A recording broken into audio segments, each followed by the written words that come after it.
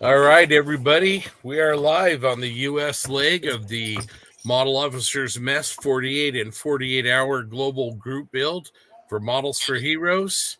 Welcome in, everybody. We've got a few people with us, more on the way, and we're a little bit early. We were told 8 p.m. Eastern, but actually at the last minute got told something else, so anyway, hope to see everybody. This year we have a little bit simpler format.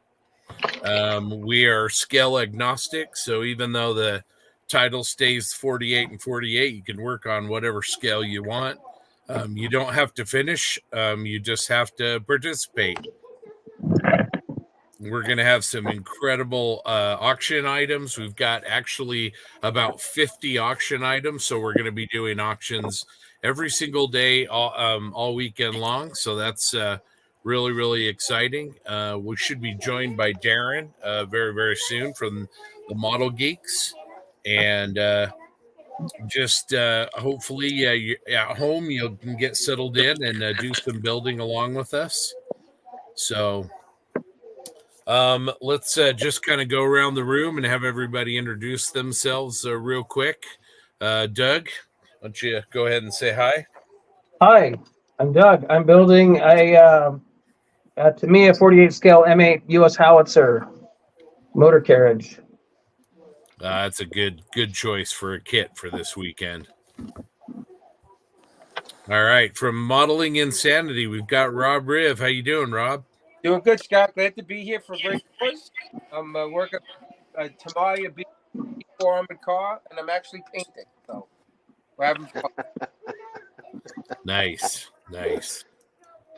Got a little bit of noise, so one of you might get muted, but Justin, also from Modeling Insanity, how are you, man?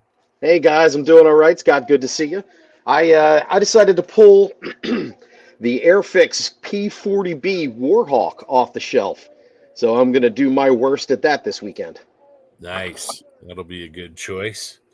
From the Pacific Northwest, we have Mr. Eric Brubaker. How you doing, Eric? I'm good, Scott. How are you? Doing well. What are you going to be working on? I've got the SDK 251. Nice. That's a good again, another solid choice for this weekend. Well, I am going to actually go a little small this year. I'm going to be working on the Vespid Models 1/72 scale Hetzer. Unbelievable little kit. Really, really nice. Hoping I can get that knocked out at some point along here in the weekend. And we have Grant, but he's dark right now, so hopefully he'll hop on. And yeah. Hey guys, I'm still trying, so my fault. All right, you sort your camera issues, man. It's all good. How you doing, Darren?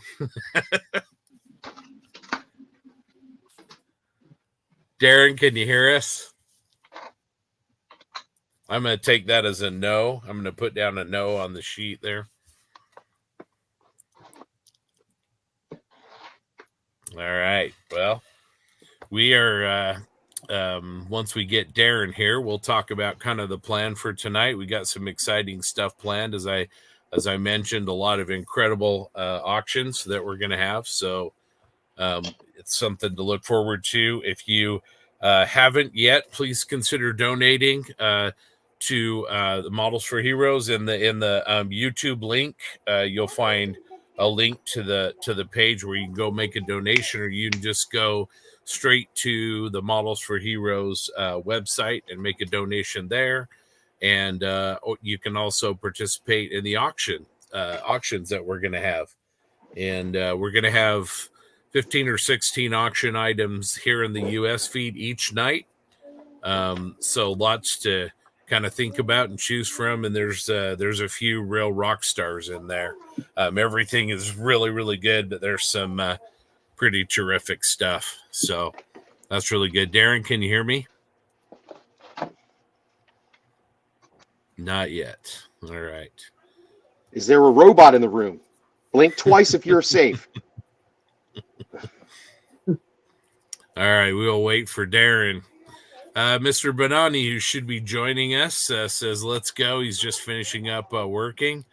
And Crazy Loca, yeah, we had a little bit of a mix-up with the mothership, but we got it. I decided to pull off work a little bit early just in case we had something happen. And so there you are.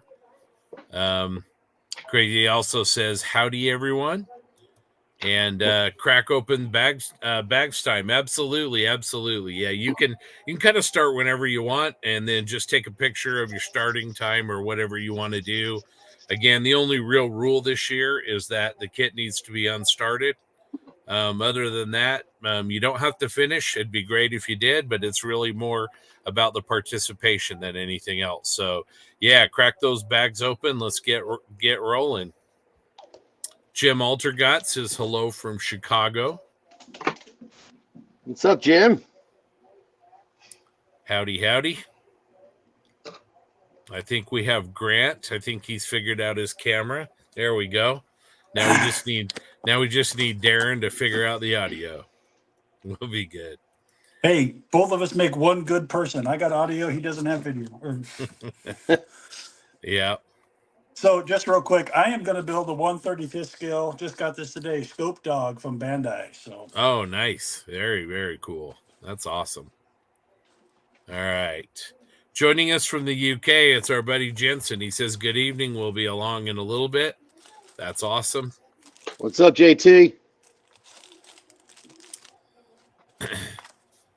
And Crazy, yeah, was confused by dual streams. Yeah. Us too. Got 13 people, starting to fill up a little bit, so that's really, really good. Once we get Darren back in and stuff, we can figure out business, but maybe I'll break some bags while we're waiting for him.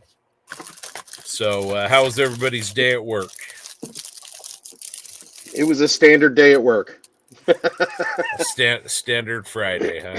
Yeah, you get the customers with an 8:15 appointment showing up at 7:30, before you're actually ready to do anything, and more importantly, while there's still coffee in the coffee cup. But we got through it. Yep, absolutely. Eric, how was your day? It was pretty low key, kind of just not real busy, just kind of just humdrum, just waiting for the day to be over so I could get home and start, melting plastic. Nice.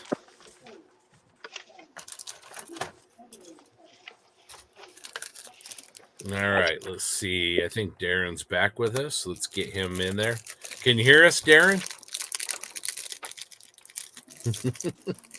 Not quite. We're still working on it. How was your day, Scott?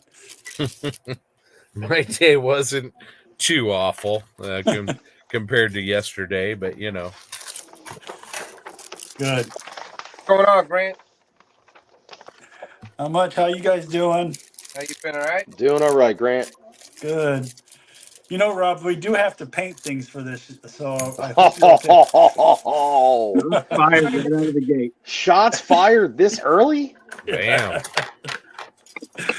Oh, it's a love thing. Grant, are you going to AMPS? You going to AMPS Nationals?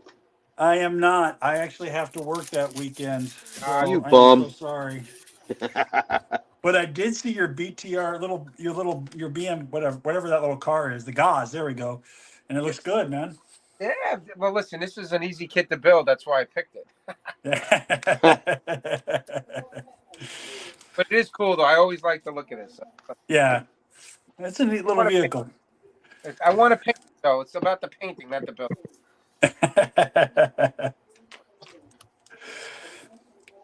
I figured I'd jump on it a little bit before TJ got here and, leveled, Oh, forget it. I look forward to that.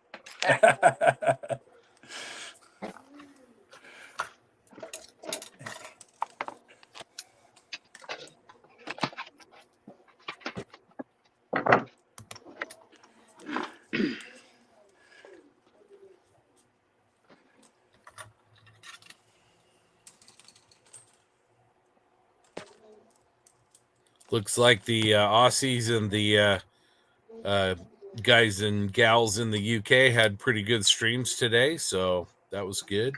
Yeah.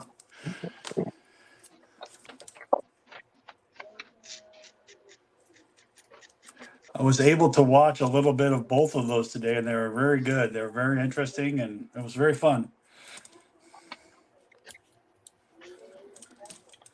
Well, it's a great cause, and again, just appreciate anything anybody can do, and whether it's participating in the auction or if you just want to make a small donation. But if you can donate, please do. We it's something that we really believe in, and the fact that we can use our hobby to do something like save people's lives is pretty amazing. So it's a great cause, and we really get excited for this event every year. Yeah, definitely. We were anxious over at the Insanity group to want to get involved in this year. Well, we got to make the donations, but yeah, Justin, we just got to make sure we got the link. I was going to give some hits, but I'd rather just give a donation. Awesome. Yep. Yeah. I mean, either one will work, and yeah, and everything is appreciated. I'm sure we'll have Malcolm on at some point, and he can talk to that much better and much more eloquently than I can. But I know it's very, very appreciated. So welcome in, everybody. If you're just looks like we have 13 people watching us to the US stream. I'm sure things will get a little bit busy here as the night goes on and people get home from work. But hopefully at home you're getting some dinner and getting comfortable and throwing a kid out on the bench and building along with us this weekend.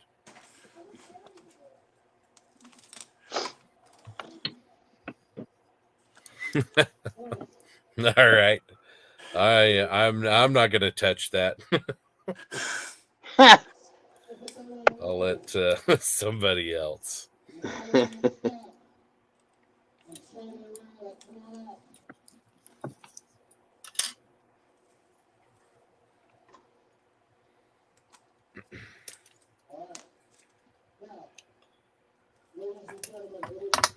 Looks like Brian is lurking about. Hello, Brian. Man, Brian.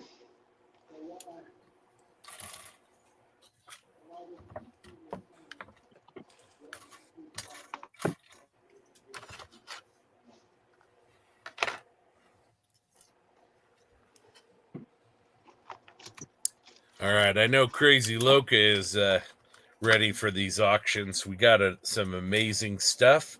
Once we get Darren back, we'll kind of talk about some of those that'll happen. We'll probably not go too late on those. We want to make sure that we give the people on the West Coast enough time to get in there and take a few shots, but we also don't want to keep the guys back east like Rob up too late. They got to get their beauty sleep. So Justin needs to hibernate for a couple of days after this.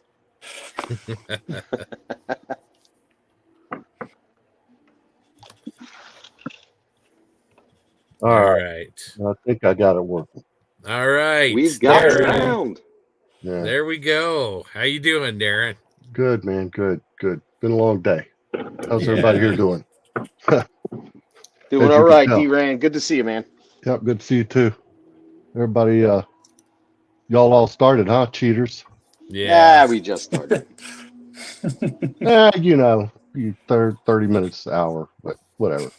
I don't know how to tell time. Cheating's cheating, shipmate. Still in the box. Let's see. What is it? I didn't see it. Let's see here. Oh, that didn't work. There Yeah. we go. The Reaper.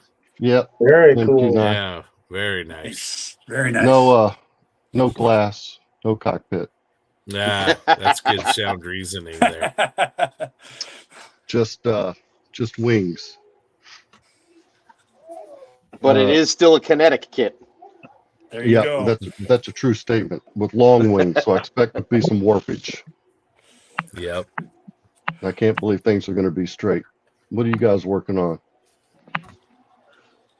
So I pulled have, out. Oh, go ahead, go Scott.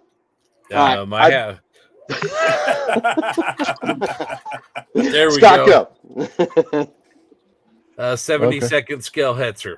There we go. And I'm working on. I pulled out an Airfix kit. I'm doing their P40 Warhawk. Okay. Oh my God, River, your fingers are going to fall off. You're holding an airbrush.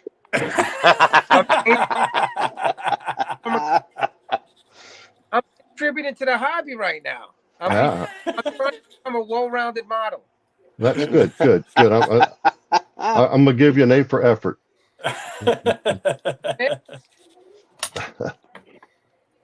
I'm having fun. Good. Grant, what you got there?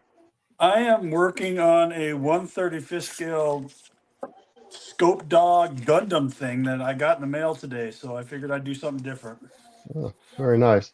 Doug, I'm sorry. I've seen you stick your hand up there a couple times. I apologize. No, Were you I'm gonna not. say something? I don't raise my hand to talk. I've got the Tamiya M8 howitzer. It's tiny. I bet I mean, it is. I opened the bags 15 minutes ago. I already finished step 2. So I'll be in paint probably within a couple hours. It's like a little Matchbox toy, isn't it? Yeah, I mean, Don't tell Mike Basquette. Yeah. Oh, I'll tell him. Woo.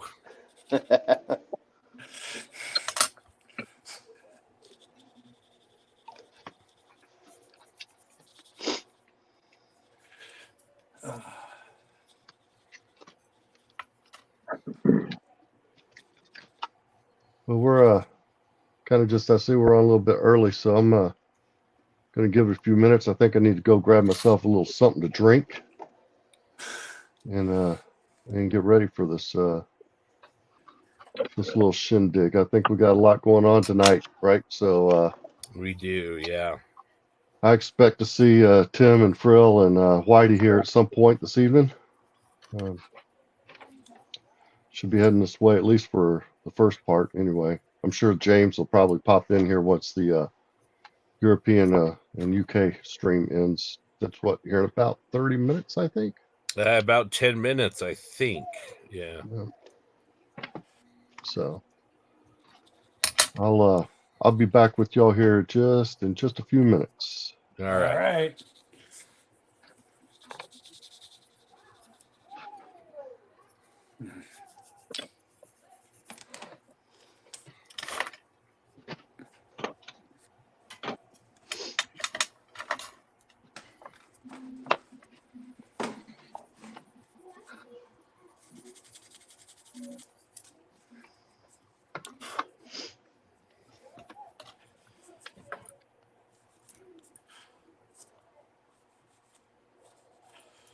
So, Rob, how's your weather back there?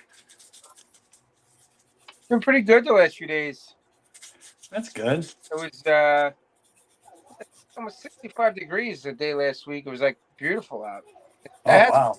It's now it's spring. It's starting spring here now. You know. Yep. Yeah, that's great. Yeah, but living on the island over here, it's a little different. Like it's usually a little bit warmer here than everywhere else because we're surrounded by water. You know. Yeah, that's nice.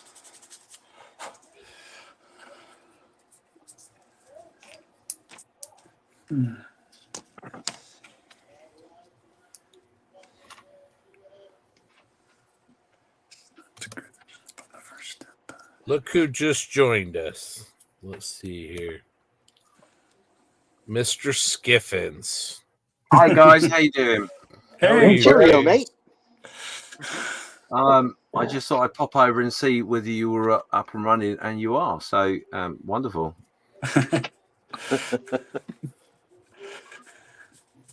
How was doing? your? You all right?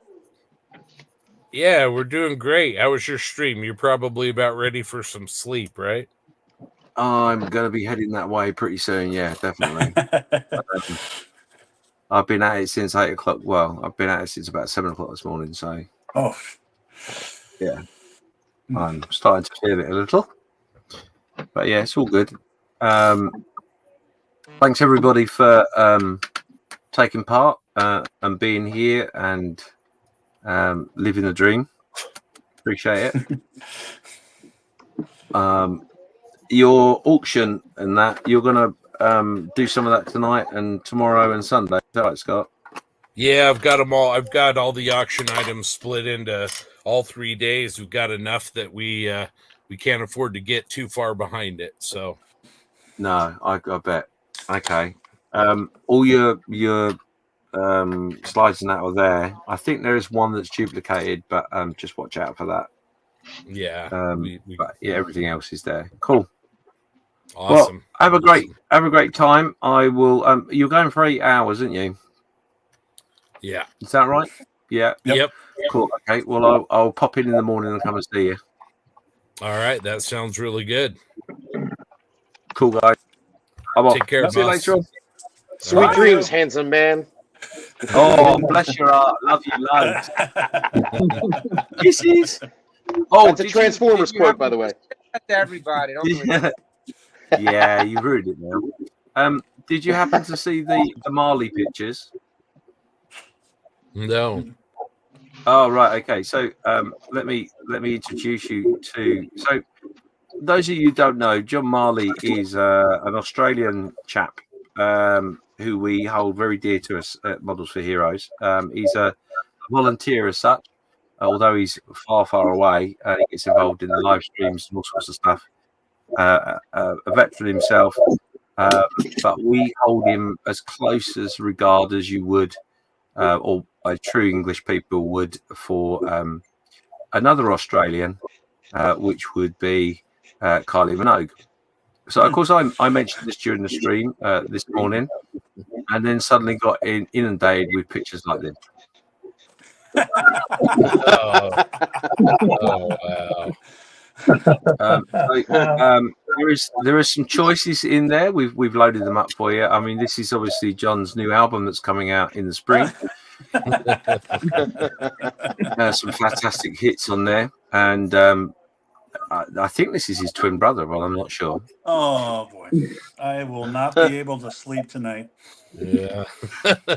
So yeah, if he should pop in, by all means use them. And yeah, he's I'm not setting you up in any way. He's taking it in very good humour. So we love him loads. But anyway, on that note, have a great evening all.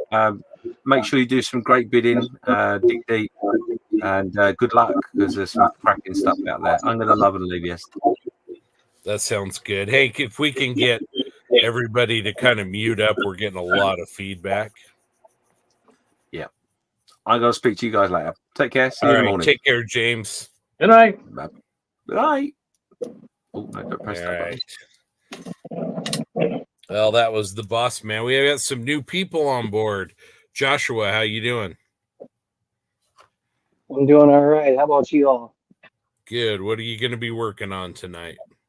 Well, I got a few small projects. I got one of these little 1/100 scale Gundam heads I was going to have for another project, so I'm going to put one of those together, and I'm playing around with one of these little sci-fi fighter craft kits too. So I'm going to be bouncing around all this weekend. So just keep the workload light and just try to have a good time.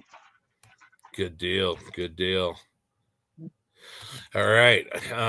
Jeremy, how you doing? How's Boise? A little warmer than it has been the past few days. We got rid of the snow finally, thankfully. That's good. Yeah. What are you going to be working on? I'm going to do the 48th Sherman that I picked up in Seattle a couple weeks ago. Very nice. Very cool. Just thought I'd jump in here for a little bit, say hi, and then watch everything from the background and hang out on the other green room for a while. That sounds good. Sounds good. So watch out for Rob and Justin, though, because they're kind of shady characters. Why does my name have to get dragged all the time? I don't know. It's the weirdest thing, you know? Can't hear you complain if your mic is too low. All right, I'm going to jump off, guys. Go back to JC on the green room, but we'll catch you guys in a little while. All right. Sounds All good. right. Take care. Well, am I the first one in this stream? I've got a little tiny part somewhere on the floor, so if I disappear, I'm looking for it. All right. Fortunately, it's not carpet.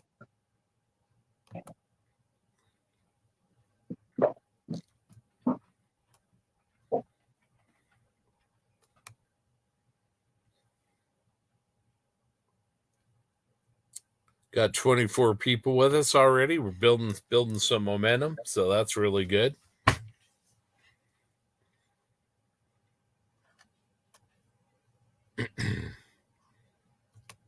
Crazy Locust saying goodbye to James.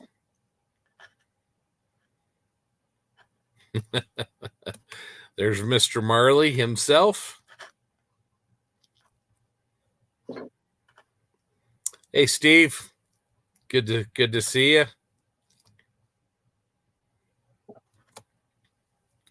How you doing, Joshua? Good to see you.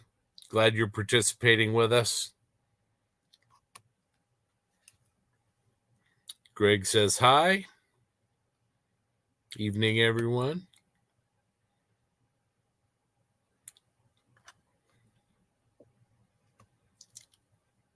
We even got somebody on with us from Singapore.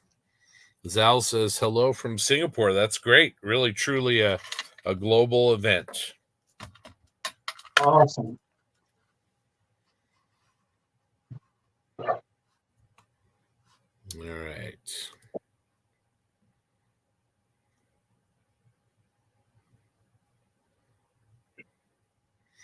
All right. Well, let's get this thing kicked off. We're going to show a short little video from Mr. Malcolm Childs himself, founder of Models for Heroes. So here we go.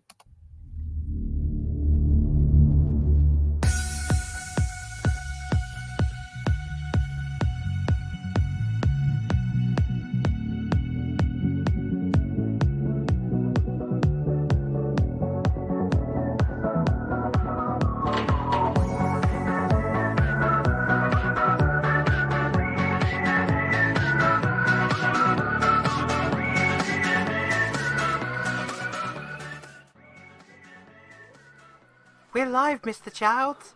You're so green. You're so grumpy. Oh, look at you. So angry. Hello. My name is Malcolm Childs. I am the founder and chairman of Models for Heroes, the charity that the Birthday Bash is supporting this year. Hooray! Models for Heroes provide model kits and guidance to the emergency services and the armed forces, veterans and serving of the UK, and we use the model making hobby as a meaningful, relaxing, wholesome hobby that can aid recovery and keep you on an even keel, well-being wise.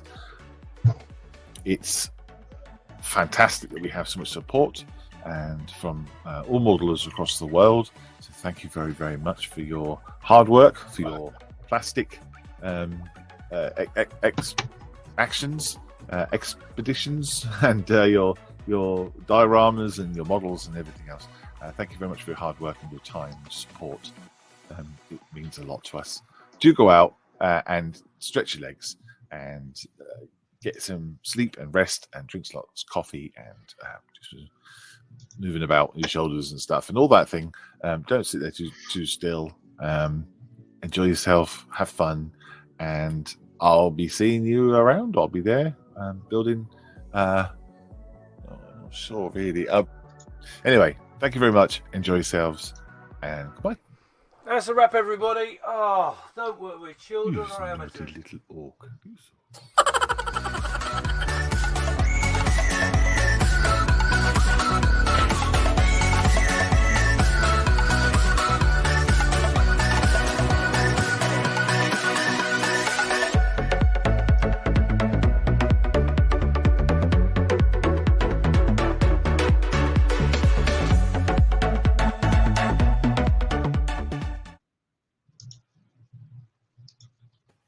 All right.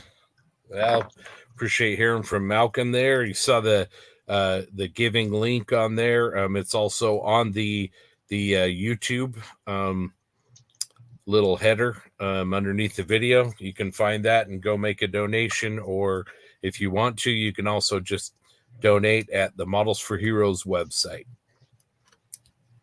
Welcome back, Darren. I made it. I made it back. Had to get myself a beverage. I feel better now. Cheers. Something cold, something good. There you go. A little something on ice. A little something on ice to make the throat feel nice. There you go. There you go. Yeah, I'm glad you're feeling better enough to join us, Darren. Oh yeah, man. It was that was a quick one. As soon as I felt it going on, hit the doctor, give me some antibiotics, let's make it better. Bam. Done. Nice. We got some more geeks on the way tonight. I believe so. We'll see here in just a little bit. I just sent the link out to them. So nice. They were kind of they were planning for a 8 o'clock start. So yeah. But I got them roped in here, I think. Well, you got the insanity guys to fill the void until they get here. Yeah, there you go. There you go. That's good. I'm going to keep saying it. I'm just happy to see that Riv is painting something. So I'm trying, man. Like I said, I'm trying to become a well-rounded modeler. Like I know it. I'm glad. I see it. Like I said, I'm going to give you an A for effort, man. So, Doug, you got that thing painted yet? No, I'm still missing that little part. I'm still on the floor down here looking for it. Oh man! But I found a part from my Hetzer that was missing. So that's a so everybody wins. Yep. All right. Well, there we go. How you doing, Whitey? All right, pretty good. You got me? Yeah, we got sir. you. All right. Yeah. What's up, Whitey? Nothing much. Just wrapped on dinner. Just got down here. Sort of. Just got down here. Started in work. Here we go. Let's see what you gonna be working on. This right here.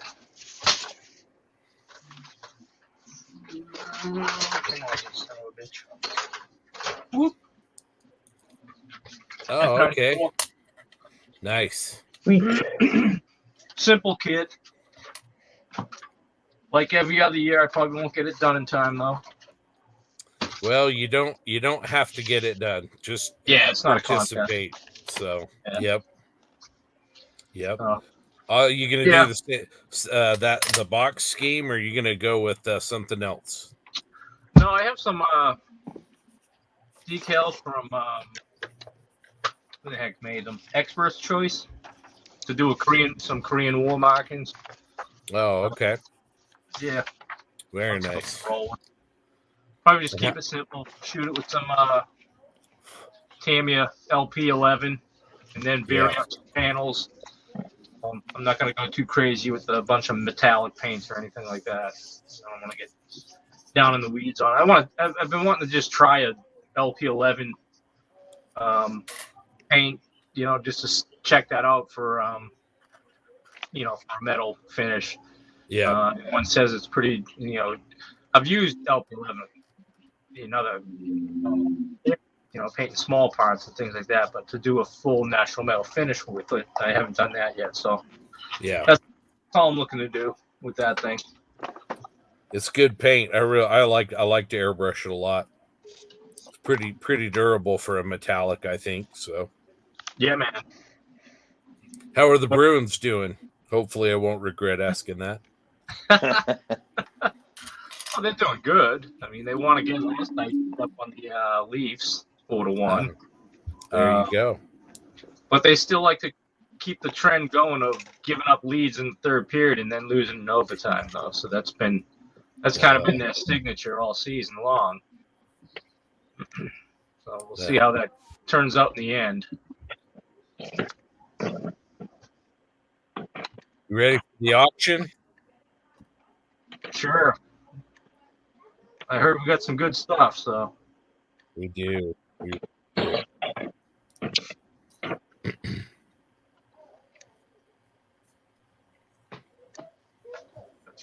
Eric, how's that model coming?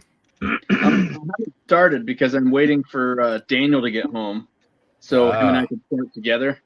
And he's building a Bronco SU 152, which looks really nice, that he picked up at Skyway during Model Mania. Yeah, So good. That's a good kit. Yeah, once he gets home, it's probably when we'll crack into it.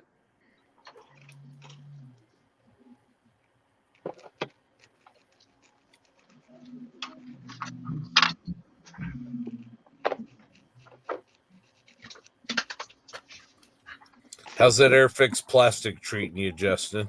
I'm actually getting ready to pull out my How to Carve Soap book from Cub Scouts.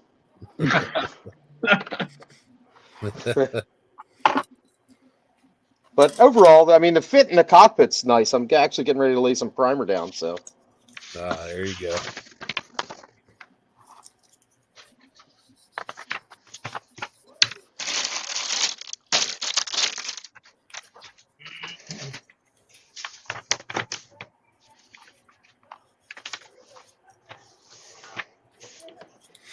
All right.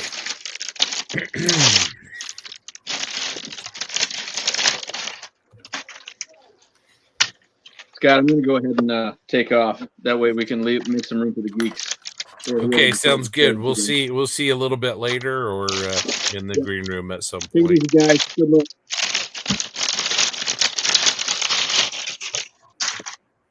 All right. Let's mute up Darren for a minute. All right. Let's see here. Scale Model Podcast says Stuart. Hey, Stuart. Good to see you. Appreciate you hopping in and saying hi. what's up, Stuart?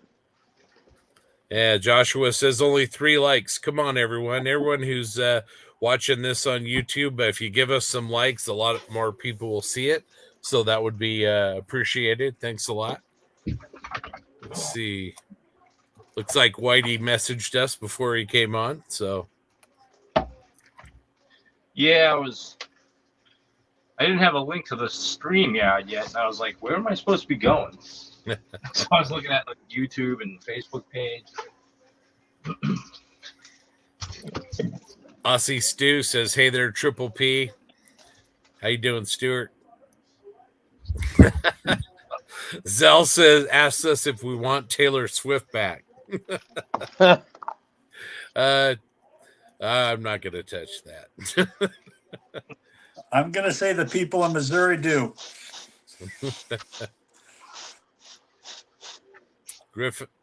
Griffia, am I the only Kiwi? You might be, but we're glad you're here anyway. That's great. All right, Jay from Las Vegas. How you doing, Jay? Good to see you. And hopefully we'll see you at Best of the West in May. I think a few of us are coming to your show. Say hi to Joe and the rest of the crew down there for us. All right, Wombat Thunder. Good day from Wombat Creek. Heard about the event. Thought I'd shuffle by. Lunch here down under. Didn't start a new kit. Pulled my hair out doing this T80. All right. Well, great to see you. Thanks for watching. Wombat Creek sounds like an Australian version of something that you could find in like Alabama. Yeah.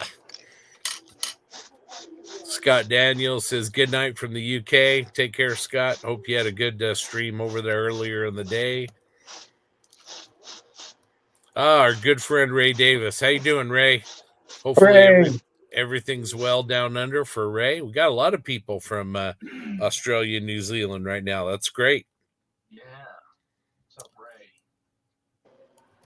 Let's see. Mike says, all the U.S. running off Eastern time zone. Yeah, there was a lot of confusion on time zone earlier. It's all the same time, man. Just depends on what you want to call it. 8 p.m. Eastern is 5 p.m. Pacific. It's all the same. It's all the same. Let's just build some models. Crossing daylight savings time, Let's see. too. We got There we go. Hobby time. Hey guys, it's good to see you. Crazy Locust says, Wombat, glad you're here. And I'm not sure what Stuart means, but there goes the neighborhood somebody. So Darren Ray says he hopes you're feeling better soon. Yep, And thanks, so, Ray. I so does appreciate Greg. that. So Thank Greg. some Appreciate good, it. good, I'm doing good much better. Good well wishes. Yeah, I'm doing much better, guys. Thanks. Appreciate the well wishes. Just don't make him talk too much. We don't want him to lose his No. baritone voice. So Yeah, very white. No, it'll be good. Joe Porche, how you doing, Joe? Good to see you. He's warming up. I think he's doing his finger exercises to get ready to snipe some items on the auction. Don't let him tell you anything otherwise. Yeah. Good seeing all you guys again. Jay and I are building already. Jay's building the Tamiya British 7-ton armored car. And, he took on a kit that Darren and I both really, really like. The Monogram OA4M. That's a classic. It is. Yeah, love that one. Love that one. Zal says, I'm done with painting my model, guys. Wow, that's awesome. He's I think Zal's been after it for a while, though, if I'm not mistaken. Yeah. Yeah. Jeff says, good morning, guys. So I think he's probably down under too. Got a pretty good crowd from down under. We're up to 44 people online with us. Wow. And we have Mr. Facebook user who says, howdy, fellas. How you doing? My question as well, Mike Halliday, I got up for work at 3:45 and 1930 is still 3 hours away. If I don't start soon, I won't be getting much done tonight. Yeah. Now remember, this is all fun. So, all right, we got either Mike or Dave from the Mojo says, howdy from Kentucky. How you doing, guys? Stop by if you get a chance and show us what you're working on. Yes, please.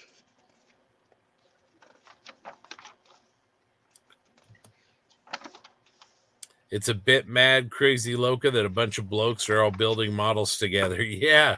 The only thing that would make this weirder is if we were getting paid, right?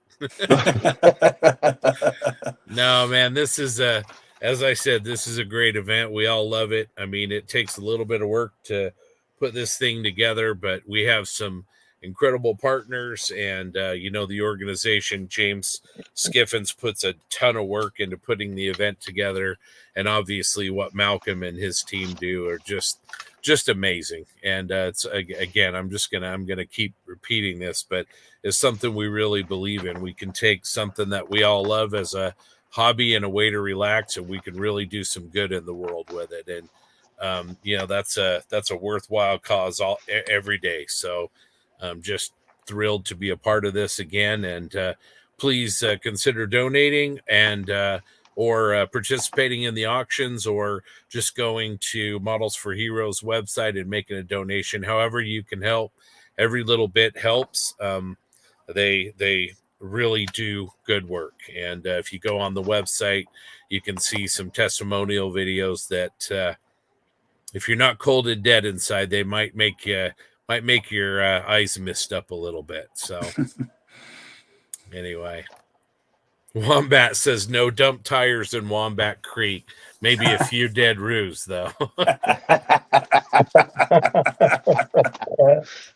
All right. From the Wounded Warrior Corner, we have Mr. Martin Drayton right here in Utah with me. Martin is a snowboard instructor, former Olympic athlete with snowboards, and was giving a lesson, and he got hit by a skier up on the slopes, and he's home with a couple of compression fractures in his back, and he's a little bit beat up. So Martin, we send our best, and hope you're feeling better very, very soon. Yeah, man.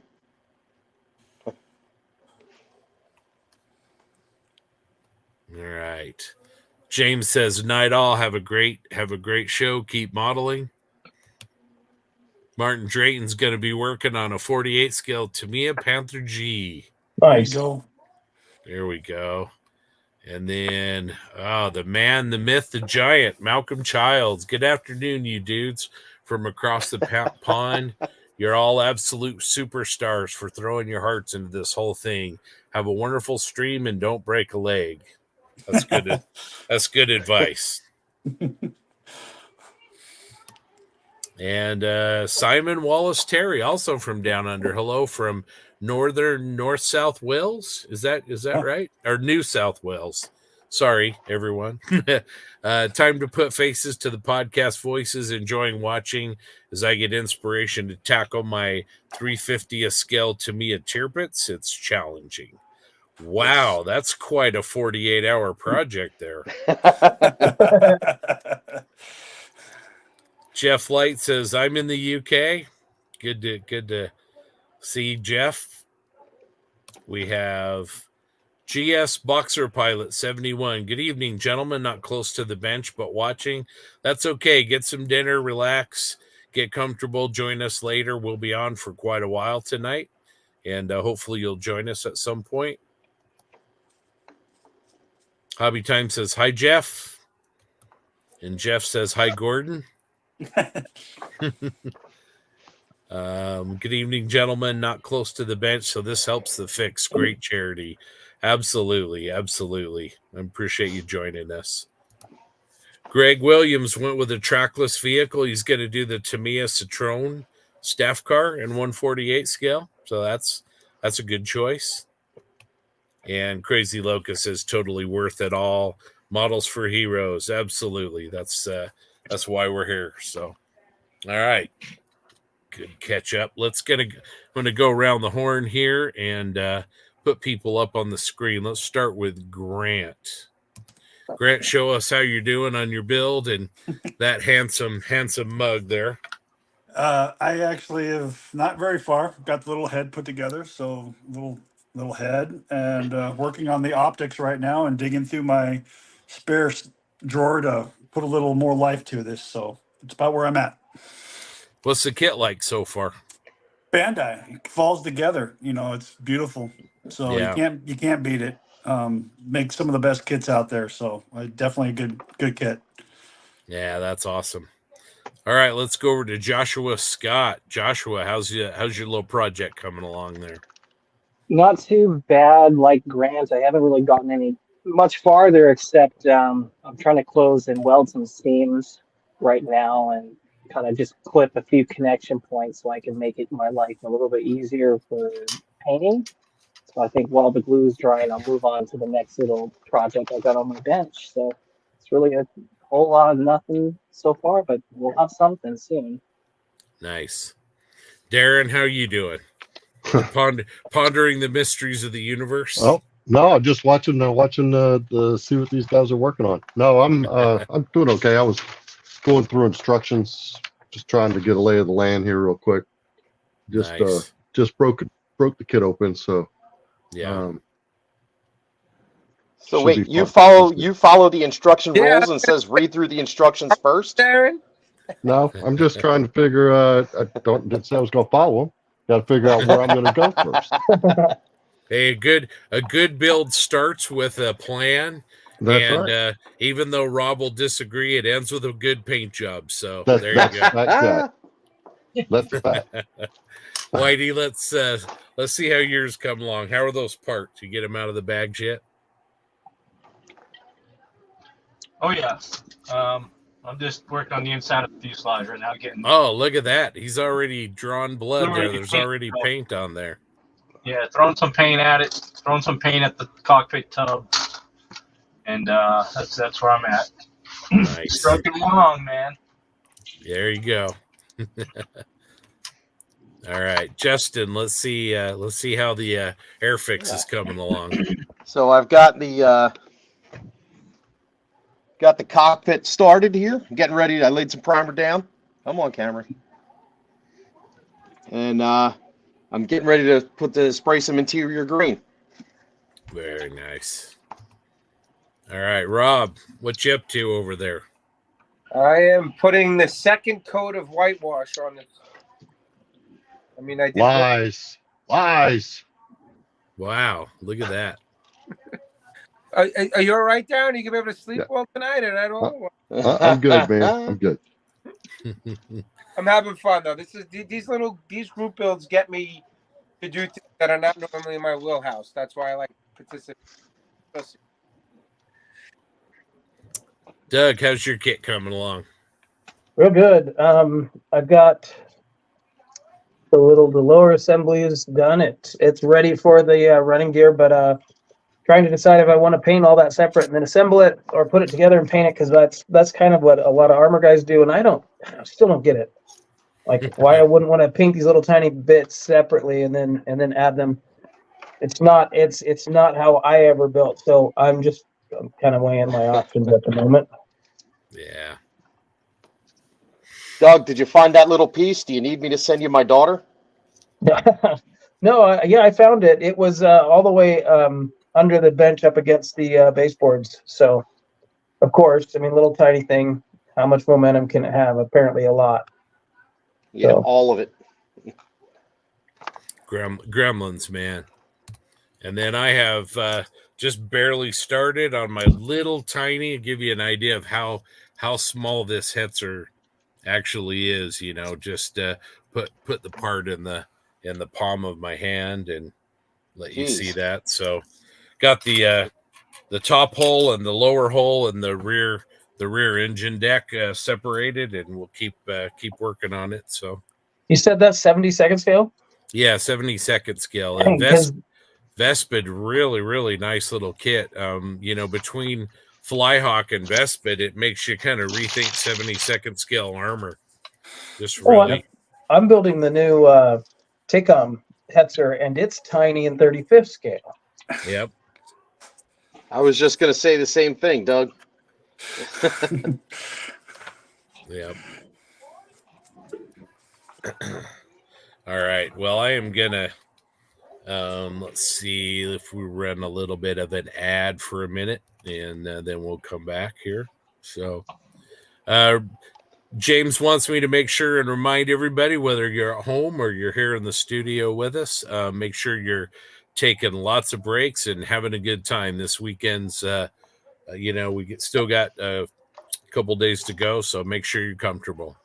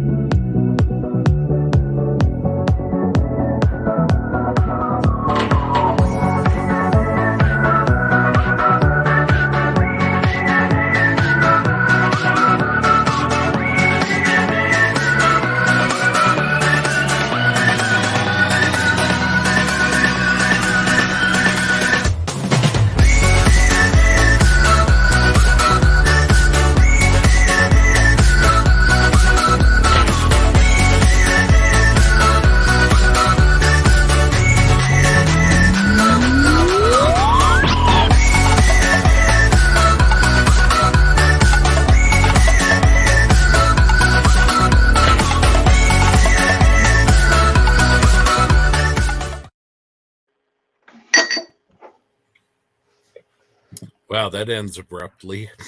All right. Missing that too, man. Oh yeah. I know it's an earworm. First auction will be an MP3 file of that tune.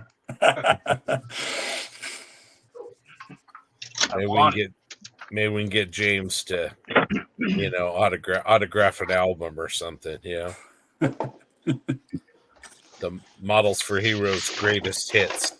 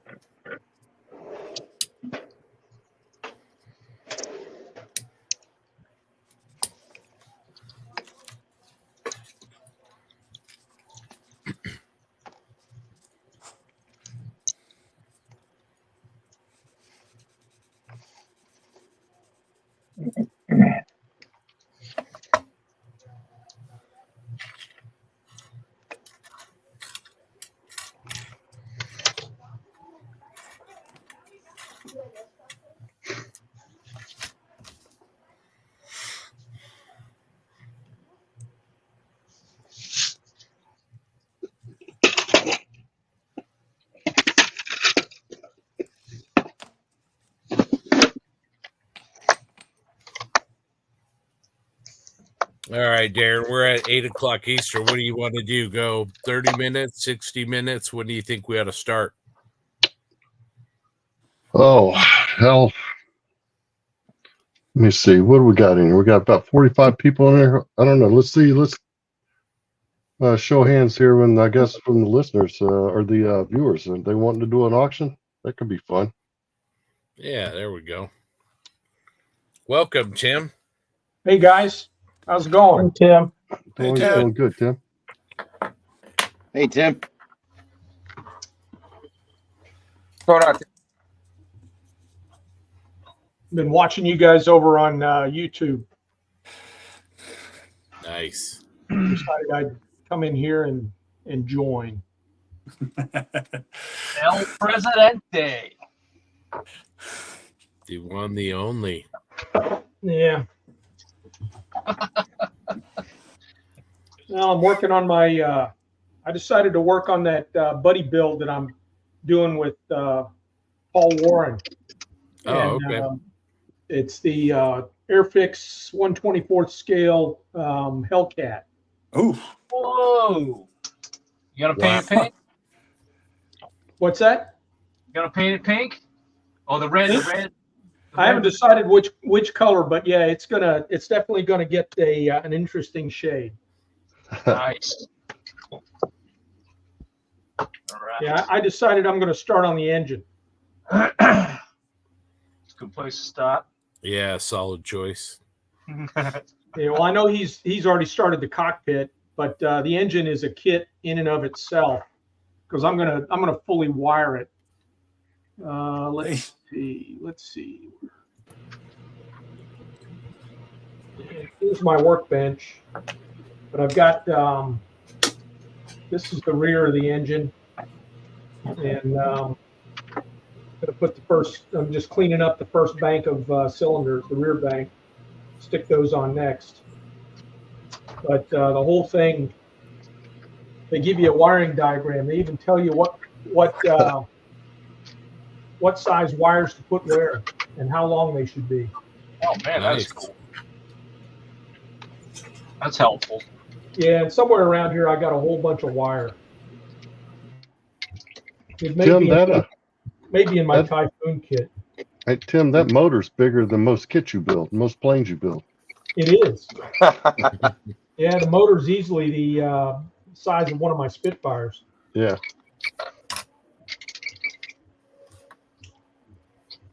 We also have been joined by the one, the only Mr. Andrew Frill. Welcome in, Frildo. Hey, thanks. Hey. Hey, Frildo. Hey. What are you working on tonight, this evening? Well, for our March Madness group build, I'm doing the. I started out before Whitey and even showed us what he was doing. I started out as going to do this F94C. Well, Whitey put it out there first, and I was like, "Oh shit! Well, I can't do that now." And so I went. I called an audible. So I'm doing this up. And I realized when I opened the box, I had about every aftermarket set for it you could to make the so just different stuff for it. And I'm gonna do the reconnaissance version because you never see any of the reconnaissance ones built up with the camera pod on the bottom and the tip tanks. Okay. Yeah, so I'm going ahead and do that. And there's not many parts in this thing at all. I think there's like 4 sprues in the entire kit. Very nice. So far, it's a pretty nice kit so far. Awesome. Well, welcome. All right. So here's that giving link for everybody. Making Model says, please only don't donate what you can afford. Remember, you're all awesome. Leave that up on the screen for a minute. Anybody wants to take a picture with their phone, go ahead, or the link is also on the YouTube page. Crazy Loca's got some glue on his kit, so that's great. Josh Buck from Utah just sent a picture showing he broke bags at 6 o'clock Mountain, so just couple minutes ago.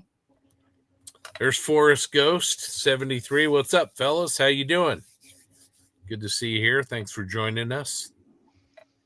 And we have Shafe, mediocre middle-aged modeler, now also a Soviet Kitten 1. Looking forward to the weekend and undoubtedly to sniping some wins in the auctions. Shafe's a great guy. Think he's putting together some fun after-hours activities for the AMPS Nationals for those of you that are going to go. So that'll be awesome. Craig says, good afternoon from Sydney. Hey, Craig's good to see you. Got Brian says, Braille scale indeed. Jonathan Anderson, scale model doc. Hey, guys, stuck on some work Zooms for a while, but wanted to come say hi. Good to see you, Doc. Thanks, Doc. Boyd Brown says, hey, Al, I think I'm here. I can see Scott and the gang, so it must be a good sight. Sorry about that, Boyd. Jeremy says, holy cow, is that actually an airbrush in Riv's hands? Man, we got like legions of people that like to give him crap about that. Wow. From north of the border, Mr. Luftram. How you doing, Chris? Hey, Thanks for Chris. stopping by and saying hi. And guy continues to crush that F-14 book. And if you, those of you out there, if you're interested in the F-14, you need to see Chris's book. Amazing. Really amazing. Yeah, if you don't have one, get one and a good pair of reading glasses. Yes. There's Josh Buck says he made it this year. That's awesome. He's going to be working on a Tamiya 48 scale kit as well. That's Panzer 38T. That's awesome. Good choice. Jeremy Elliott says, Josh Buck, good to see you. Nice.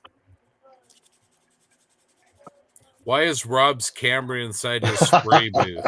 I thought you were supposed to be professionals. Oh, man. That's for proof, video evidence. I mean, I am making a statement by actually participating while painting. That's right. That's right. That's dedication, not unprofessionalism, Brian. Jeez. Get your crap together, bro. Martin says, construction complete. Dinner and a break from the bench for my back and then paint. Man, hope you just take it easy. Take it easy, Martin. You opened the box up like 5 minutes ago. Yeah, well, he's a talented man. All right, Jeff says it's 1 o'clock here in the UK, and I got a busy day. Gonna sign off. Have a fantastic stream. Take care, Jeff. Thanks for supporting the UK stream, and we'll see you hopefully tomorrow. Thanks, Jeff. Good night. Yeah, thanks, Jeff. All right, Dan Knopfel, our buddy. Hey, how's it going? Hey, Dan. Hey, Dan. Say hi to Carrie and Hank for all of us. Please. Shafe says, you bet. Update on amps next week. All right. And Lufty says, thanks, Scott. Second edition of the book will include reading glasses, apparently. So that's really good. Yeah, that was my only gripe on that was, oh my God, I can't read this. Matthew Moore says hello from West Virginia. How you doing, Matt? Hey, Matt. And Aussie Stu says 16 hours into the challenge, he has primer on his 148 scale Tamiya Tiger 1 hybrid build. He's working on a Group Fireman FO1 replica, so he's bashing 2 Tamiya kits together. Jeez. Damn. We got a lot of motivated people. I mean, somebody's building a 1/350th scale tier pits. I mean, come on. Yeah, we got someone building a 1/24 scale aircraft here. Come on now. Man, lots and lots of great motivated people here. So, all right, Scott, let's auction something off. What do you think? All right, let's do it. All right, everybody, let's let's grab an auction here. Let me find the appropriate slide. And how long are we going to leave the bidding going? We have that is a ground good rules. question. Set up Good the ground question. rules.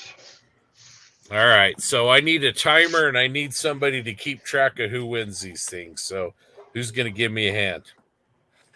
I have a piece of paper right over here. Okay.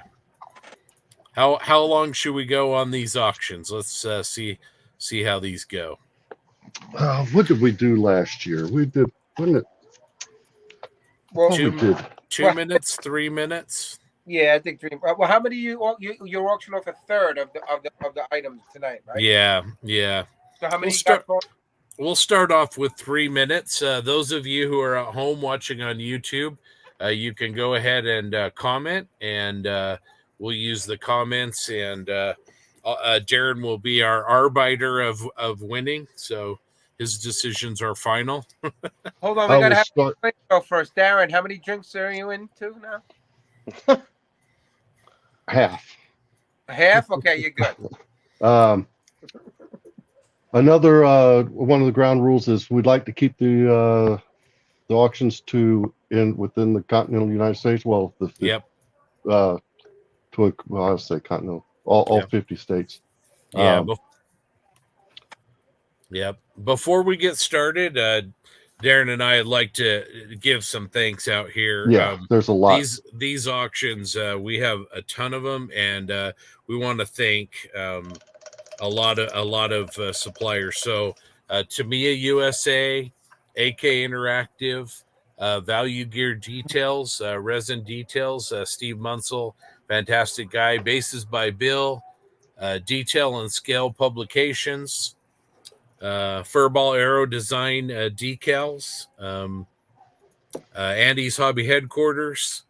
We have Jeremy Moore of the Model Geeks right here with us tonight. They donated some amazing stuff. We have the Plastic Posse. Mr. Mayberry has made some incredible donations there. Who am I forgetting, Darren? Oh, my Lord. The list is long, and I don't have it in front of me, but we'll mention them throughout the weekend. So there's a lot. The list is long, and it's distinguished for sure. Just want to let that one go. Just want to remind everybody, we'll start with a starting bid on these things, and just remember the beneficiary of all these auctions is going to be Models for Heroes. So please keep that in mind. Please be generous if you can, and also pace yourself. We're going to have towards the end of the night tonight and all 3 nights, we're going to have some amazing items.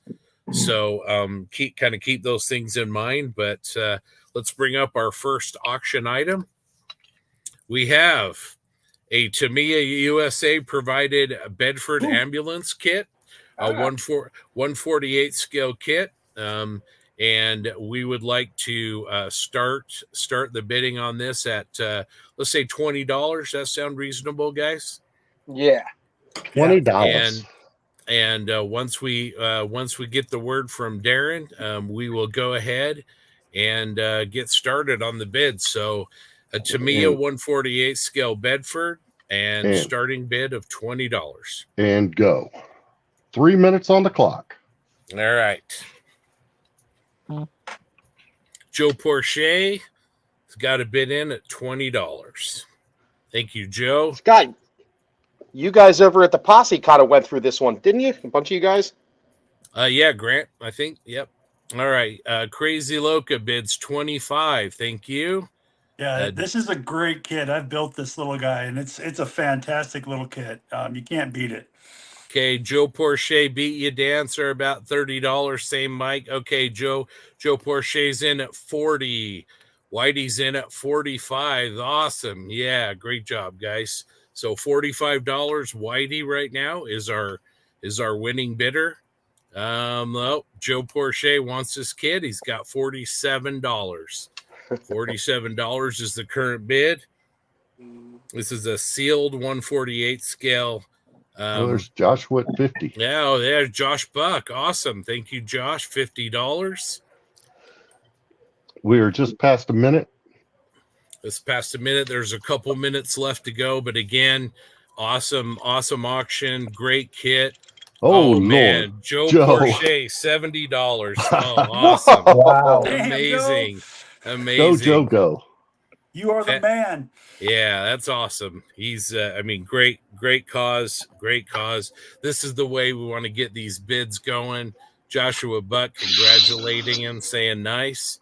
Still, we're not done. We still got a couple minutes on this, guys. So current bid is $70. Put that back up there. $70 for the Tamiya 148 scale Bedford ambulance. Joe says he's buying it for Jay Bergeron. Nice guy. Nice guy. Yeah. All right, got a minute left. Left on the bidding. Yeah, $70 is our current bid on the Bedford ambulance. Come on, guys. Which one of you is going to beat Joe Porsche out on this one? Can we bid by the penny? Don't give it up. No. Let's go dollars. Let's round up to dollars. $70. Who's going to give us 75 for this? Is a great little kit. Grant, you've got this kit. It's really sharp, isn't it? It's a beautiful little kit. I got a picture. I can't really see it right now, but I do have it right here. It's a fun little kit. Not a lot of parts. Got a lot of decals. A lot of fun. You can do pretty much anything. They served everywhere, so you can pretty much do anything with it. So go ahead and get the bets out there, Joe. You are the man. We appreciate it, and keep it All right, up. 10, 9, 8, 7, 6. Come on, last chance. Get it in there. 4, 3, 2, 1. Bidding's over.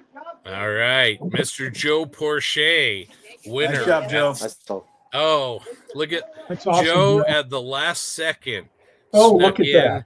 Snuck in a "Don't Snipe Me Now" bid of $81. Wow! All right, Wow. Excellent, Joe. I don't Thank know. you so I'm not so sure you have to worry about sniping when you just nuke the whole area.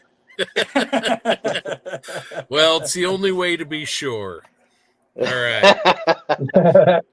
Thanks, Joe. Joe, thank you so much. Darren Nice will work, take Joe. down your information, and that's the way to get these auctions started. Fantastic kit, fantastic cause. I'm sure Jay is going to enjoy that kit very, very much. So nicely done. Thank you very much. Crazy Loca says the classic counter snipe. That's a man that knows his scale model graveyard tactics. Real quick, also, I'm going to go ahead and start this ticker. You had talked about the donate page and the URL there. Scott, I got the ticker here. Put across the bottom for just a little bit. Has the actual website on it right there, so folks could go over there and make donations as they like. So there you awesome. go. Thank you, Darren. That's great. All right. Let's see. We got one down, 15 to go. You want to do another one, or should we wait a few minutes? Yeah, do a second one. I think you're on a roll right now for that one. You just got to get Okay. 12 hours, right? All right. Yeah, so that's a good idea. all right. So let's see. That was an armor kit. Let's see here. What should we pull? Let's see.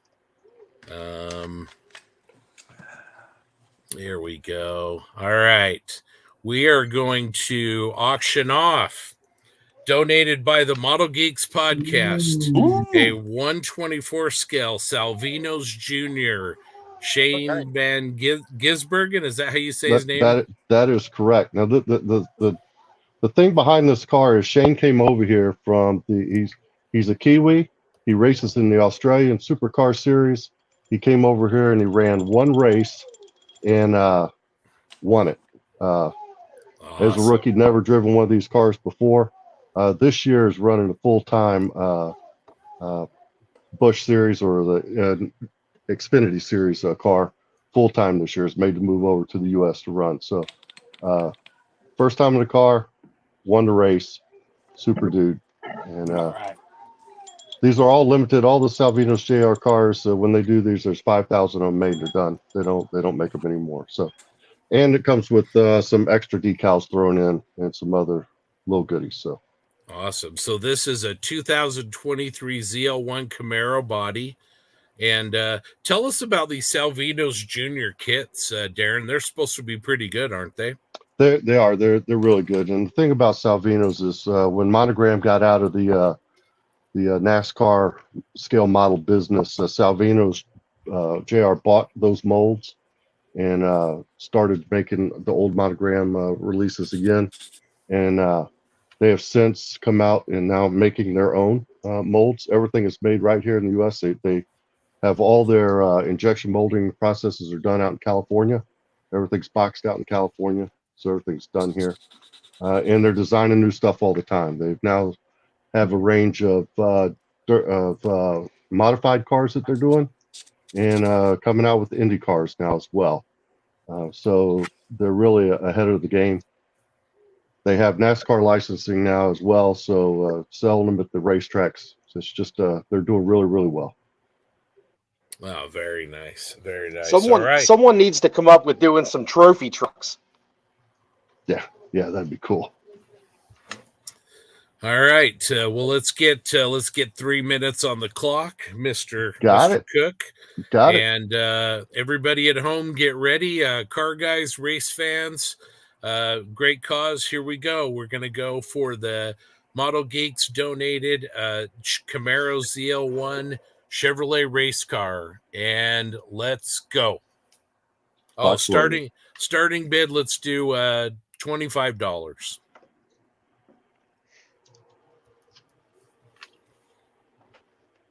All right. We'll do 20. Crazy Loca bids 20. We'll do 20. That's good. Yep. All right. Loca says 25. Okay. Brian wants in at $45. Thank you, Brian. Appreciate that.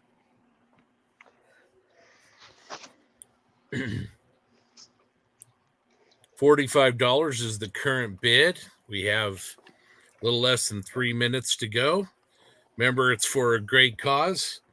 Who else out there is interested in this race car kit from Salvino's Jr.?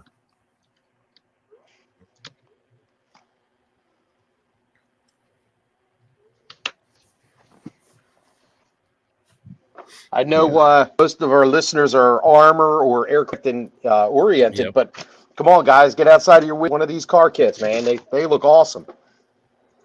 Here we go. Mr. Mayberry is in at $60. Thank you, Grant. Appreciate that. Again, it's for a great cause. Really appreciate that. $60 bid. You got Brian says, oof. Anybody else out there? It has extra decals in the kit. Yep. I was going to say, I'm looking at the decals now, and these are extra decals for Ross Chastain's car. So, the iFly Onyx car. So, complete extra set of decals. Can do either one, either car. All right. Brian's in at $65. All right. You decided to skip that mortgage payment this month. How much time we have left, Darren? I got just under a minute. Okay, $65. Anybody out there need a really good model of a race car?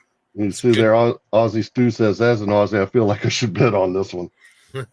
Let's do it. Get in there. He knows.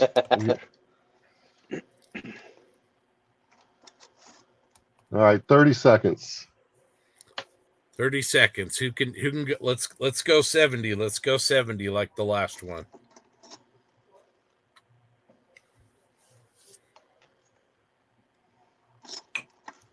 Let's see here. 47. So now we're down to 10, 9, 8, 7, 6. Comes the snipers. 5, 4, 3, 2, 1. Beep. Sniper, no sniping. Okay, Brian. All right, Mr. Brian is our winner of the Salvino's Jr. Camaro race cars at $65. Thank you, Brian. Really appreciate that. Nice job, Brian, for beating me. And 30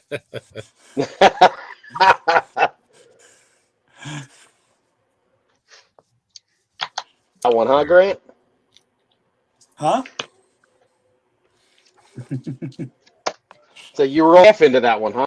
I like that, man. Something new, something different, man. Yeah. Yeah, definitely. All right, let's do one more here, and then we'll take a little bit of a break. Let me find a little bit of a curveball here. Man, look at all this stuff. Good stuff. All right, we've done an armor kit. We've done a car kit. Let's do a book. There you go. This is an AK interactive book called Doomsday Chariots. And this book shows several detailed, I believe Rick Lawler's in here, several detailed bids of post-apocalyptic vehicles. Beautiful, beautiful book. I've flipped through it. It's going to be a really, really nice reference if you're interested in kind of going outside the box, doing some, bashing or some scratch building. This is going to be really great. So, Doomsday Chariots, a book by AK. And hold on. Rick Lawler is on with us. He says, I can sign this. He does indeed have an article in this. So what'll happen here, I will send this to Rick and he will sign this book for the winner. Thanks, So Rick. we just upped the ante on this one, everybody. So AK interactive book called Doomsday Chariots. And this one is going to be signed by Rick Lawler. Thank you, Rick. Really appreciate you, buddy. All right. Darren, are we ready to go? I'm ready when you are. All right. We're going to start the bidding on this. We'll start the bidding on this one at $30. This one's going to be signed. So go ahead, Darren, and count them down. Let's go now. All right, we got 3 minutes on the clock here. There's 50. All right, Mr. Doug Smith. Thank you, Doug. $50. This is a sign. Oh, Boyd Brown, 55. This is a signed Mr. Eric Brubaker, $75. Thank you, Eric. Wow. That's a great. Oh man, look at the bids on the $80. Boyd Brown. Nice. Oh, Eric's back at 90. Eric's back at $90. Hot and heavy on this one. That Rick Lawler signature's doing it. So, all right, $90. Got a great book that will be signed by Rick Lawler, who did one of the articles in the book. A really beautiful book. This will be a nice one to have in your collection. So. Here we go. There's Crazy Loca. It'll be worth something hundreds of years from now. Yeah. 95.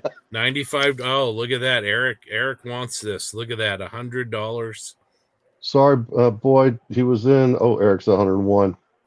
Yep. 101. All right. Eric, nice job. How much time we have, Darren? We have about just over a minute and a half. There we go. All right, all those of you at home, we have a copy of AK Interactive's book, Doomsday Chariot, Post-Apocalyptic Vehicle, signed by Mr. Rick Lawler. And we've got $102 from Boyd. Come on, guys. Eric Plenty of time left to move some money from other accounts. Okay, Eric's got it at 105. Thank you so much, you guys. This is fantastic. Really, really terrific. We have just a minute left. Okay, we got. Come on, everyone, get a hold of your 1 minute left. We've got. Get a hold of your banks out in the Grand Caymans. Snipe, snipe, snipe. Yep. Here we go. So Eric right now is the winning bidder at 105. They're all waiting for the end. That's I'm waiting for Joe Porsche to jump in here. 30 seconds left. Okay, 30 seconds, everybody. This is a signed copy of this AK book. Mr. Rick Lawler's going to sign that for you. And $105 is the high bid at Eric Brubaker. 15. We go 10, 9, 8, 7, 6, 5, 4, 3, 2, 1. Time. All right. That was excellent. Great job, everybody. Looks like, what's your view on Joe Porche? Did he get it in time? I think it was a little late. It was a little late, Joe. Yep, you were a little late.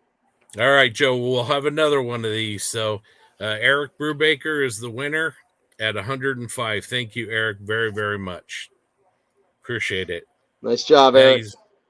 These auctions are good. Darren and I have a goal together with these auctions. Again, we have about 50 items, but our goal is to try and raise $5,000 for through all these auctions, through the great donations of all of our partners. Again, thank you to all of them for making this happen. But that's our goal, to raise $5,000 for Malcolm and his organization. Thank you, Rick, for offering to sweeten the pot on that. And thank you, Eric, for your bid. Awesome. Good stuff. Joe wanted to know what Grant's credit card number was. So, zero. That's right. Congratulations to Eric. And Rick says, nice job, Eric. So, really, really good. All right. Boyd says, Eric, if you go to Madison, he wants you to bring it with you. All right. Excellent. Well, that was a lot of fun. Let's take a little bit of a break, and we will be back.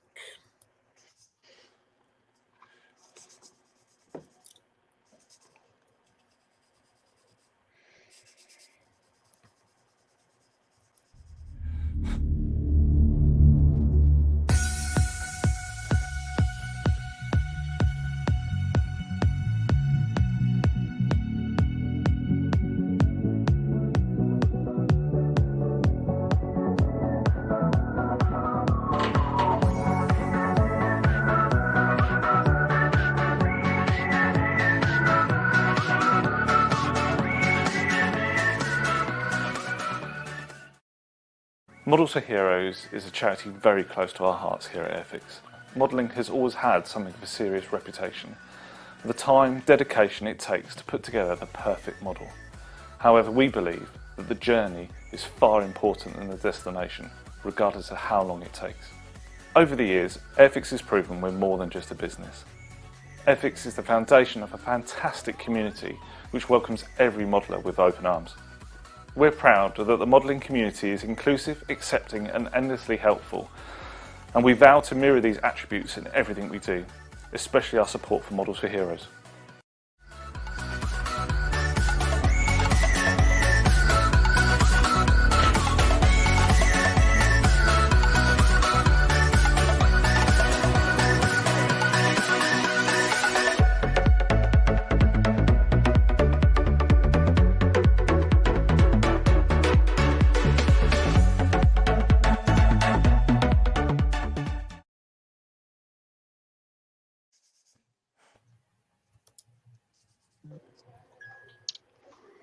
All right. Appreciate everybody. That was a lot of fun. And we'll just kind of keep going through the night. Let's see here. All right. So, Darren, the winners are going to go to modelofficer@gmail.com to talk to James about payment for the auction. We hadn't spoken about that. So, okay. That'll be modelofficer@gmail.com. So the winners of the previous 3 auctions, take note of that. And then we'll also, if you have any questions, you can email either Darren or I, and we can hook you up. So, all right, let me get this one out of here. All right. Well, what haven't we done? We've done an armor kit. We've done an aircraft kit. We've done a book. Let's see. I've got one here. All right. Let's do some value gear resin. This is this particular bundle is 6 packages of resin that have been donated by the one and only Mr. Steve Munsell of Value Gear. You're going to get 6 packages, and they are all 1/24 scale. So, this will go good with your automotive subjects, and if you've got any of the 1/24 scale armor kits, that Tosca Asuka made.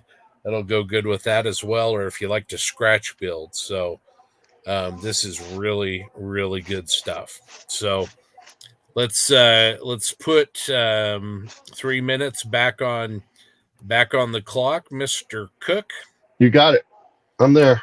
All right, and let's do a starting bid of $20. And go ahead, Darren. Ready? Go. All right, so we've got a bid of $20 for 6 bags of Value Gear details, resin, accessories. These are high quality resin accessory items. Use them in lots of builds, dioramas.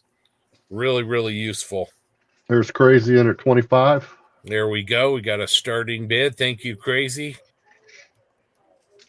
Now, Crazy, you're supposed to be finishing, not just starting. There we go. All right, there's Joe Porche, $45. This is 6 bags of resin. I mean, what do these retail for? $10, $15 at least a piece for these 6 bags?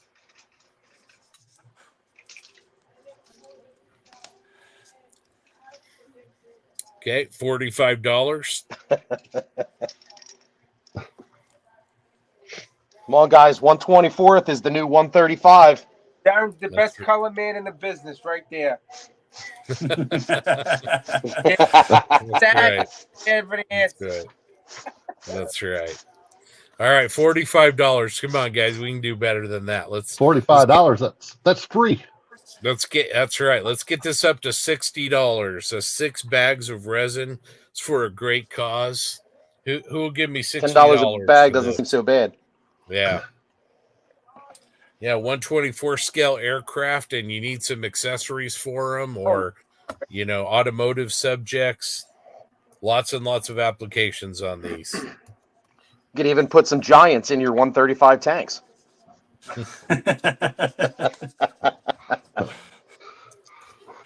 All There's right. Dan Knopfel is in at $60. Thank you, Dan. Excellent. Look at him for the W. Got a minute left. That's right. We got a 1 minute. Anybody who's used Value Gear knows the quality that Steve produces. The greatest guys in the hobby right there. Yep. There we go. Joe Porche, $61. That's my brother from another mother. Elbow and dad in the ribs there. Okay, 61. Who's going to give us 65? How much time we have, Darren? Got just north of 30 seconds. All right, 30 seconds. Who's going to bid 65? Here we go. Dan Knopfel. Oh, Crazy Loca. Crazy got 68. $68. Nice. Joe 71. Joe's back in at $71. Excellent, guys. Let's go 75. Who's got 75? They don't call him double 10, crazy for nothing. 9, 8, 7, 6, 5, 4, 3, 2, 1. Time. All right, Jay Bergeron. And he beats Joe's just a little bit late again. Sorry, buddy. $75 to Jay Bergeron. I'm probably saying that wrong. If I am, I'm apologizing. So sorry. But anyway, great job, everybody. Really, really appreciate it. Loca, same thing. Got a little bit late on that. Maybe having some YouTube dwell issues. I don't know. Do we want to do overtime like the graveyard does? Yeah. Oh, you know what? That's not a bad idea. All right. Let's see here.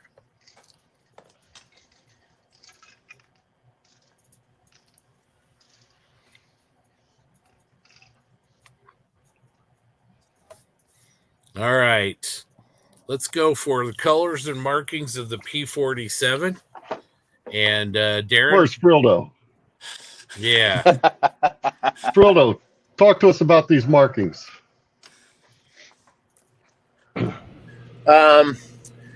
Those are some of the best research markings you're going to find out there, that's for sure.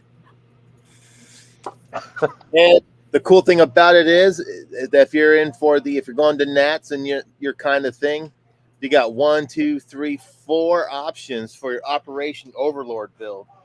Ooh. You wanted to partake. Nice. Looks like we've got several D models as well as late M models also. Yeah. These things are these decals. Jeff, his artwork is second to none. They're all printed by Cartograph. Nice. They're just the best decals in my opinion on the market. Furball decals. So. All right. Let's do it, Darren. Furball Aero Design P47 D and M aircraft. All right. It's starting. Bid start now. Okay. Crazy wants to know scale. These are 148 scale. 148. Yes. Yep. 148 scale. Yeah, 148 scale. Yep. Okay. We have a bid for $30. Derek posting at 35. They're at 35. Excellent. Crazy. Derek's got you first. Oh, Tim's in at 40. Nice. Come on, Luca. We're at $40 for this Furball Aero Design sheet. Tim's everybody loves a pair of jugs. All right. You could build multiple pairs with that. 60. Multiple bids. Dan Knoffel's in at $60. Thank you, Dan. Oh, Tim's in at 65. Awesome. Thank you, guys. Really beautiful sheet here. Derek post. Oh man, 68.49. All right, we got Dan. This isn't the Price is Right. Fighting it out at $71 to Tim so far. Let's get to 75. Let's get to 75. What a great sheet and what a great way to donate to Models for Heroes.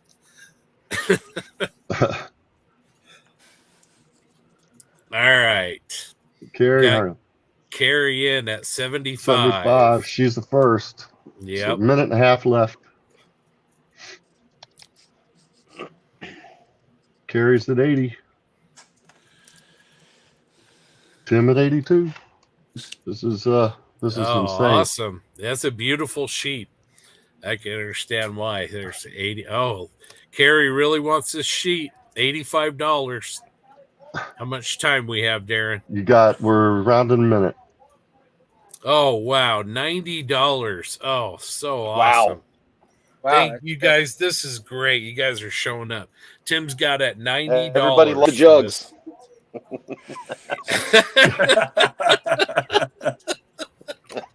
All right. Derek is he's got all the lint out of his pocket. He's got his gum wrapper. There's $100. Oh, Wow. Thank you, Carrie. That's amazing. $100. 30 seconds left. 102 from Dan. Wow. Amazing. 102 to Dan Knopfel. Where are we at, Darren? We got 15 seconds left. Okay, 15 seconds. I feel like the snipers are going to be out. Oh, there he goes. There's 105. 105. 5, 4, 3, 2. Come on, last chance. 1. Go. Time. Overtime. All right. Thank you, everybody. Amazing. Dan Knopfel's the winner at $110. Nice. Even no lint or change involved. But did he have to sell Hank? That's fantastic, man. This community, we can't thank you guys enough. That is fantastic. Obviously, thank you to Furball Aero Design for such a beautiful sheet and the donation of that. But fantastic, $110. That's going to do a lot of good. As I understand it from Malcolm, that's 3 or 4 different individuals who will be helped just from that one decal sheet. That's and awesome. So what you guys are doing makes a real difference. So thank you to all of you. It means a lot. So And stay tuned. We have more. Yes. Should we take a break, or is it getting late enough we want to keep churning through these, Darren? Oh, let's take a little break. I could stand to caught use a up little on bio. everything? Yeah, I could stand a little bio break myself too. So Okay. Yeah, let's do it. Let's get updates from everybody. So let's start. Oh, we got some guys in masks here. Looks like people are making good progress. So let's start with Frildo. Frill, how's that going? How's the kit looking? Pretty good. I'm getting ready to thin some plastic so I can put some vents in there. Very nice. Don't know why getting all crazy with that cheese whiz, but why not? Because you can, right? I guess so. I like to live dangerously. There you go. We have El Presidente, who is one of our engaged bidders. Tim, how's your project looking? Let's see if I can. He's on mute. Oh yeah, we need you to unmute. He's busy trying to focus on bidding. That's exactly right. I was too busy typing numbers in. So let me switch this over real quick. Yeah, there we go. All right, so I've got the rear bank of cylinders onto the central portion for the engine. And that's about where I am. I shot some paint just to get some of the dark gray going. And now I've got to figure out where some little thing goes, and it doesn't make sense where it goes on the kit, but I'm going to figure it out. Man, that's huge compared to what you normally do. Oh yeah, usually the engines I build are smaller than the size of a quarter, about that big. I don't have any handy. I'll have to find one real quick. No, very good. Very good. This is going to be fun.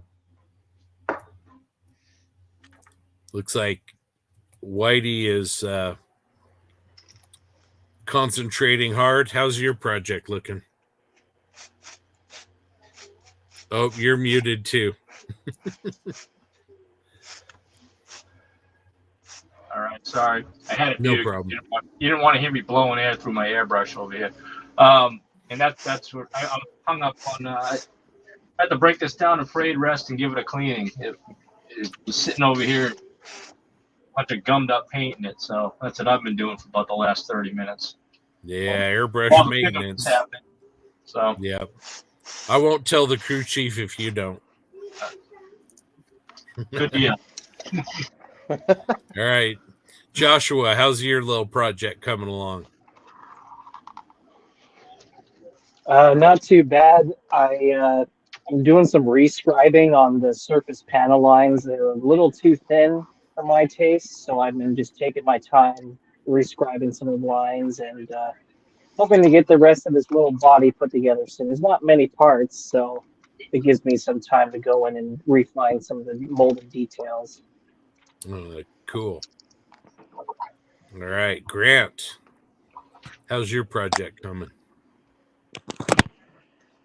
Good. I got the torso together, heads on it. So everything comes apart though, so I can separate it to paint it all the colors I need to do. It's typical Bandai, just kind of cleaned up a seam line here and there and put it together. So getting along. You're working on the scope dog. Nice. Yeah, the new scope dog. So yep.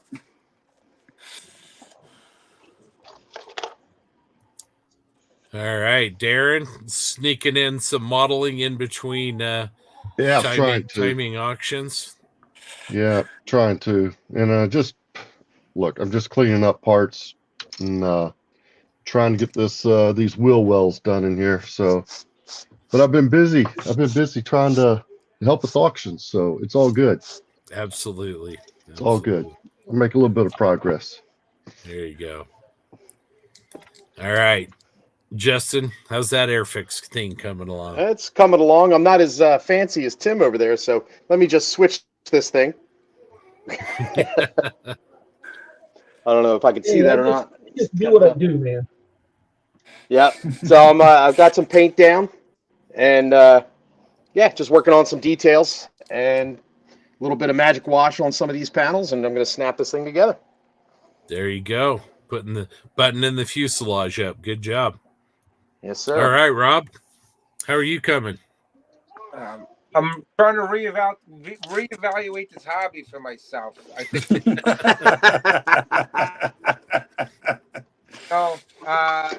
Going pretty good. I'm actually having a good time. How good it's going to be when it's done, that's in a whole nother ball game. But I'm having a good time. This is fun. And Darren's got a lot of explaining to do because he always has an excuse. Oh, I learned from you. He's always Woo! Yeah, there you go. All right, Doug. How you doing? Doing really well. The lower hole is pretty much done. I mean, it is dinky, but I'm wrapping that up, and then I'll go on to the turret and on to paint. Very nice. Awesome. Good progress by everybody, except me. But I'm doing a little bit here, so getting all excited about those auctions. Man, that was a lot of fun. Appreciate everybody out there. We're up almost 65 people now, so the stream's starting to fill up. We'll give it a few more minutes, and then we'll go back to some more auction items. So far, we're having a really, really good time. So.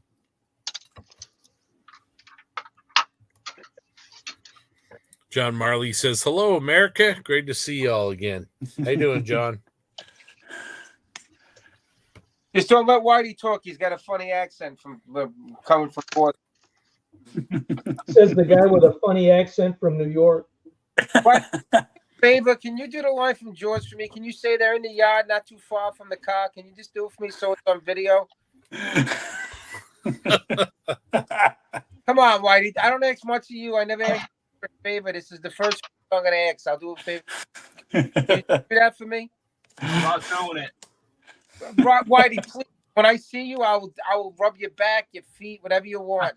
Oh, that's what I want. Come on. Who doesn't want a Rob Riv back rub?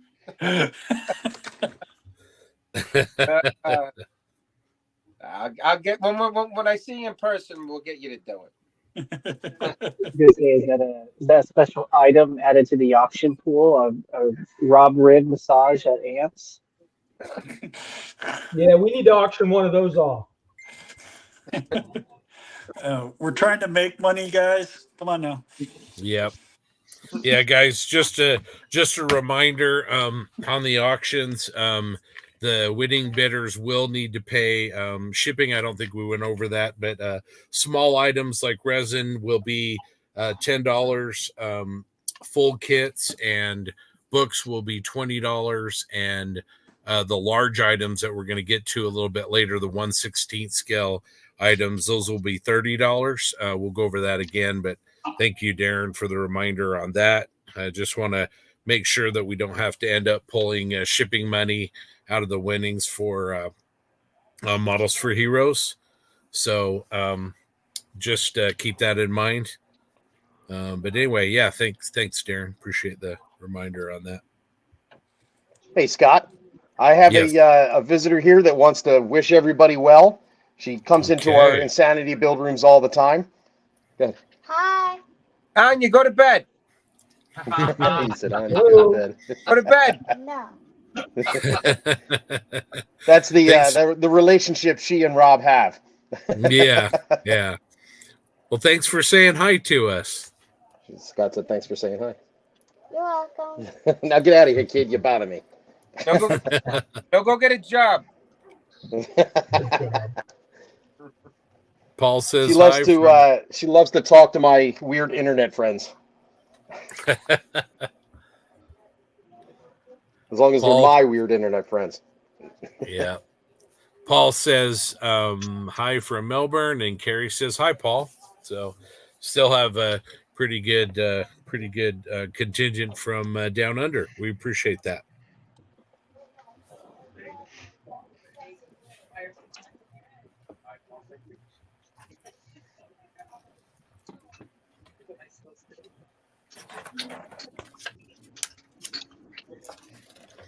So Scott, you have a full house here, 2-10. So if John and any of those guys are coming on, they gotta get in.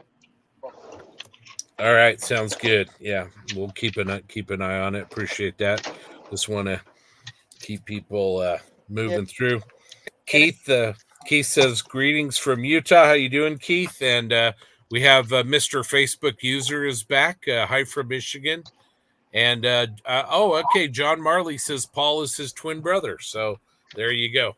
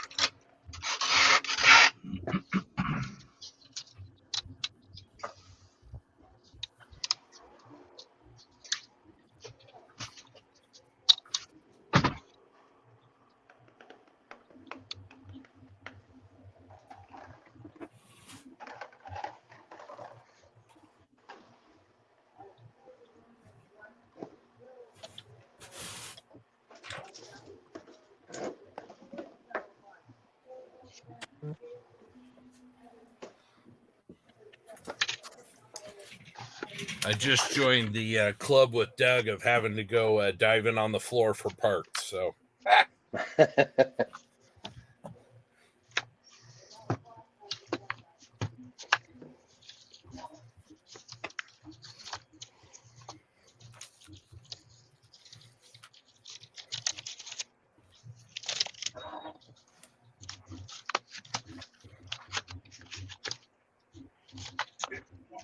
Grant, what's the scheme on that scope guide going to be? Is that going to be the stock color or something different?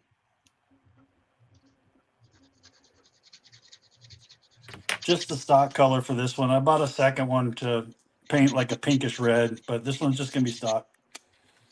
Nice. You know, I had thought about cracking open my second one just for this, so I'm glad you did it for me. Yeah. It's cute. It's a nice little kit, man. Nice little kit. What was it that you said, just Scott, one time? You said the more Bandai kits are sold than any other manufacturer combined. Didn't you say that? Yeah. Yeah. Bandai sells more in sales per year than all other hobby manufacturers combined. All right. Yeah. They actually, in Japan, they actually have 24 modeling producing machines running 24/7. That's amazing. It is. It's really amazing.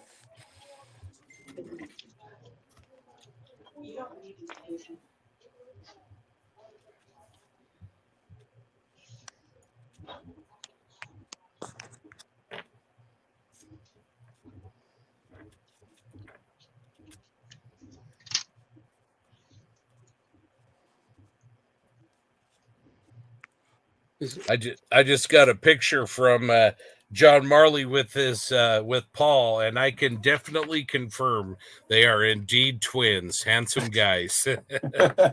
Very, very much twins. Yeah.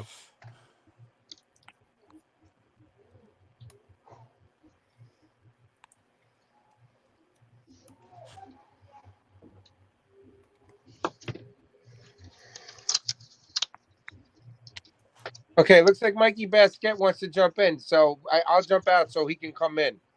All right, sounds good, Rob. Talk to you soon. I'll come on. I'll be on. What time to start tomorrow? I'll confirm with you. Just let me know. I'll come in tomorrow. Yeah. Let me come in so we can start, rotating here. Sounds good. All right, guys. Have a good one. All right. Talk to you later. See you, Rob.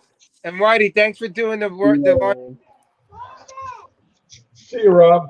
Bye, Rob. I'll see you guys later. Take care. Tim Cavalier checking in from Idaho. How you doing, Tim? Hello, Tim.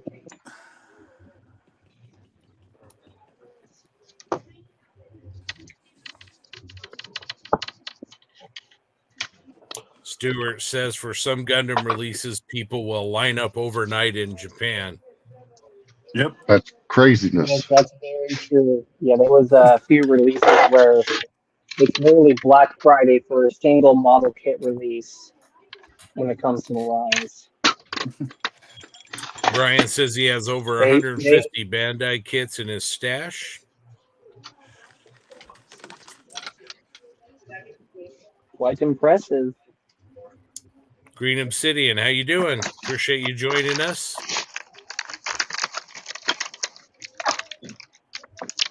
All right, Martin, you take care.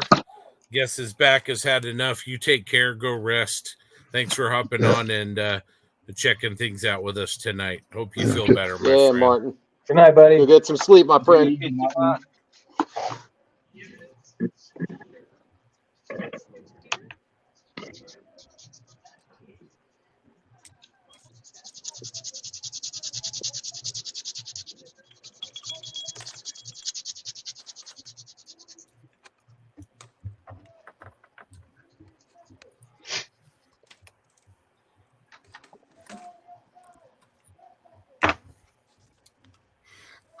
Yeah, Keith, you'll really, really enjoy them. Bandai kits are really, really top notch.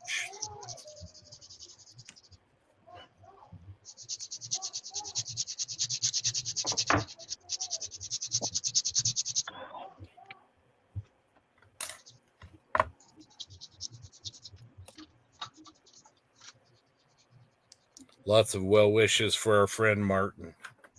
Good. As it should be. These good people.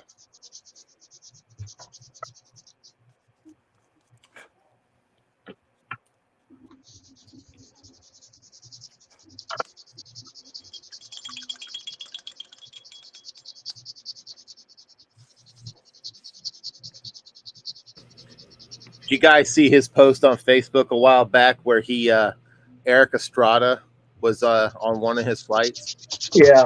Yeah, it was cool. You know, little trivia thing for you. You know the band Seven Mary Three? Yeah. Yes. You know where they get their name from?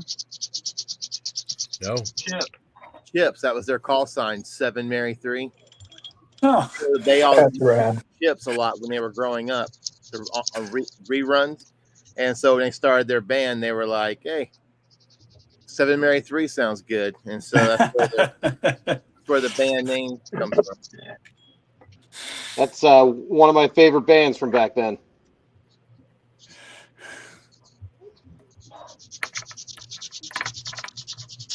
So first for me, I'm hollowing out scoops so I could put the resin inserts on the inside. Never done that before.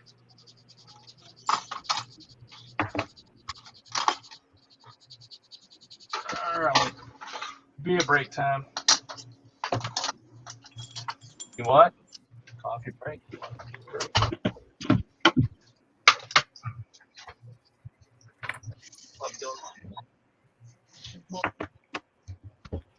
Huh?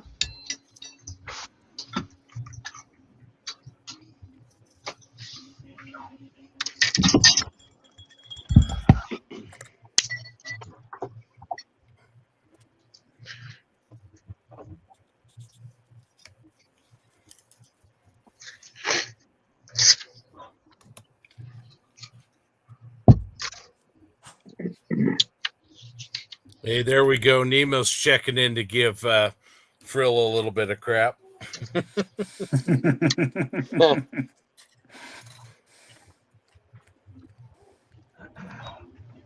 Hey, if Scott wants to jump in, real quick. Hey, if Scott wants to jump in, I can drop out. I need to call it a night.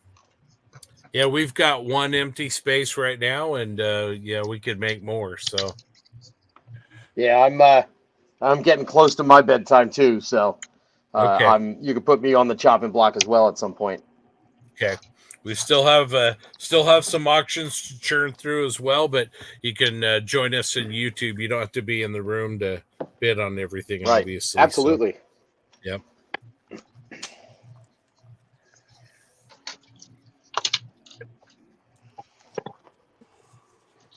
Chips theme stuck in my head now.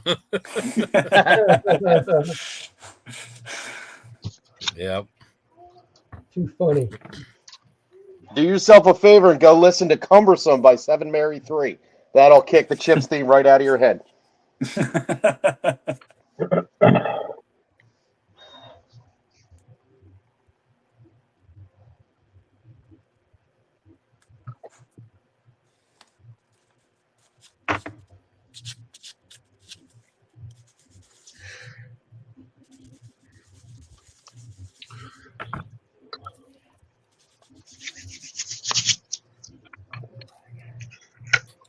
All right, Darren. I think I'm going to glue a couple more parts, and then let's do a few more auctions.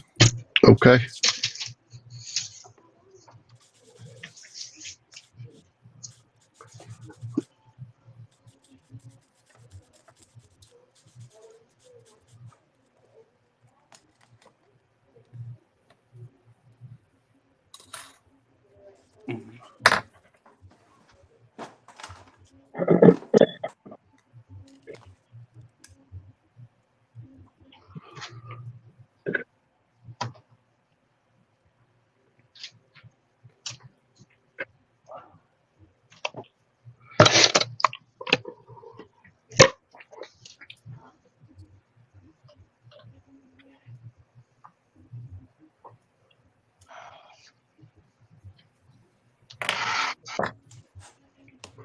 Scott, I'll be right back down here in just a second. We're going to kick that off.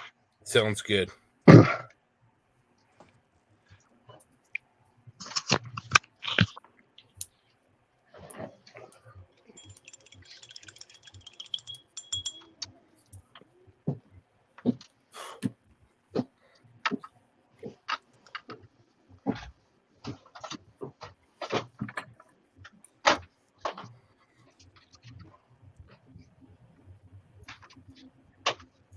Holy shit.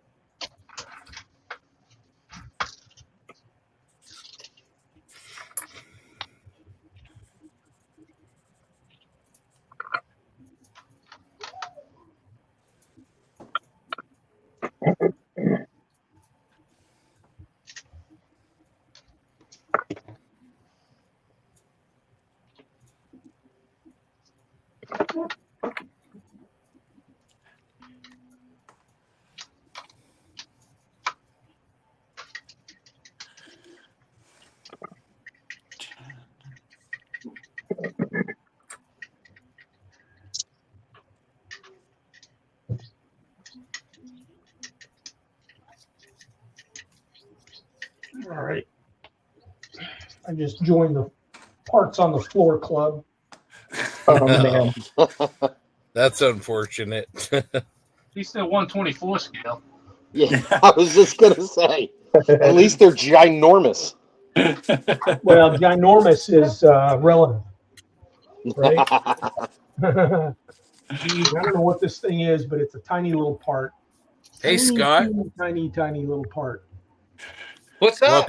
Welcome to the stream. Going?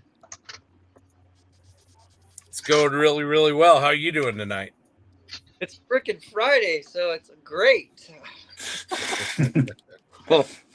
It's a long week, man. Good. It's good, but it's just been a long week, and I've been busy. I've been doing a lot of modeling, but it's like trying to finish. Not like trying to finish up for shows, but I wanted that EA6A intruder done for Richmond, so I was busy work on that, and then Darren reminded me He's like, dude, are you gonna get started on the Moose Brew Cup build or what? And I was like, oh, shit. Yeah, I am. So I got my wife bitching at me. Like, yeah, but I gotta get this one done like this weekend. And she's just like all pissed because we're having in our house and it's totally a mess. And she's slaving away, and I'm in my bench, honey. You know? So it's all good, man. I got it done. Got our pictures submitted. So it was a fun little bit. It was just too small, man. I need like my wife is a hygienist. She wears these like super like high dollar, like a super on crack like Optivice. I think they loops or something, like what the dentist wears. And because I can't see that shit, man. It's freaking 70-second scale. I don't know how you guys do it.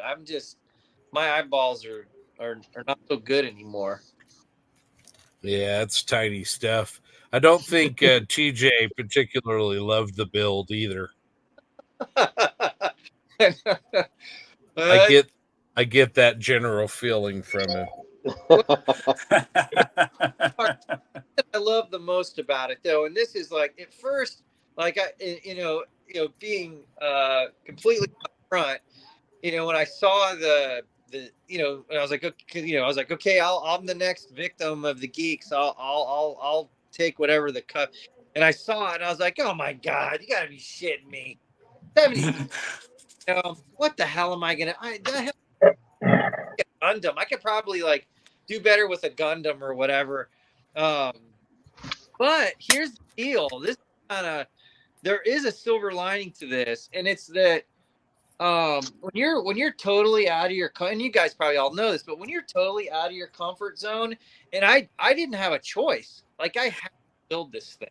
Yeah. And so I like forced myself to go from, you got to be shitting me. There's no freaking way that I'm. So I'm kind of proud of it, and I learned a lot. And I'm not like 70-second scale stuff. I mean, Tim, El Presidente, second scale aircraft. That's all about. Yeah, but Scott, today I'm doing a 1/24th scale. Well, it's up here. 1/24th scale Hellcat. Oh, geez. Okay. Justin, can I boot you? Mr. Basket would like to join us. Absolutely. Have a great. I'll bail. Tomorrow. We're all here. Right. Have a great night. We'll see you. You too, guys. I'm gonna head out and make room for someone else too, man, because we got all of us here. So I'll punch out now. Okay, sounds good, Whitey. Thank you. See you, Whitey.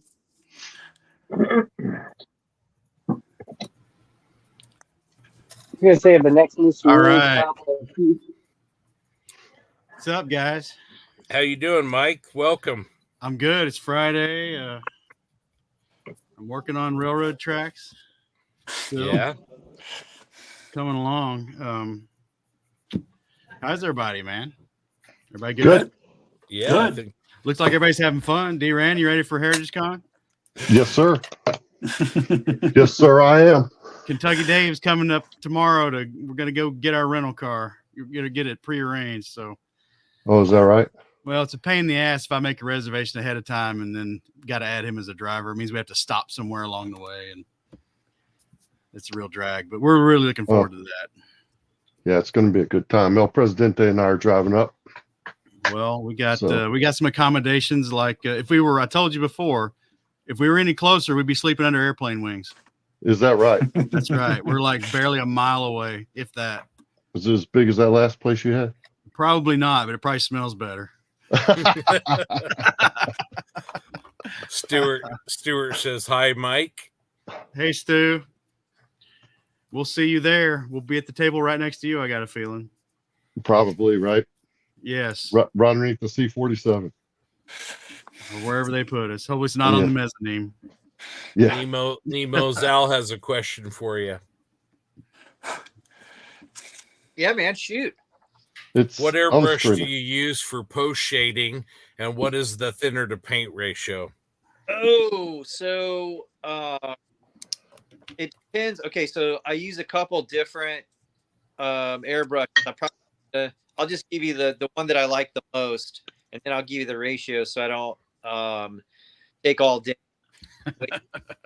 But which I do. So I really like the Mr. Hobby PS 771. It is just the most awesome freaking airbrush that I probably used for when I'm like really intricate patterns and whatnot. The airbrush is basically a custom micron, but like half the price, maybe even it's just a fantastic airbrush, and the trigger feel, just the adjustments that you can make with it they're really good. And I'm probably spraying when I'm post shading. The paint's really thin, so I'm probably spraying no thicker than 80% thinner and 20% paint. And sometimes even when I'm using my some of the weathering black browns, or some of those kind of colors, it's even thinner, so that you've got a ton of and I'm spraying about between 12 and 15 psi, and the reason why it's so thin is because I want to have a lot of control, because there's nothing worse than you have a little bit of thicker paint pop down on the airbrush and then you just got color and you're like, that's not what I wanted or where I wanted it. And so it's just smart to go really thin, and at first it's a little annoying because you're spraying and it's almost like nothing's coming out. And just like with anything, just start with a mule. I mean, this is just an old wing that I have, and just practice with the mule, whether you're wanting to tighten up lines and work on camo patterns or different effects and whatnot. It's just so key. I mean, and even just to get my trigger finger, to get the feel right when I start airbrushing kind of these complex patterns or spray patterns, I'll mess around on the wing just a little bit, just to get the juice, just to kind of get warmed up, and then let her rip. But PS 771, start off with about 80 to 20% thinner ratio, 80% thinner, 20% paint, and use your mule, 12 to 15 psi, and just don't sweat it and have fun with it. There you go, Sal. That's good explanation. All right, Darren, should we do another auction? I think so. I'm ready. All right. Let's My do fingers are ready. What do we got courtesy here? of This is a good one. Ooh. Yep. High Altitude Hobbies. Brett is the one who contributed this. Really appreciate it. This is the new Border Models 135th scale BF 109 G6.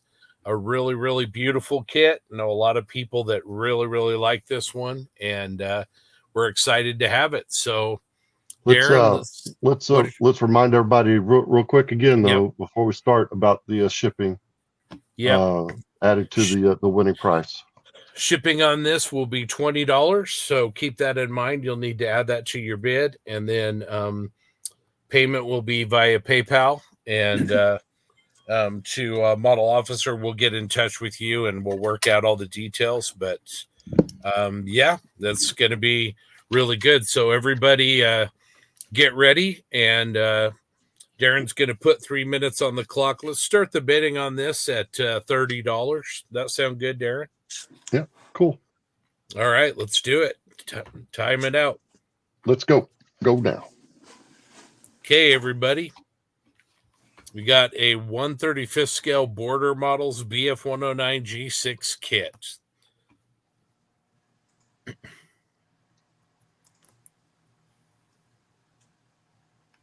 All right, we got our first bid from Boyd Brown. Yep. Thank you very much, Boyd. $40. A great kit. Really appreciate that. Loca and Grant, he outbid you. Okay, here we go. Crazy Loca's in with $50. Thank you very much.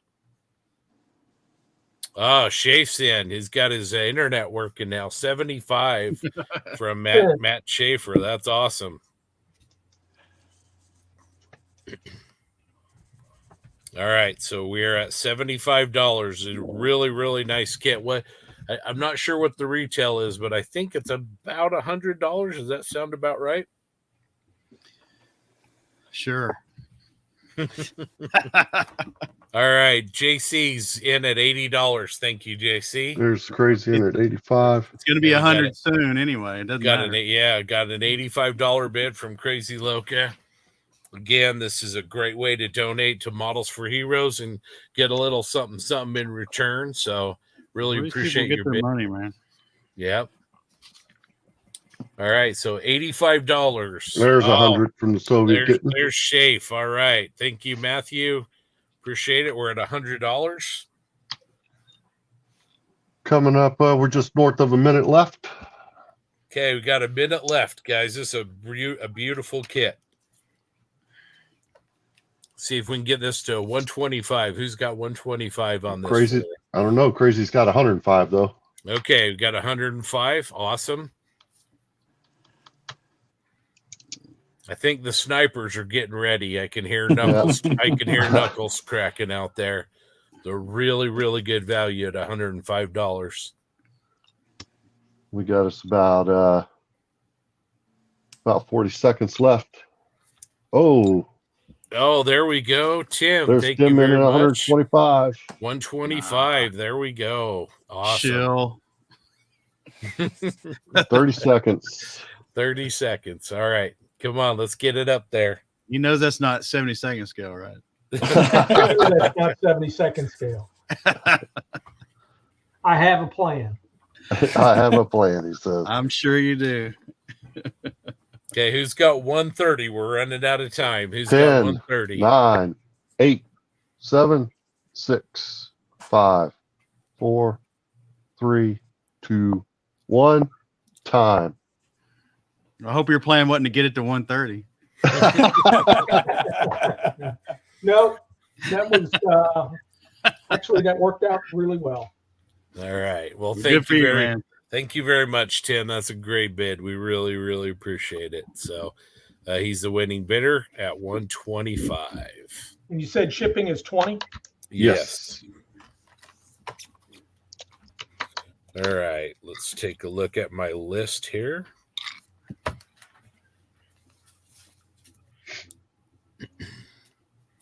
All right. Our next auction is going to be a science fiction kit donated by yours truly. This is a sealed 1/144 scale ADA. Really fantastic. And Don't let the about the size of a hamster. Yep. It's a little bit bigger than that, but not much. Yeah. Okay. So anyway, for science fiction guys, if you build a Bandai kit, you know how good this one is. Let's start our bid at $25. And Darren, take it away.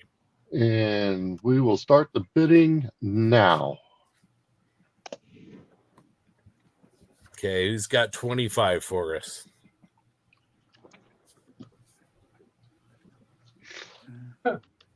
Come on, guys. This is a really great, fantastic kid. Don't miss it. All right. Thank you. Crazy's Crazy got Loca's 50. in at 50. That's a great bid. Thank you very much. Really appreciate it. Scott, will you sign the kit for us? If you want me to sign it, I'll sign it. Or you can pay me and I won't sign it. $50. Who's going to give us 60? It's a great kit. I have one built. It's sitting right in front of me. It's about 7 inches tall. That's a healthy hamster. That is a healthy hamster. $50. Yep. And the molding detail is really amazing too. Where's our You sci-fi gotta really guys give it out? to Bandai. Yeah. Where's our sci-fi guys out there? Come on.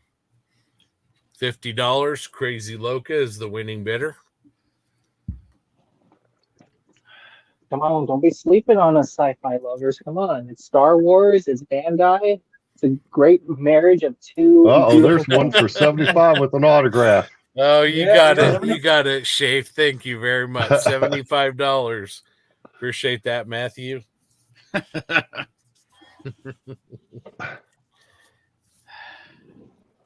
Minute and a half left.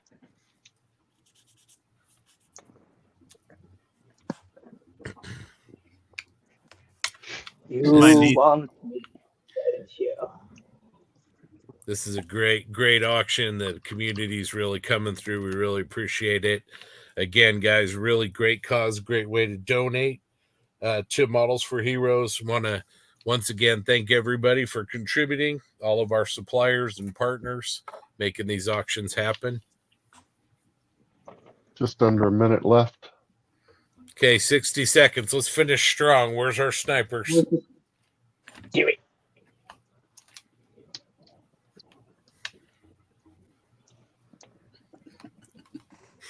We got $75 is the winning bid. Who's got 80? Carrie's got 85. There we go. Oh, wow. Is this what we tell our bidders to use the force? 30 seconds left. 30 seconds. Thank you, Carrie. Appreciate it very much.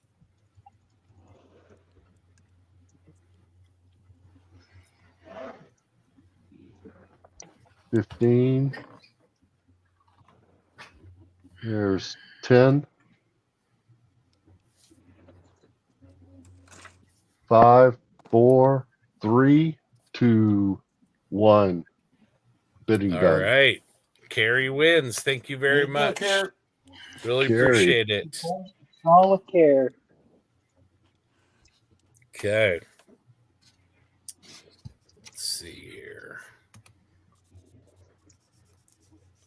And that would be 85. And that shipping on that one, that's 20 as well. Yep. Okay. Okay, let's see here. Where do we send the funds again? We'll get in touch with you, but it'll be PayPal, and the address is modelofficer@gmail.com. But we can coordinate, remind you as needed as well. So, okay, we have another Plastic Posse lot. This is courtesy of the one and only Mr. Grant Mayberry. This is an AK interactive Brewer 4 rail shunter. And this is going to be great. Grant, will you sign this? I knew you were going to do mine. Sure, I will sign this. And if you haven't seen this, Rick Lawler just built one of these. It's beautiful. It's just coming out in the States. It's a great little kit. It's not actually little, but it's a great kit. It's a fun build. So enjoy. All right, Darren, let's do this. Okay, and we will start the bidding now. All right, let's start it at $25. Who's got $25 for a Brewer rail shunter? The really nice kit comes with some railroad track under it, like Mr. Basquet is working on. Really nice kit. Rick Lawler's build was great. I thought you were going to say mine were really nice. Dang. Yeah. It will be great someday. All right. So it's in scale TJ's model giving me dot. crap, man. All right. At least my mooser is done. Oh, woo. All right. Doc's got $55. Thanks a lot. Wow, that's a big jump. Let's see. Well, no, I Grant missed the 50. got 60. All right. Very good. From Grant to Grant. Not me. Oh, I will actually throw in a couple AK stickers with that too that I've got laying around here. So there you go. There you go. Thank you, Matthew. $70 from Soviet Kitten 1 on the Brewer rail shunter loco.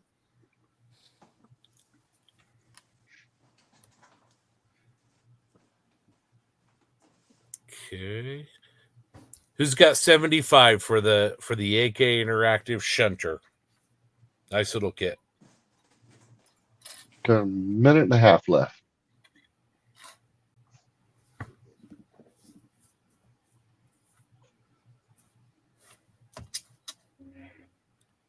Rick Lawler says this is such a nice kit. Well, there's your endorsement. Yes, sir. Let's go 75. Who's got 75 for me? Let's make Shafe sweat a little bit on this one. How much time we have, Darren? Got a minute left, folks. 1 minute.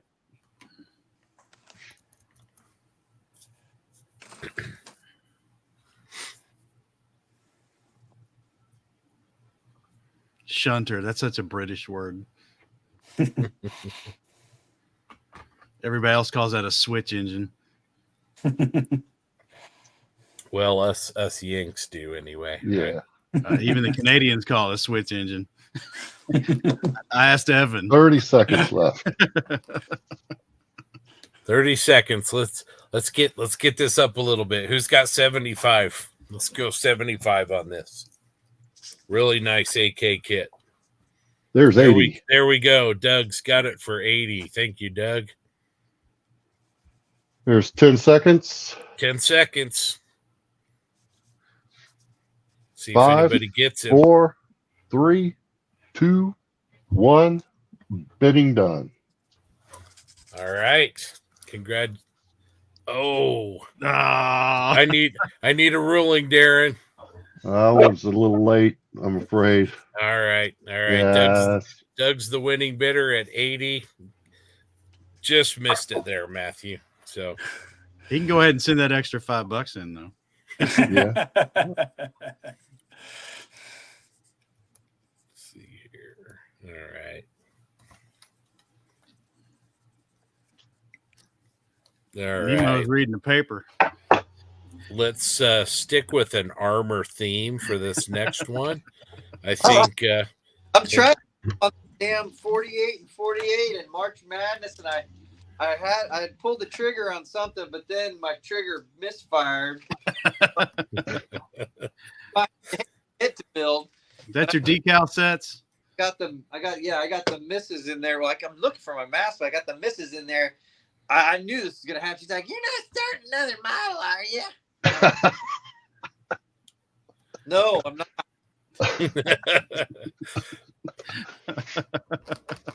All right, let's do.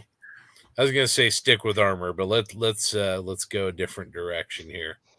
Let's see. I think this is the one. There we go. There you go. These next two auctions are going to be related. Aircraft people, hint, hint, nudge, nudge. So we're going to start. Nudge. We're going to start out with the detail and scale. Part 1 on the XP38 prototype through the P38H variants. Beautiful book. Just they do amazing work, Darren. What could you say about detail and scale?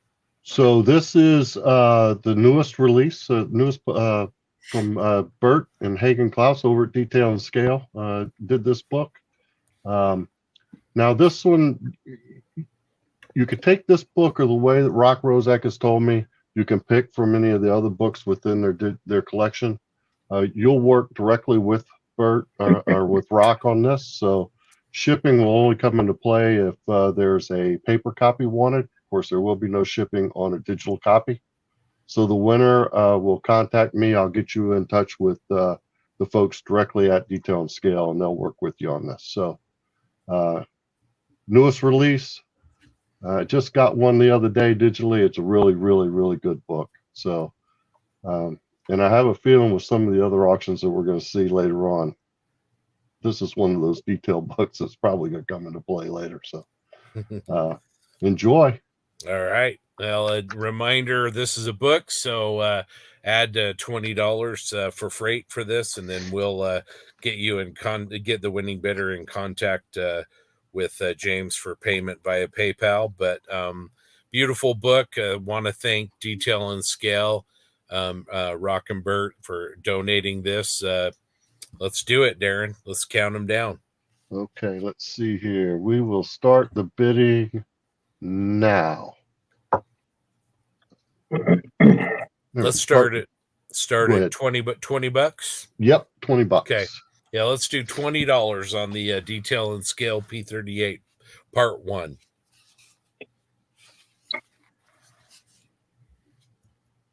There's Carrie in at All 38. right, 38. Thank you, Carrie. Awesome. And All Grant, right, Grant. 40. Grant's got 40. Excellent. Thank you, Grant. Appreciate it.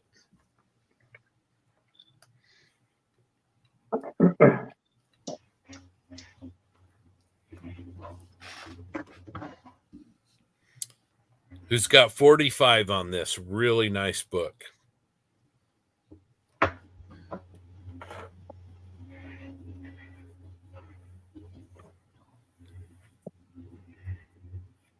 If you're a P38 fan or you got any plans on building this kit, this is the proper detail book for you. Yep. And like Darren said, if this isn't the one you want, they'll get you another book. So that's not a problem. Again, the main purpose is to support Models for Heroes. So that's right. Who's got 45 for us? A minute and a half left.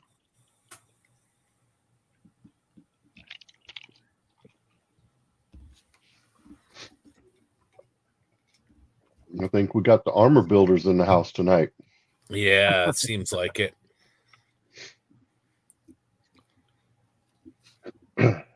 Let's get this up, guys. Let's get this up to 50.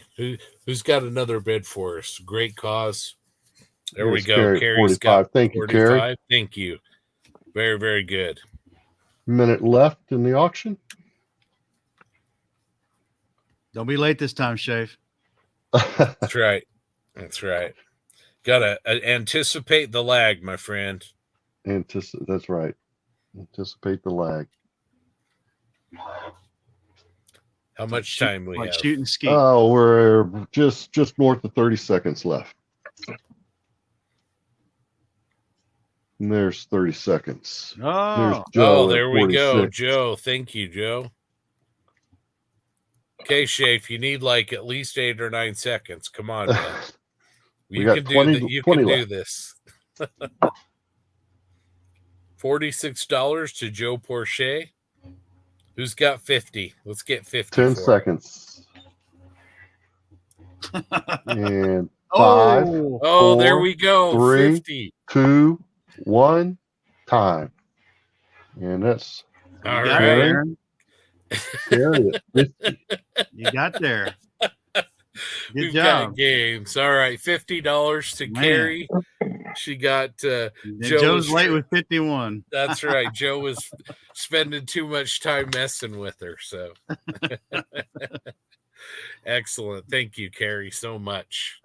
Carrie, if you'll get in contact with me at contact@modelgeekspodcast.com, I will put you in touch with Rock over at Detail and Scale for that publication. All right.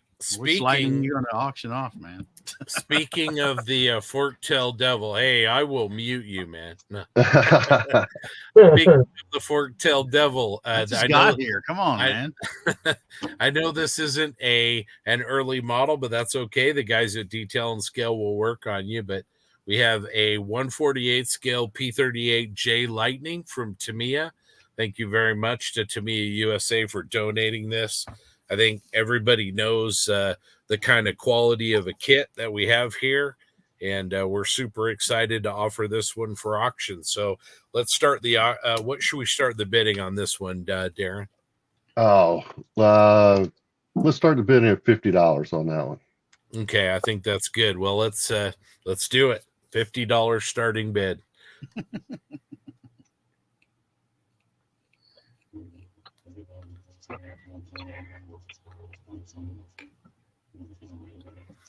Who'll give us $50 for the P38?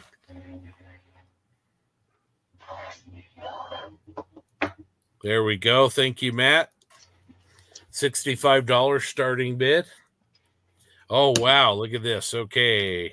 Jeremy is in at 100. Thank you, Jeremy. Man, drop the big shoe.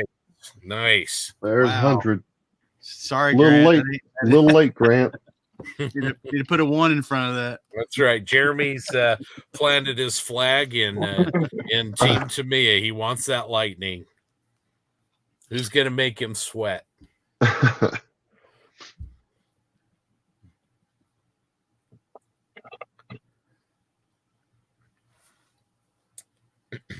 $100. Got $100 here.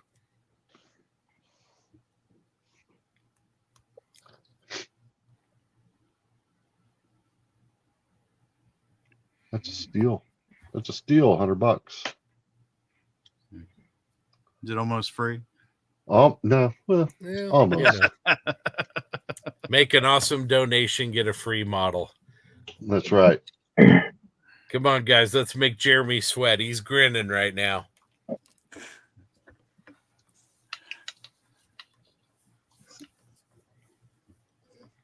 There we go. Shafe's in at 110. Nice. 110. Nice. We got a minute and a half to go. Oh, there we go. Brian's in There's at a 115. Man. There we go. There we go. Come on, Jeremy. You go let them outbid you like that? Come on, Jeremy. Stick him with it.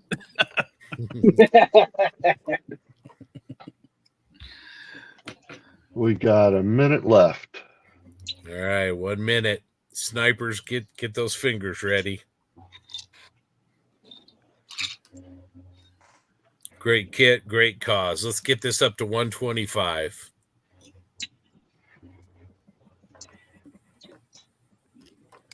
Jeremy, this is for the honor of all the modelers in Idaho.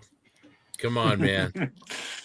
Yeah, man. Hey, it's okay. It'll be worth it sleeping on the couch this weekend. 30 seconds.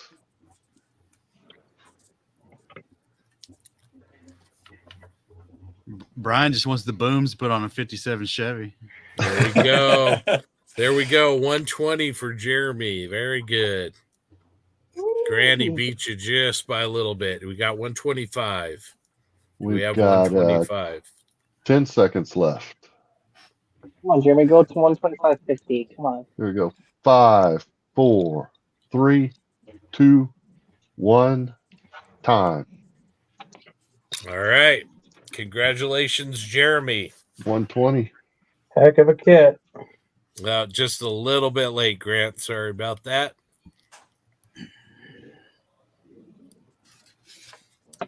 Nice job, Jeremy. All right. And then let's wrap this group up here with one more kit from Tamiya USA. Ooh. There we go. The armor builders. We have the brand new Jagdpanzer 470A. It's a beautiful model. Mr. Banani built one. Seen it. Really, really gorgeous. And, typical Tamiya. You're going to love it. So let's start the bidding on this at $35. And go ahead, Darren, and let's count it down. And bidding begins now.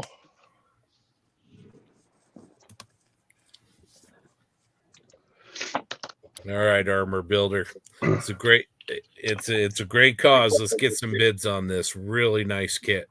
I know that we got 59 people in here, and there are 50 of them that are armor builders. There we go. All right. We got 60 from Boyd Brown. Excellent. Excellent. Let's keep going. JC. There we go. Doc, 75. Thank you, guys. Yeah, let's keep it going. $75.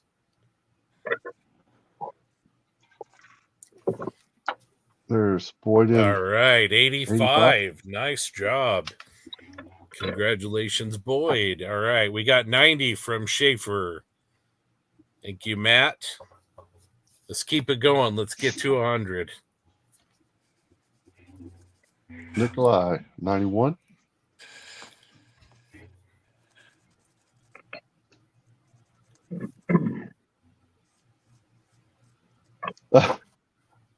Oh, look, there's $100 from Scale Model. All Thanks, right, Doc. Pulling all the change out of his pocket. Out of his scrubs. Yeah. Crazy, you're off just a little late, my friend. Minute and a half left. Come on, I know some of you have been paid today. You can spare the extra change. Come on. Yeah, let's get this up to 150. We can do it. This is a beautiful kit. Who's got 110? Let's go 110. What are we up to? We're up 100. to 100. Yep. Oh, there you go. Yep. There we go. 105. Yep. 1 minute left. 1 minute. Let's get it up there. We're trying, remember, as the American Feed, our goal is $5,000 for these auctions. Want to make sure that we make a difference in a whole bunch of people's lives.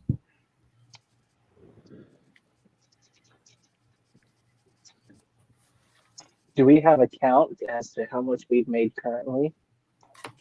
Not yet, but we will publish that at some point. 30 seconds.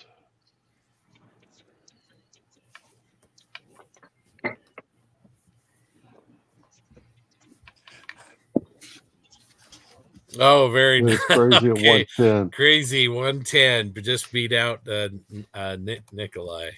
I like that PT109. That's a good bit.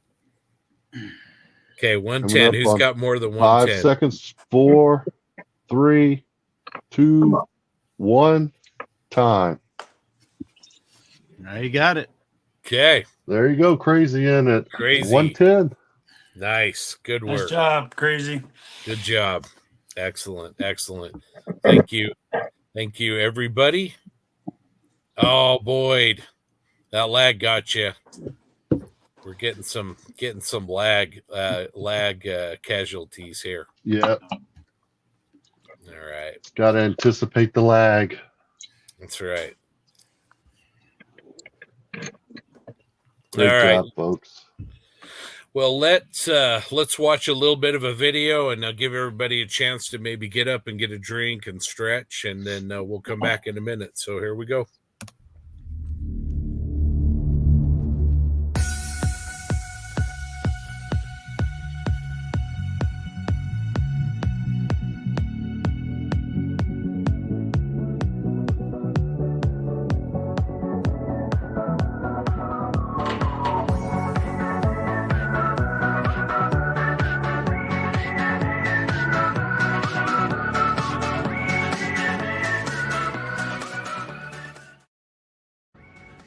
Hello, everybody.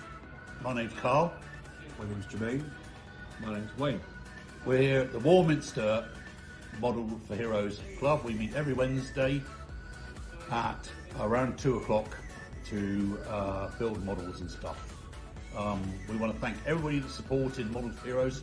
You do a wonderful job. We're the three of us beneficiaries, and we thank you from the bottom of our hearts, don't we? Yes, thank you very much. It's much appreciated. Thank you very much. So from us at Factorium in Warminster, thank you. Big smile. Wayne? Wayne? Wayne?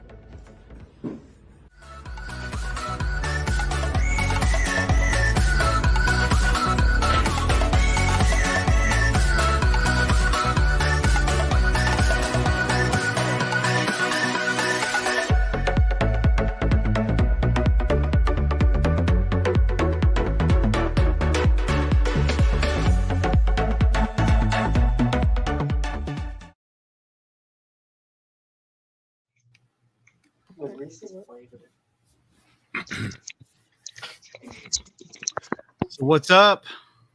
Who we got? All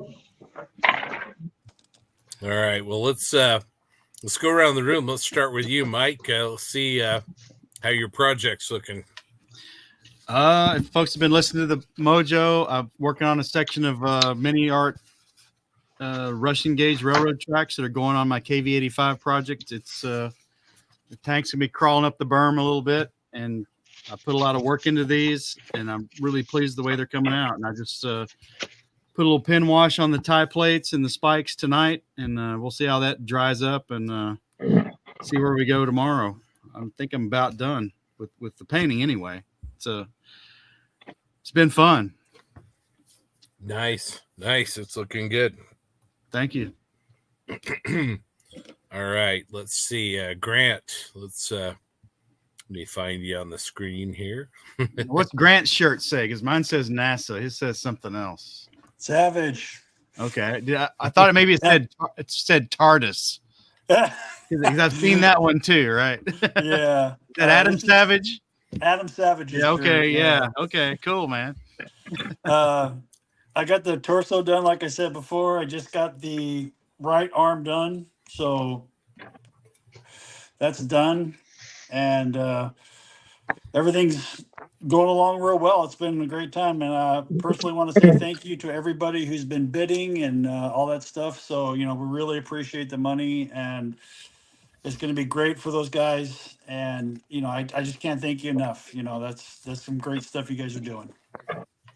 I really well said, Grant. And last year we raised, I think, a little north of $3,000. And so our goal is to raise about $5,000. And the partners we have done a really great job in contributing, and not just contributing, but really great items. We still have some items coming tonight. Don't tune out. We've got some really amazing stuff still for auction tonight. So you're going to want to stick around for that. Doug, let's take a look at how your little M8 is coming along. She's about ready for primer. Nice. Very happy with this. Is a fun little kit. I mean, typical Tamiya. It goes together super slick, and it's just a little joy to build. Now, talking about t-shirts, I have a question for everybody. It's a very important question. What's your favorite dinosaur? It's a question that every adult in the world should have an answer to. Triceratops. Come on. Very cool. Tyrannosaurus Rex. Sorry, what was that? Tyrannosaurus Rex. Very one of the greatest, of course. Velociraptor Rex. Cool. All right, Josh, what are you up to over on your bench? Well, from earlier, I got a little bit of the scribing done. I had to polish a part of the canopy because I scuffed it. That's all good now. I plan on adding a little 1/100 scale pilot from another kit because this one doesn't come with one, unfortunately. Right now, we're trying to get a little bit of the main body together. It's coming together pretty well. I mean, it's Bandai, so no question there. So I'm going to be closing a few seams and maybe get this thing ready for paint tonight. Very nice. All right, let's check in with Frildo. Frildo, how's your project coming? It's coming along pretty good. Just getting all the base painting done on the cockpit, and I'm gonna cheat a little bit and use the kit decals for the instrument panels. Nice. Hey, how's that cheating? It's not really. Usually, that's what you're supposed to do, right? Yeah, I suck at painting cockpits too, man. You don't suck at anything, man. I've seen your builds. Yeah. Well, thank you. Let's check in with Nemo. What you doing over there, Scott? Well, the other day, I'm such a sucker for these older monogram kits, mainly because I feel like I can actually just bust through them really fast. I was talking to Justin after I finished the EA6A, and which took forever, and after I finished the little truck for the Mooser, I was like, dude, it's Tamiya all the way. I walk by like squirrel, and so what I may try to do, I don't think I can finish it in 48, but I'll do my best, is this little gem. I don't know what it is about this kit, but I got some really nice decals for it. I've wanted to slap one together forever. And I just think it would be fun. I've built a couple of them before, so I can knock it out pretty quick. So if anything, I'll just get started on it and see how far I can go on it. But just do the standard like Marine Corps markings on it. I think I got a furball sheet.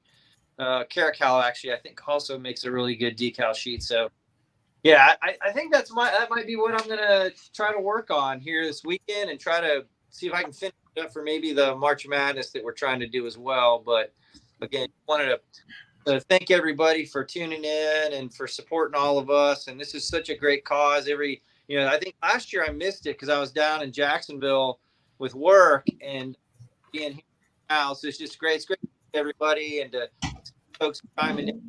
And it's really cool. And again, just like always, man, that's what it's all about. It's about hanging out and shooting the shit and poking at everybody. So it's all good. Good time. Awesome. That's well said. Tim, how are things going over your place? How's that engine looking? Well, it's actually looking pretty good. I've got a second coat of paint on it, and on the gray paint, and I'm waiting for that to dry up. Plus, some of the plastic needs to set. I got the front bank of cylinders put together and just need to drop that on. This baffle thing needs to go in between them, and tomorrow I'll do some silver, and I think there's some black paint, and then I'll be able to start wiring it. Hey, Nice. This is Mike. There's a spools of FDM spools back there, and I just saw that printer moving, man. What's going on back there? Well, since you asked, I'm actually printing. I'm printing another model, and let's see if I can do this without dropping.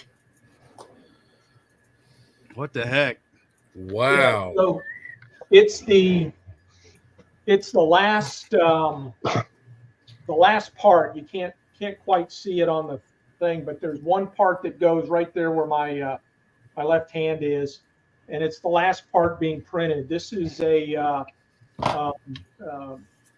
MCRN Martian Congressional Republican Navy cruiser. It's the Eris from the Expanse. The Expanse, yeah, very cool. And Yeah, you're printing that in color filament, right? Yeah, so I'm using the recommended colors, which are gray, black, orange, and I think I'm going to do some painting on it because I don't quite like the colors. This is the bottom area. This is the side. Top's over here. But anyway, it's a massive model. It's 1/300 scale. If you believe But it's still big, yeah. yeah. So there's a lot. I regret asking now because now you want one? Well, maybe not that, but something, you know how it goes. Oh yeah. Well, the Rocinante is in the queue, but I've got some other projects that I've got to do, like printing some blurred props and making some of those kind of things for some other guys in the club. Wow. Cool. That's cool. Fantastic, Tim. I love how you've kind of dove in and most people are going resin, but you're doing some amazing work with your PLA or your filament. Filament. Yeah. Yeah, exactly. this is at a let's see, I'm using a 0.25 nozzle with a 0.05 layer height, and the detail is pretty good. The printer in the back there is running, like I said, the last part, which is a 2.5, almost 3 day part. And it's a little past halfway. So at some point tomorrow, it'll finish up. That's cool, man. I've got a coworker that's got an FDM printer, and he's been, I keep telling him he needs to build a company for the stuff he's printing, but it's parts for his own project at work. And I can't remember the model of printer it is, but for FDM, it's coming in with the layer lines that are, they're still there, but they're at the point that you could say, it wouldn't take much to fill that stuff in and make something really nice out of that. Yep. Yeah. Oh yeah. This one with a coat of primer and a light buff with some sandpaper, it'd be filled right in. Given that it's science fiction, and as far as I'm concerned, the layer lines are part of the design. So I'm going to skip that step, but just because I can. It's not like I'm trying to make a Spitfire or something. So but you could. once I reach to a point where it's together and it's got a stand for it, then I'll bring it to one of the shows here in the region. I don't know if it'll make Heritage Con or not. That's my hope. Well, if you guys are driving, bring it up. I'd like to see it. All right, will do. Cool. Well, Derek says he's fighting not to get a printer. You gotta have friends who got a printer. Yeah, like friends of a pickup truck. Still about knowing somebody with a printer or a pickup truck. Yeah. Or a boat. Doug, apparently he is Carrie's favorite dinosaur. So let's go over to Mr. Bonani, who has joined us. How you doing, John? Oh, hey, how's it going? Doing well. Sorry for being late. Work's been work, but all good. I am doing the 35th scale Tiger from Tack-On. So that's what's on the docket for today. I've started ripping through it, started with the turret, but I'm also going to add some brass machine gun barrels, some full tracks, and then actually I just got an order from Sprue Brothers this morning. So these are hot off the mailman's truck and going into this build as well. So my goal is to have it nearly to primer tonight. I'd love to have it to primer tonight and crank through painting tomorrow. So it's going to be a marathon, and I'm ready for it. So Is this in addition to the one you've been posting already, the upside down one? Yeah, that one's over here. So that one's okay. So this one will take a breather for a minute, and I will dedicate all energy to the mid-production one right here. So yeah, this one's actually really good. It's got let me pull this up real quick. I'll open this bag. But what's nice about the Tack-On kits, they come with a bunch of stowage, and this one comes with some tarpaulins and the kind of the umbrella looking thing that goes over the cupola. So really good. What are they molded out of? Just plastic. Yeah, no DS, all plastic. It's hard to see on the camera, but you can. I mean, the folds look great, and it's all injection molded. And there's some vegetables right there too. Well, I've got a golden retriever, and I've got a bunch of DS out in my backyard. I'm surprised it hasn't disintegrated. So, no, that's what's going on here. Nice. Let's see here. Derek's bartering for a pretty 3D print. Yeah. I mean, I'm happy to print for Derek. He's a Colorado guy part time. So I'm Derek. Tell me what you need. Where's He's the a file? pilot. He's a part time at a lot of places. Hey, Derek, you gonna be at Heritage Con again?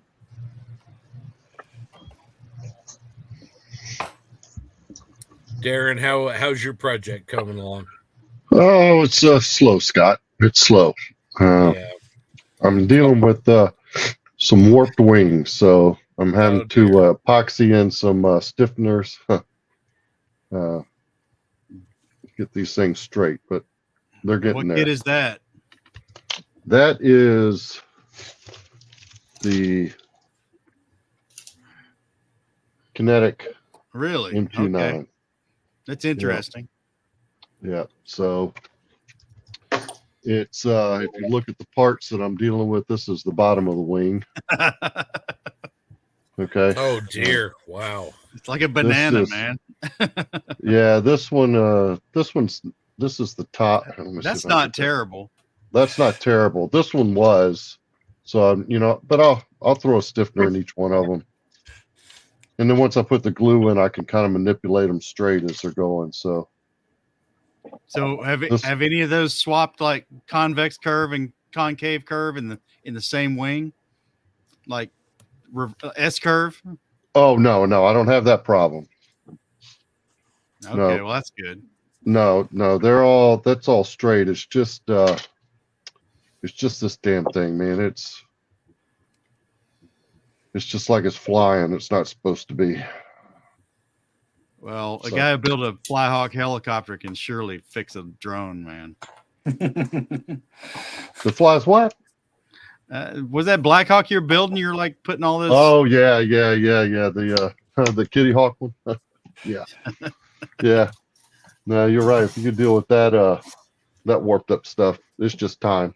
Just time consuming, tedious. Time and That's sweat equity, man. all. That's right. That's right.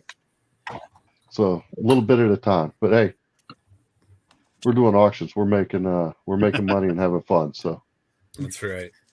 Well, let's keep building, and then let's see. It's 8:00. Maybe in about 10 minutes, Darren. Let's do some more auctions if that sounds okay to you. that's I'm cool with whatever you want to do, my friend. All right. Well, Derek, I hate you're not going to be at Heritage Con. It was a lot of fun last year. You too, Darren. But you're going to be there. Yeah. Yep. Tim and I'll be driving up. All right. Well, I got a feeling we'll be seeing you. Oh yeah. No, I know you will. Matter of fact, Tim and I had lunch today. I was telling him that I still got to find a hotel. So we haven't secured lodging yet, but we will. Well, we can handle everything but lodging. No, we got it. We got it. Just okay. Well, that's good. All I need is hell, I got the back of Tim's truck. I'm good.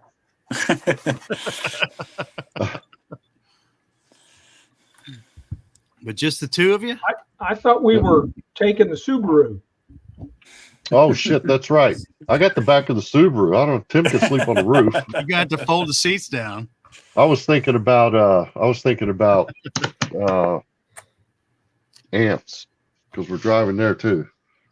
Yeah. Maybe I'll see you there too. That was kind of iffy for me, but that's the plan, to be there too. That's our plan too. We'll see. We're a lot closer than you, but I got something that's come up.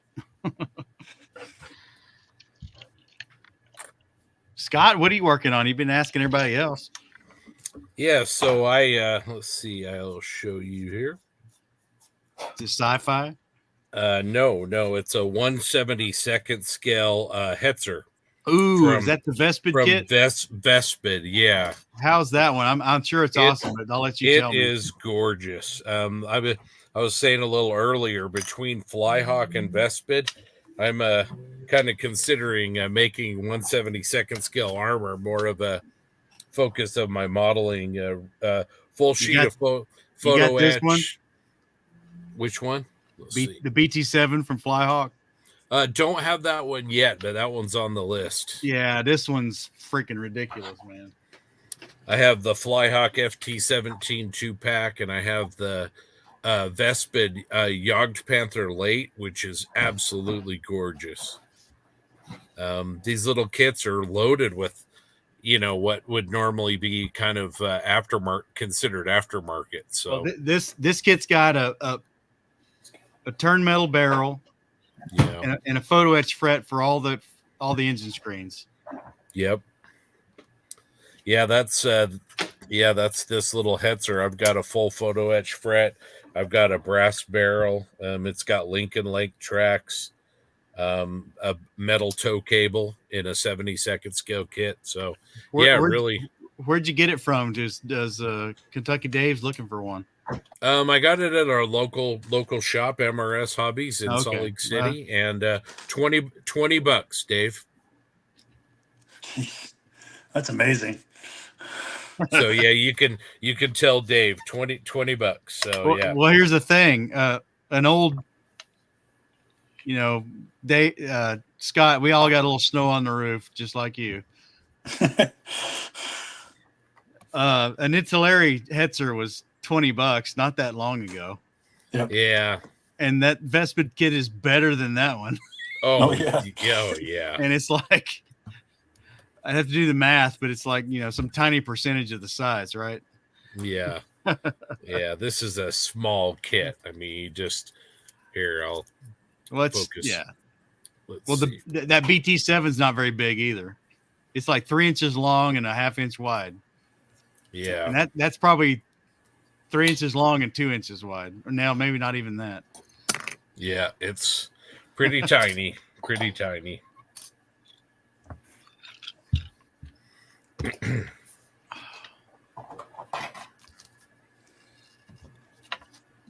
Well, how's the Battlestar Galactica thing coming? It's been on hold because I've got some, commitments I have to meet. So, but it's all printed, and it's really kind of at the point where I just need to start painting and working on the finish work. So, all the pieces are printed and sanded, and really, really where I want them to be. So, Now, is that for the current incarnation or the 70s no, it's TV show? Yeah, the 70s show. Oh, yeah, there you go. I'm a Ralph McQuarrie guy, so Yeah, you're a diehard. yeah. Well, that's cool. Yeah, I grew up with all that crap too, man. Yep. All right, about 10 after here in about 5 minutes, we'll do another round of auctions, and we have got some amazing items still to come. So stick around for that. We still have over 50 people with us, which is great. I know it's starting to get a little late back east, so we better get to some of the big hitters here pretty quick. So No, let the people on the East Coast go to sleep. We'll take care of the West Coast stuff.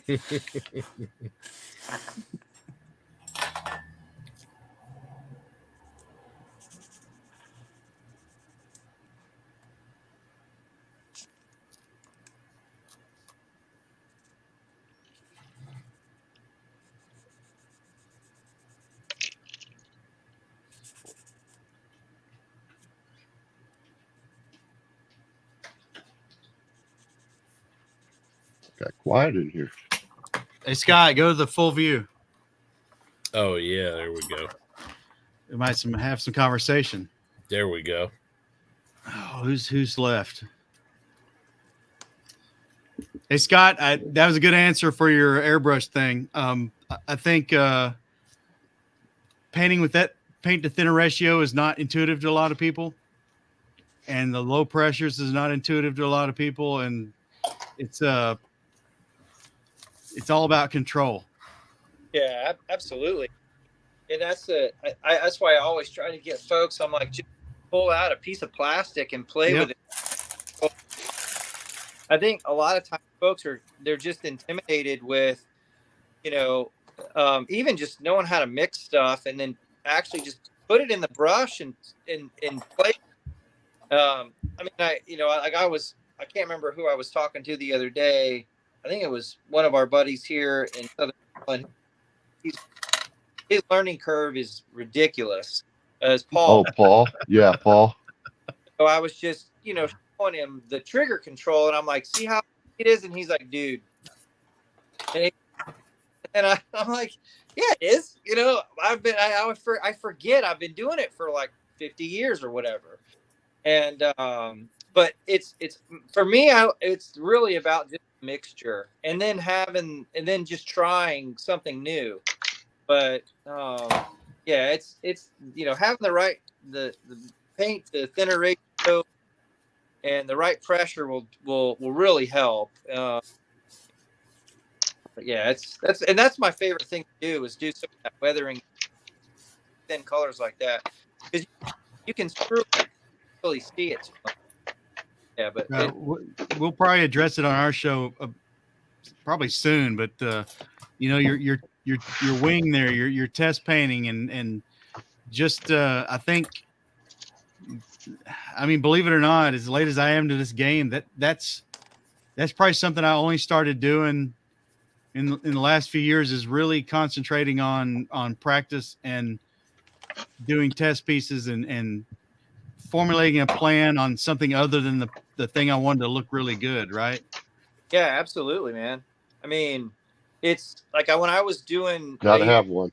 I was practicing the what I'm trying to get is on the I don't know if I can see that or not, but when I was practicing trying to get the splotches right on the 109 that I did, I mean, it took a while to figure out the right pressure, the right distance away, exactly so that I don't have splattering, because that's yeah. I mean, when you're starting on the model, when the nozzle is on the model and you're starting your pattern, that's not easy. No. No. Yeah, that goes south real quick. Yeah, and that's why I use this thing like to just get, when I get, like I was telling guys, I get up. Just that's all. I love doing camo and keeping those nice tight lines, but I think what I see a lot of folks is that when they're like, yeah, man, I'm just having problems doing this. Number one, the paint's too thick. Two, the pressure is too high. Number three, the airbrush is they're trying to spray it like all in one pass to get that line. And I mean, I'm doing hairlines to where I've got to go back and forth and back and forth and back. Yeah, that's key. It's you got to have it to where you're. Well, I'll tell you where it came up, and maybe we mentioned it before, but when Spencer Pollard was building that Mach-E 202, and he put those videos out of doing those smoke rings, and it was they were all 2 and 3 pass. Absolutely, yeah, and that's what I've noticed a lot of. I think there's only one person I know, which is Mike Wachowski. He sprays like 50. I'm not kidding. 50 psi with Model Master enamel or some other, and he does like it's done. But I mean, that's what he does for a living. That's somebody else. Did you say 50 psi? Yes. Holy mackerel! Yeah, and he's sandblasting. He'll do like one pass, a camo pattern, one pass, and it's like perfect. Just pisses me off. Yeah, that pissed me off too. I'm like, it took me an hour to get the line how I want it. Mike's like, give me this stupid ass thing. Turns up just freaking paint it. No way, man. I'd blow the model out of my hand at 50 psi. Yeah. Like, uh-oh. So, but yeah, it's I think just try it out. I always tell folks, like, don't be afraid. It's just a plastic model. Like, the more layers, sometimes you goof up. You're like, oh crap, I have to repaint it. And you'll get some cool effect that you're like, wow, I didn't even. Yeah, or you learn something. Yeah, exactly. Yeah, cool. All right, Mayberry, I got a question for you. Yes, sir. That hoop light you got working there. Yes, sir. How far is it from your face? About, I don't know, good, 8, not too far, but so the 7. So the LEDs that start to approach horizontal aren't like burning into your peripheral vision? Nope, not at all. Okay. I've actually, it's a soft metal, so I bent it back a little bit so the peripheral, it hides it from my eyes. Yeah. Cool. I've always wondered about that setup, but that was my biggest concern. That depending on how close you had it to your face, right? You're gonna get all this glare coming in from the sides. Yeah. So, like I said, it's a soft metal, so it actually bends really easy. So I just pull it back on the sides like this, and it just angles it just perfectly for me. Okay. Cool. All right. All right. Should we do some more auctions, guys? Oh, yeah. Sure. Let's do this. All right. We've got some value gear details. This time that we've got the 1/35th scale. Again, we've got 6 packages.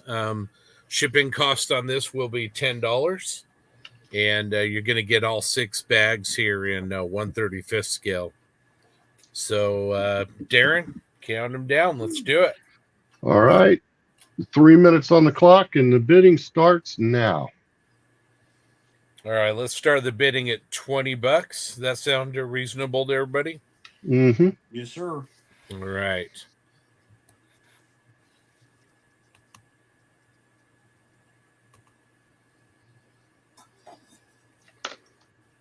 All right. Where are all our armor builders? Where's all our 35th scale guys? They're all in here. 6 bags of resin accessories for your 35th scale armor. And there's 25. There we go. All right. Thank you, Matthew.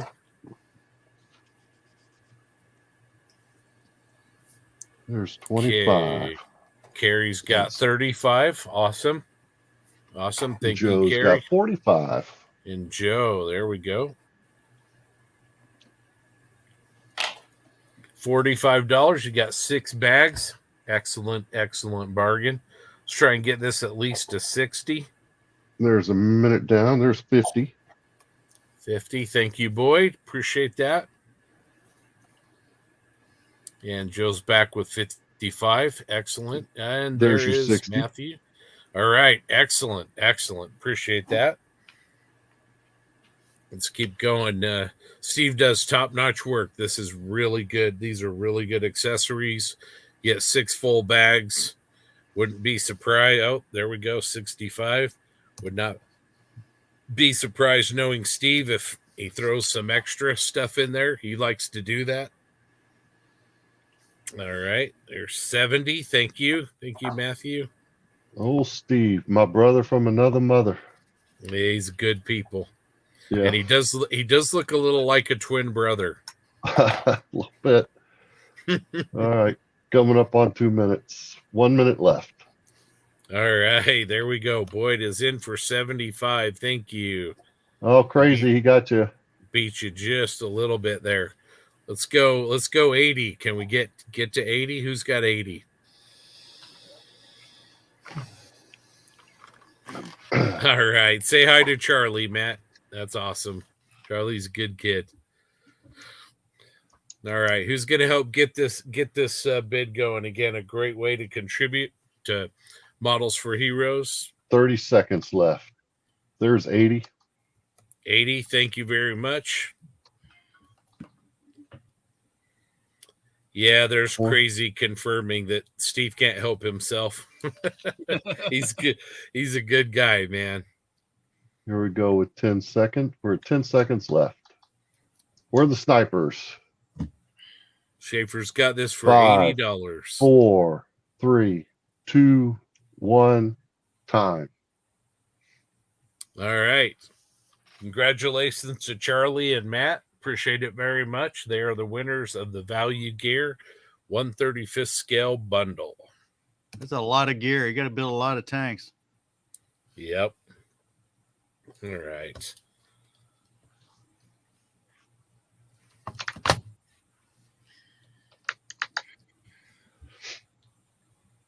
Okay, we're going to go in a little bit of a different direction now. Let's start out with the slide here is going to show facade number 2. But we're going to start out with facade number 1, which is the Charvin's facade. Anyone who's built one of these can tell you it's great. You actually get a full kit. You get the facade itself. You get paint. You get brushes. You get some weathering products as well. And you get some really great instructions. And I believe, JB, that they also give you a QR code to have some additional online instructions as well, right?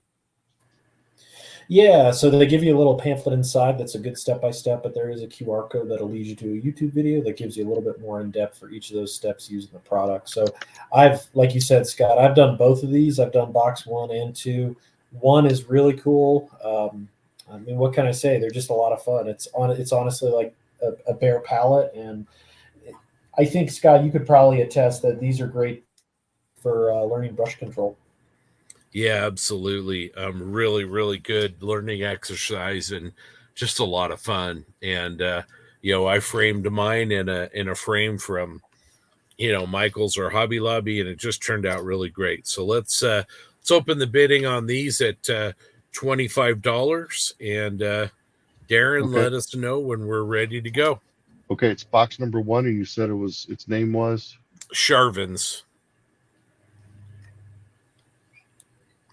Okay, and we will start the bidding now.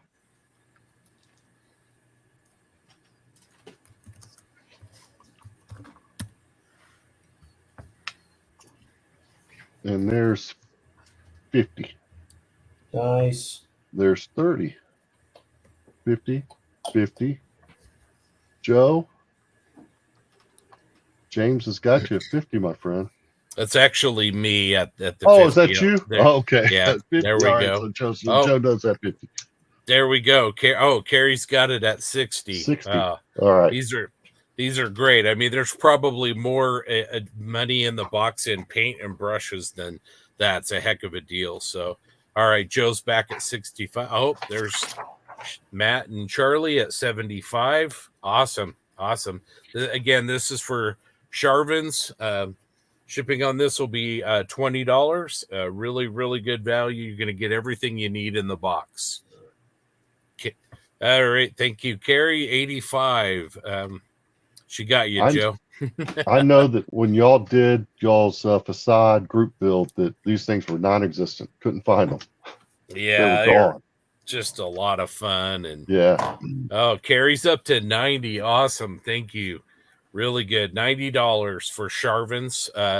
The box number 1 facade kit. How much time are we at, Darren? We got a minute and a half left.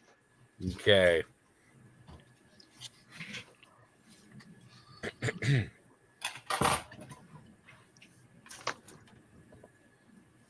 Okay, Matt and Charlie are at 92. That's awesome. Let's keep going. Let's get the. Oh, there we go. 95. We're getting close to that 100. Let's get it to 100. Got a minute left to do it.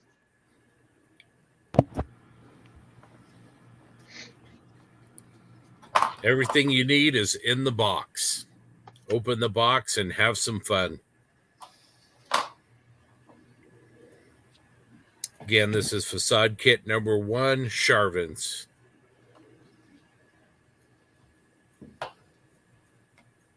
Carrie's winning it at $95. Who's going to do 100?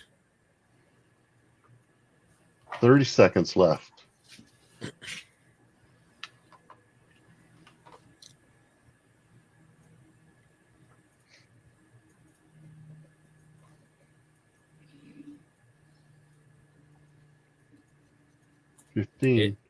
Anybody have 100? We're down to 15 seconds. Let's end this up at $100. Coming up on 5 seconds. 5, 4, 3, 2, 1. Time. All right. Thank you very much, Carrie. Great job. $95. She's the winner of facade kit number 1. We'll just leave it on this slide.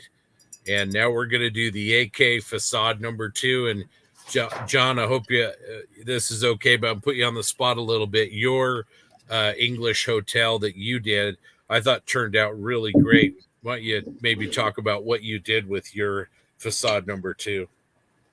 Yeah, I mean, it's really simple. It kind of shows the value in these, where I followed the book for honestly about 90% of it. And the book is really good that comes with it. Same with the QR code that'll take you to the instructional video.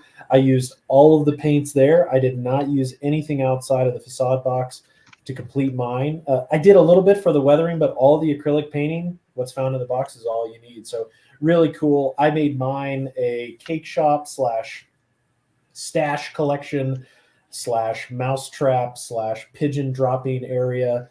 Just overall really cool little thing. Again, as Scott mentioned, 5x7 shadow boxes fit these perfectly. Well worth it. Happy bidding because they're really cool. I actually just bought the latest 2 as well, so I have them all. Well worth it. Definitely. And another advantage is these are right here in the U.S. A lot of times you've got to order these direct from AK in Europe, so don't have to deal with that hassle. So, Darren, let's do this facade kit number 2, English Hotel. You got it. All right. Let's start the bidding again at $25. Sound good? Yep. And that bidding starts now. 3 minutes on the clock. All right. Box number 2, the AK facade. Everything you need is in there.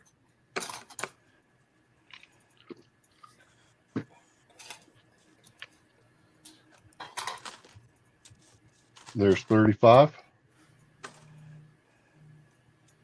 Whoa.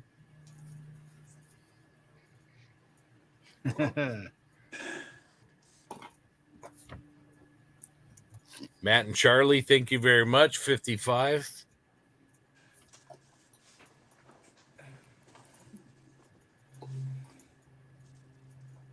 Got you just by a little bit there, Carrie and Nikolai.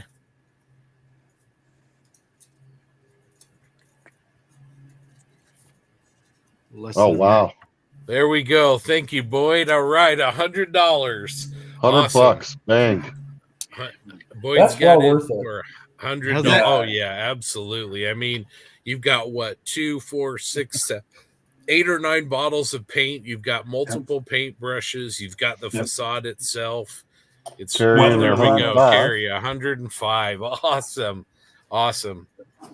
This is so great. This is a great community. Thank you so much. And like Darren said, these are pretty hard to find still. Yep. They're not easy.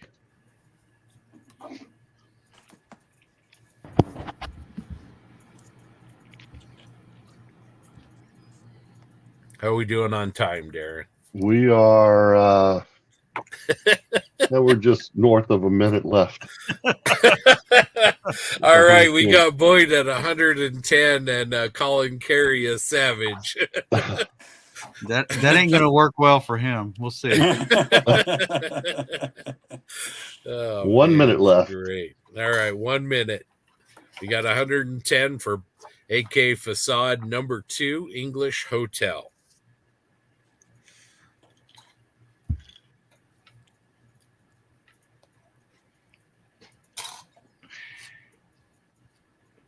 I told you. One left. We've got 111 for Carrie. And 30 seconds left. Is it me or is it getting warm in here, guys? It's getting a little warm. There's $1.12. There we go. We got 112. All right, coming up on 15 seconds. 10, 5, 4, 3, 2, 1, time. No, she won again. All right. Looks like Boyd got it. 112 is our winner. Thank you very much for facade kit number 2. All right. Well, it is 10:30 back east, so I think it's time, Darren. All right. We're going to go. We're going to go to tonight's big guns. Ooh, what's it going to be? We go. We got a couple of auctions that I think are going to be really, really highly sought after. All right. You guys ready? We got a couple of really incredible armor auctions. So item number 1 to wrap us up tonight, we have a 135th scale Das Werk Vomog, and this one is signed by Harold, I think his name is Busk from Das Werk and MBK. This is a really, really incredible kit. John's started working on one. He can vouch for that. Yeah, Harold Bausk. Yep. That's awesome. Yeah, this one is very unique, obviously, signed by Harold. So let's start the bidding on this. I think Darren, Mike, what do you guys think? Maybe like $75? It's a bargain. Yeah. All right, let's do it. Count them down, D-Ran. Let's make it happen. And the bidding starts now. 3 minutes on the clock. Go. It's a big kit. It is very big kit. Designed by. There we go. 125. Here we 135. JC. Designed by Mr. BJ DeBecker. That's right. There we go. Matt and Charlie are in at 150. Awesome. This legit just came out. I mean, it's brand new. And it's big. Yeah. I mean, you know how big a 35th scale 88 millimeter gun is, right? And this is Scott, put me on screen real quick. I'll show. Basically a bus sitting on a bus chassis. That's what it is. All right, hold on. I gotta. Okay, there we go. Okay, there's. Wow. So there's that. And that's a Tiger Hull. There you go. Wow. That is a monster. It's the BA kit. Wow. So it is a big boy. There's JC's got 155. Okay. We're at 155. Thank you, JC. 135th scale monster. This again signed by Harold from MBK. Just brand new kit. Really, really nice. Got a minute and a half. There we go. There's Charlie and Matt. 175. Thank you so much. This is really a unique kit. You can, after you've completed the build, you can hold on to the sign box, and you've really got a conversation piece. And again, it's all about the donation. So.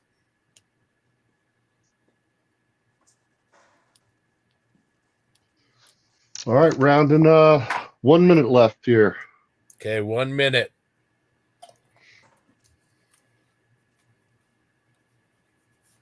Do we have 185? Does anybody want to make Shafe sweat a little bit? Somebody does. Come on.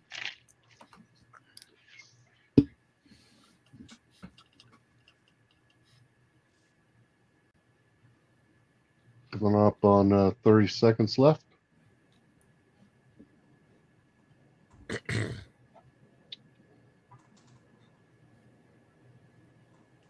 No 180. Anybody got 180 for us? 15 seconds left. 10.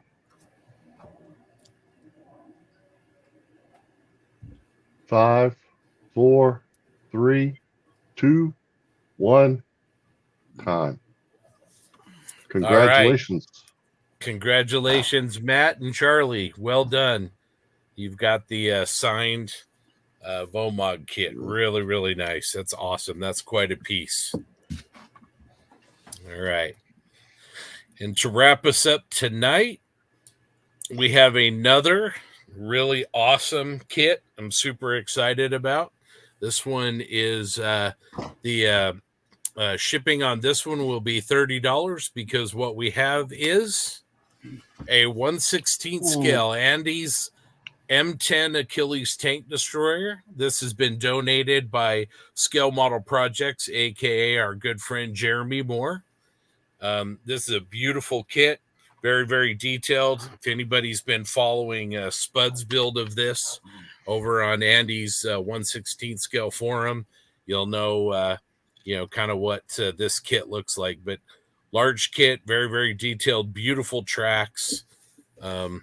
Great opportunity to get one and also to make a donation at the same time. So let's start off the bidding on this one again. Let's call it 75, Darren, if that sounds good to you. That sounds good.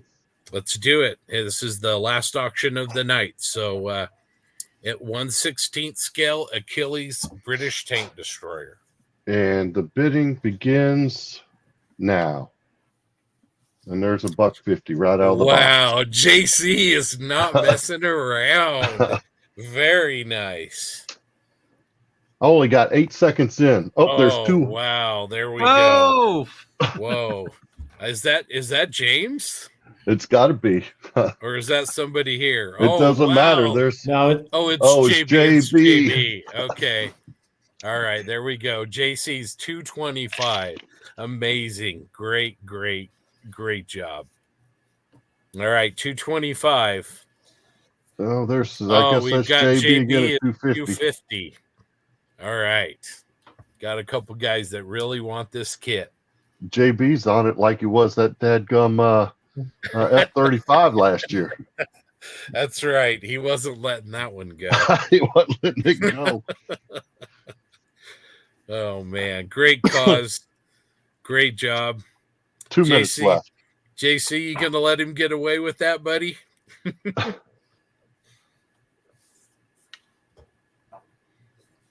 Got $250 bid, man. What a great night. Great partners and great community. Thank you for all the people that have bid. This has been fantastic. And remember, we'll be doing the same thing tomorrow night and also Sunday night as well. Got a minute and a half left. There's JC at 260. There we go, JC, $260.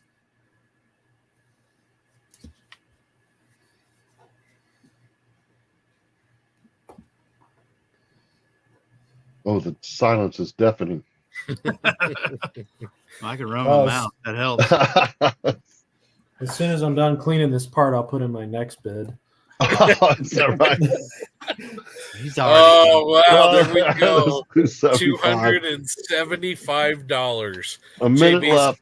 JB's looking at that 17-pounder and those duckbill counterweights, and he's just he wants that kit. $275. It's a good cause. Why not? Yep, absolutely. Oh yeah. Oh, look at that. $290. $290. JC's Got got $290. $290 with 30 seconds left. Oh, Yeah. we've got 300. Amazing. 300.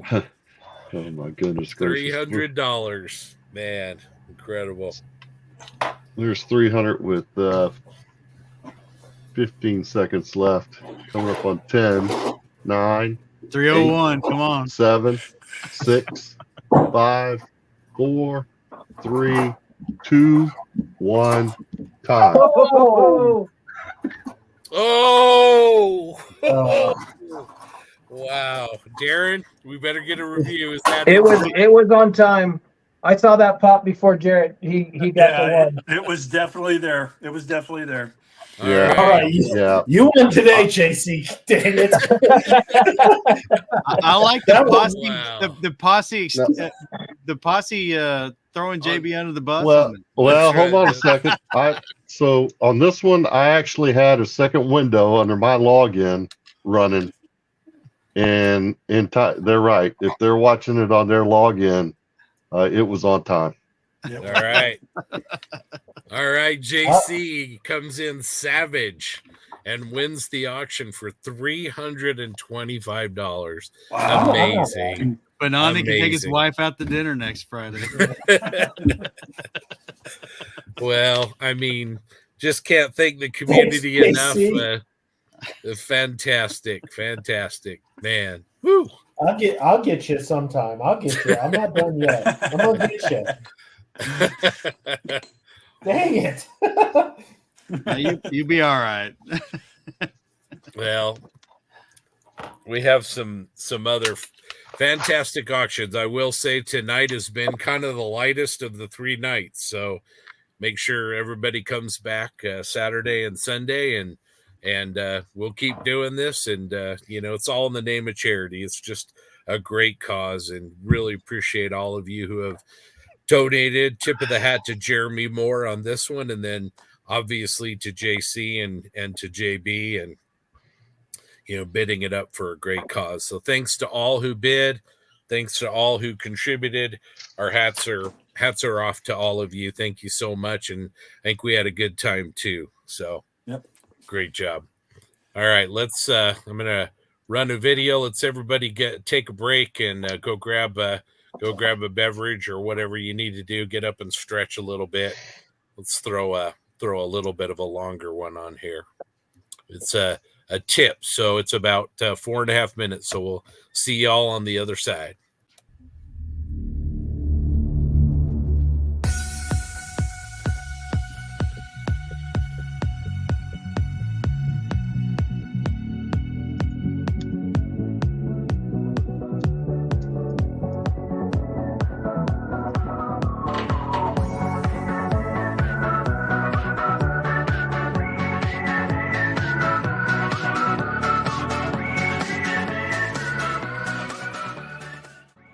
Hey everybody, this is John from the Scale Model Medic YouTube channel with a quick reminder that you need to step away from the bench for a few minutes and have a break.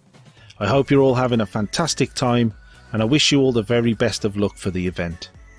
James asked me to put a video together showing a modelling tip, and I couldn't decide on just the one, so here's a bit of random modelling for you to watch while you enjoy your break.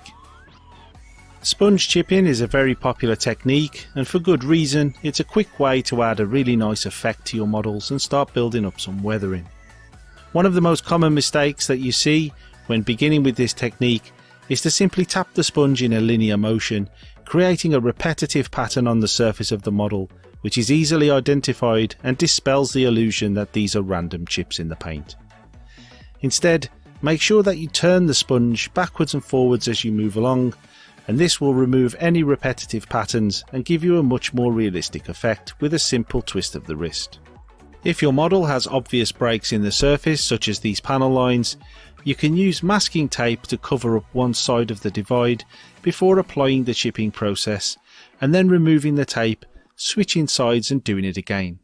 This prevents the same chipping pattern from flowing over that break in the surface and keeps everything looking nice and random. If you're new to weathering, you might be wondering what else you can do using sponge chipping as a starting point. So I'm going to boost these chips that I've just applied and turn them into a bit of a rust effect. This test piece has been painted with a matte finish, and that's important as it allows tap water to soak onto the surface of the model without beading up, and that's what I'm doing here. I've then taken some of the rust colour that I used for the chips and diluted it heavily, and then I'm just flowing it around those chips using them as a starting point. You'll note that the paint flows around the surface easily because it's been wet with water, and if I clean the brush on tissue, I can actually soak it back up into the bristles and remove the rusty coloured paint. After getting familiar with this control process on putting paint on and taking paint off, you can use the sponge applied chips as a starting point to represent the area which has gone rusty, and then use that diluted rust coloured paint to give the impression of the rust seeping out onto the top coat of the vehicle. When you get familiar and comfortable with using the paint in that fashion, you can start experimenting with some vertical streaking, pulling the paint down, cleaning the brush, and then feathering this out to give it a nice natural blend. This has taken about 2 or 3 minutes in total to achieve, and it's really added something a little bit more interesting than a few isolated chips of rust coloured paint out there on their own in the open.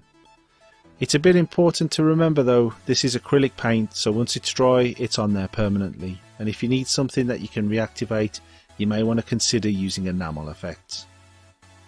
If you're interested in adding more detail to your models, a great way to do it is by representing all of the missing cabling and pipe work that just isn't included in the base kit.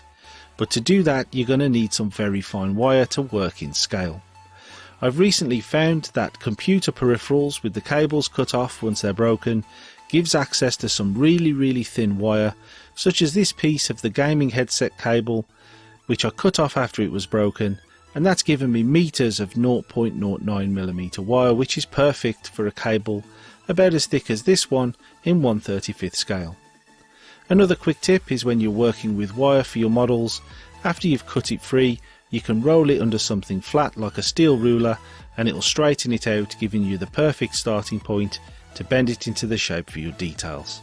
Please don't forget to donate to the Just Giving page to help raise money for Models for Heroes.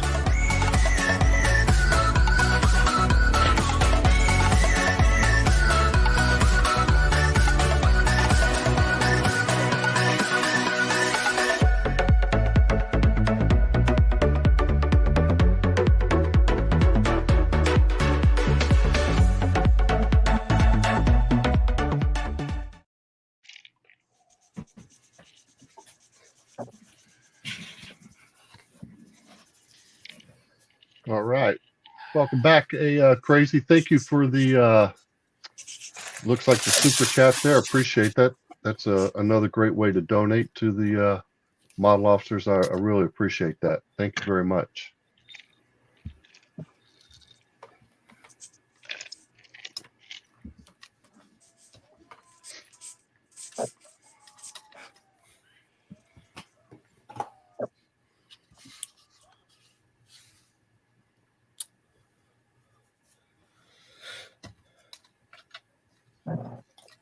Scott, you actually getting some work done? A little bit.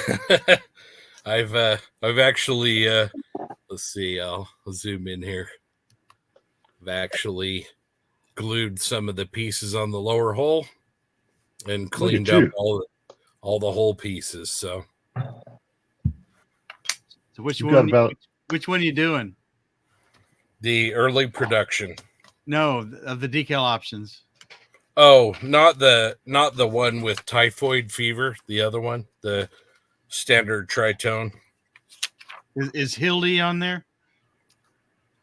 Let's see here. It's a really tight 3-tone, really random. Yeah, Hildy is one of the options, yeah. And then Chouad is the one that looks like it has typhoid. Yeah. That's the resistance one, right? Yeah. Yep. That everybody does. Yep. Hildy's one I want to do in 35th scale. Yeah. It's a good looking tank. Holy cow. Yeah.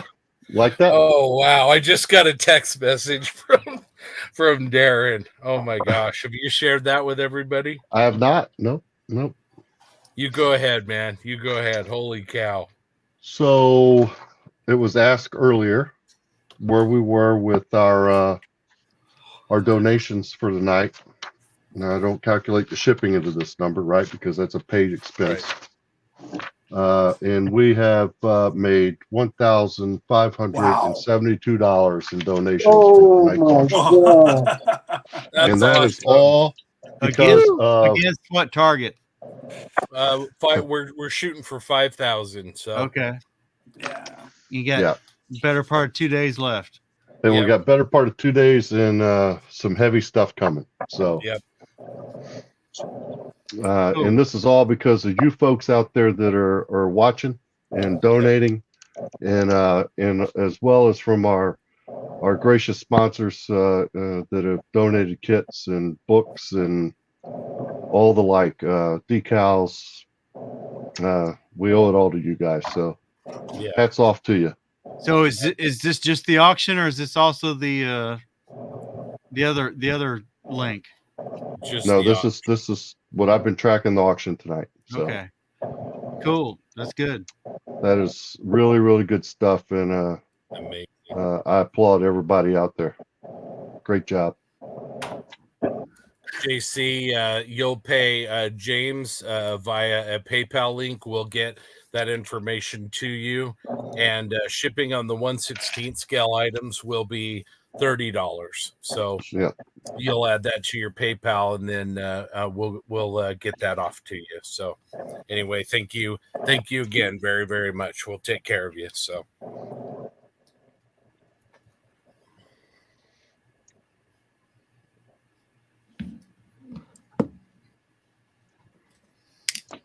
Amazing. That's good stuff. Really good stuff. All right, Scott, if you want to, I know you're wanting to do some building, so here, I'll go around the room here and see how everybody's doing. Sounds great. Appreciate it. Take a shot around, give you a chance to put some glue. Yeah. Let's see here. Let's start with, Doug has said, let's go to Grant. Grant, how you doing? I'm good. I got the arms done on my little guy. So you see the arms.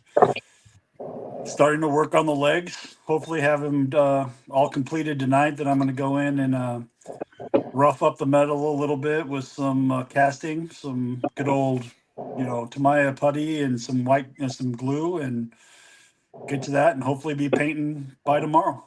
Very cool. Very cool. Chugging along. Yes, sir.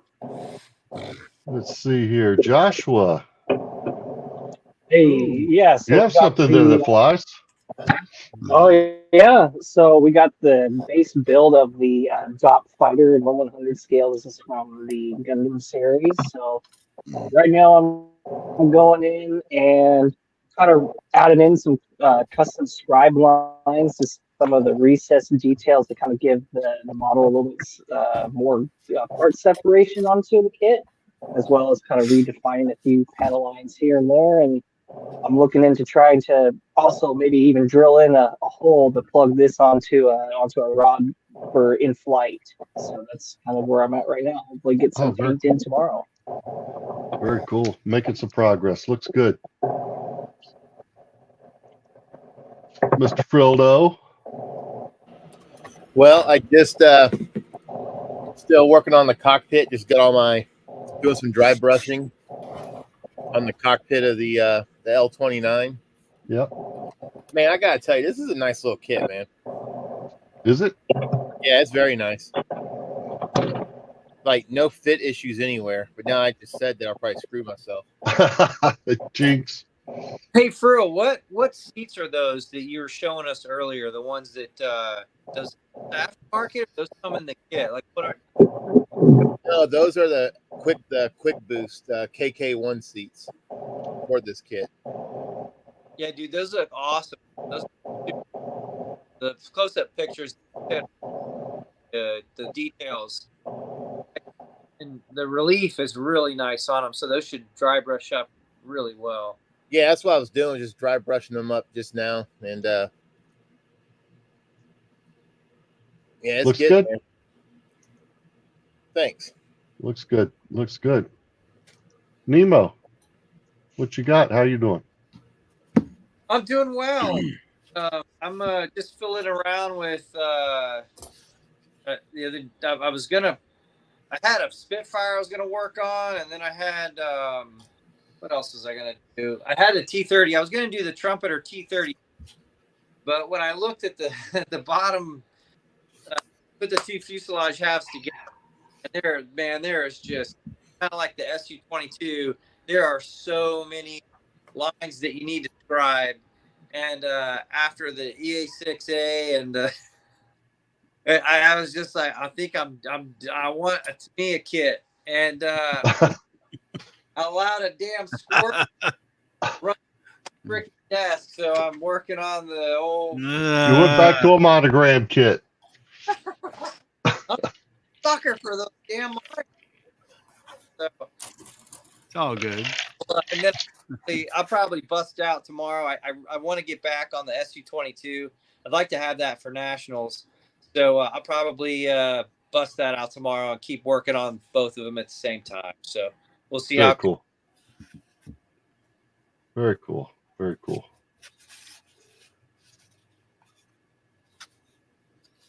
Doug, you've been doing some spraying over there.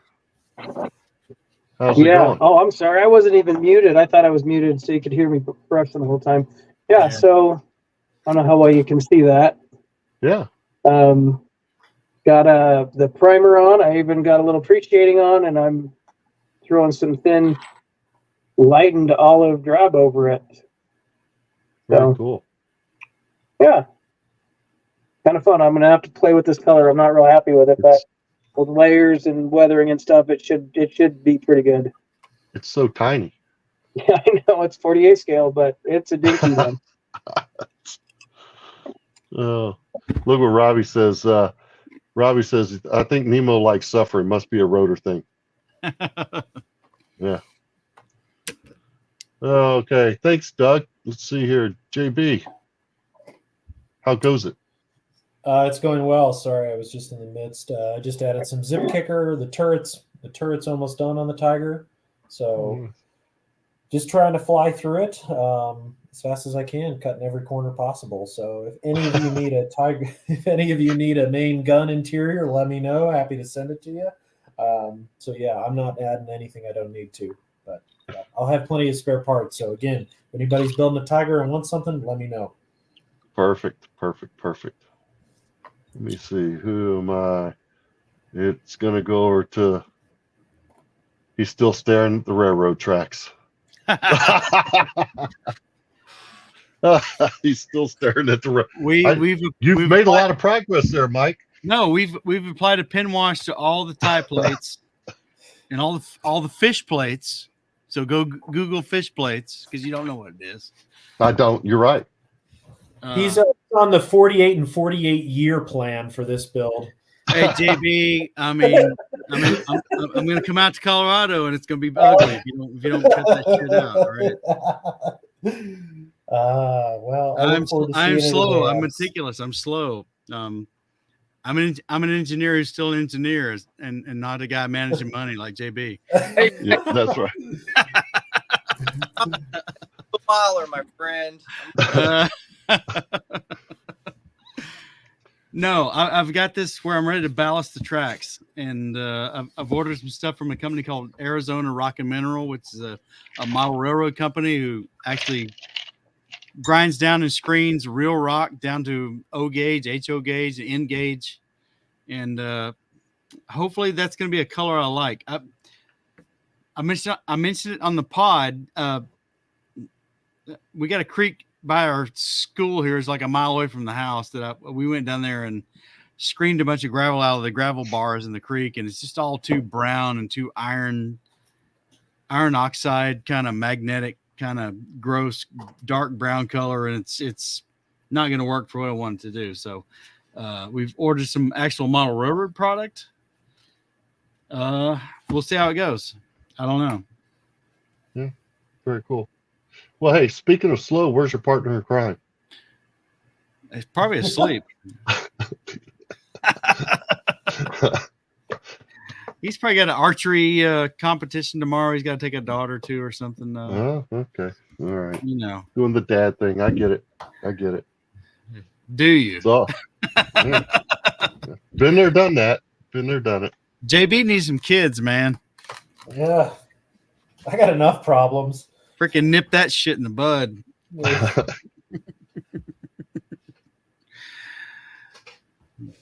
Who else? That's it. I go back up to Scott, but we know where Scott's at. He's trying to get something else glued to the get his head to his done. hull there.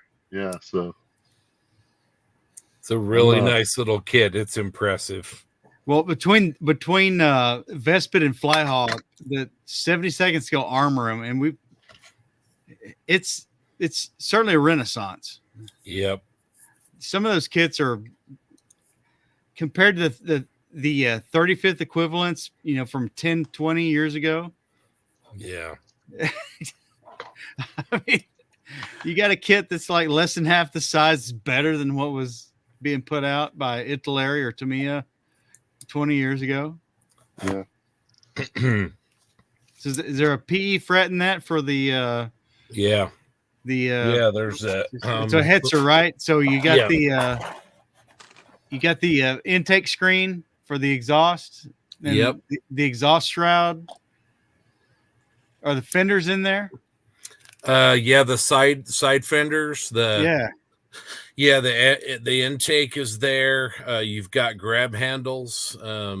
You've got actually quite a bit. You've got the brass barrel, and you've got a metal tow cable with metal sleeves that you put on the tow cable. I mean, in 1/72nd scale.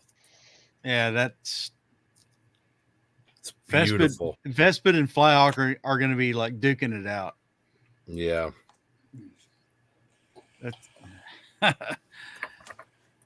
There's a lot of 35th scale stuff coming out too, but I don't think those are really moving the needle like the 72nd scale stuff.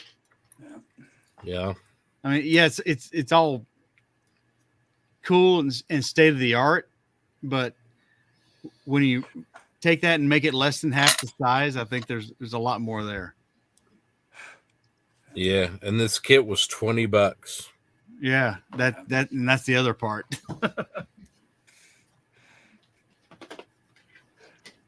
That's amazing. Do you have something, Darren? You almost said something. Nope, I'm good. All right.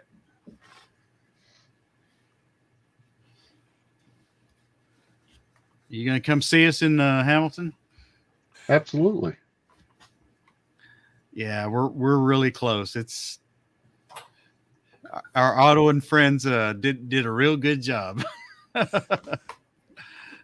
Yeah, who hooked you up? You never even told me. Well, we're good buddies with Chris Wallace, model airplane maker, and and Evans, Panzermeister. It's mostly Chris, I think, who's found the place for us. I got you. But it's gonna be good. We had a lot of fun last year for sure. So last year was great. Last year was great, wasn't it? Hopefully, at a minimum, we get a repeat. Oh yeah. Are you you're going up Friday? You're going to be there Friday night? No, we won't be there Friday night. We're going up. We'll leave here like dark 30 Saturday. Oh, okay. We'll get up there like mid-afternoon Saturday. Okay. Yeah. And I think you guys gonna be there earlier than us? Yeah, I think we'll be there. I need to talk to Tim. My plan was to be there Friday. Okay. Friday night, and then I'd like to leave Friday because even if I have to make it a 2-day trip, I could stop somewhere. Yeah. And get a room for the night, and then hit it the next morning. Because coming home is a straight shot. That's what Annette and I did last year. So, but we left late in the day too because of work last year. Yeah.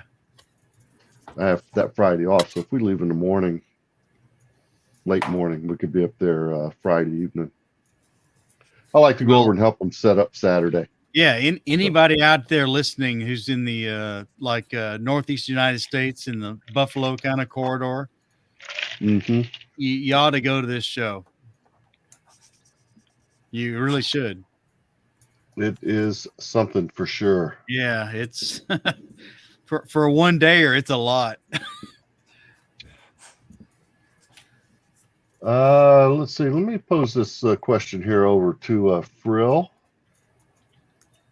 Crazy Loca is asking about good P3 Orion kits coming out. Keep seeing fly over out of Jackson, Pensacola, getting itched to build one. Those your old stomping grounds and your old airplane. Yeah, they well, the only 72 scale one out there is a Hasegawa kit.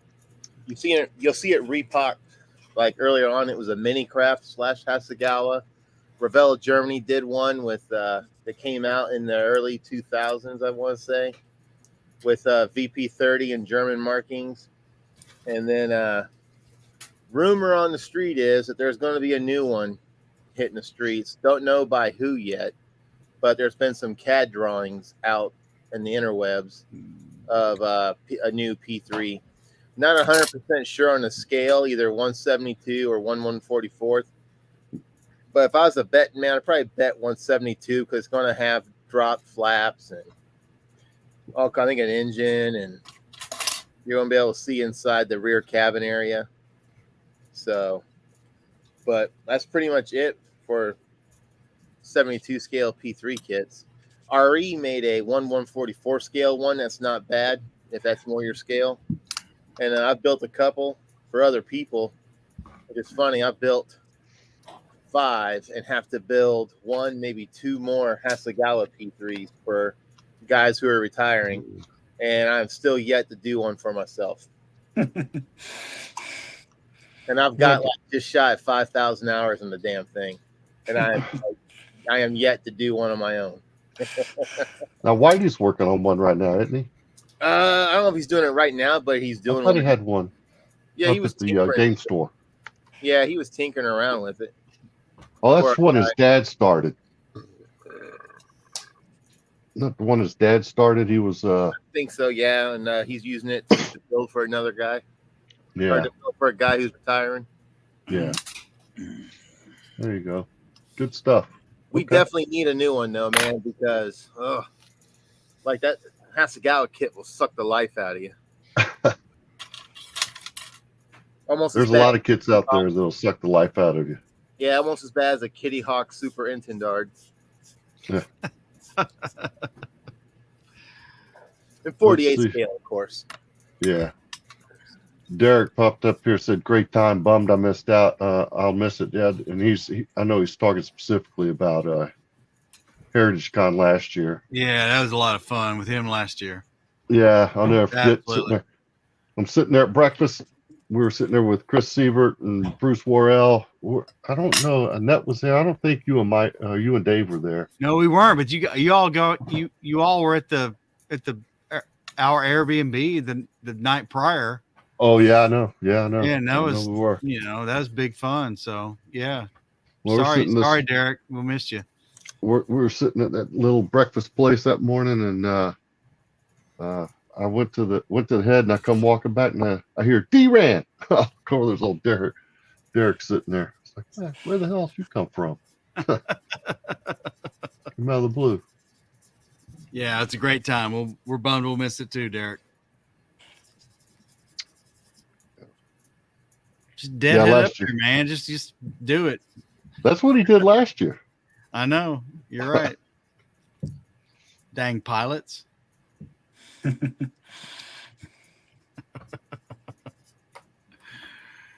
Hey now.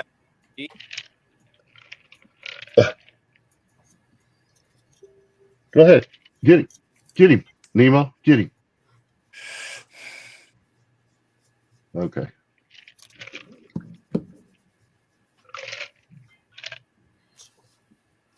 Derek says he's stuck teaching that weekend.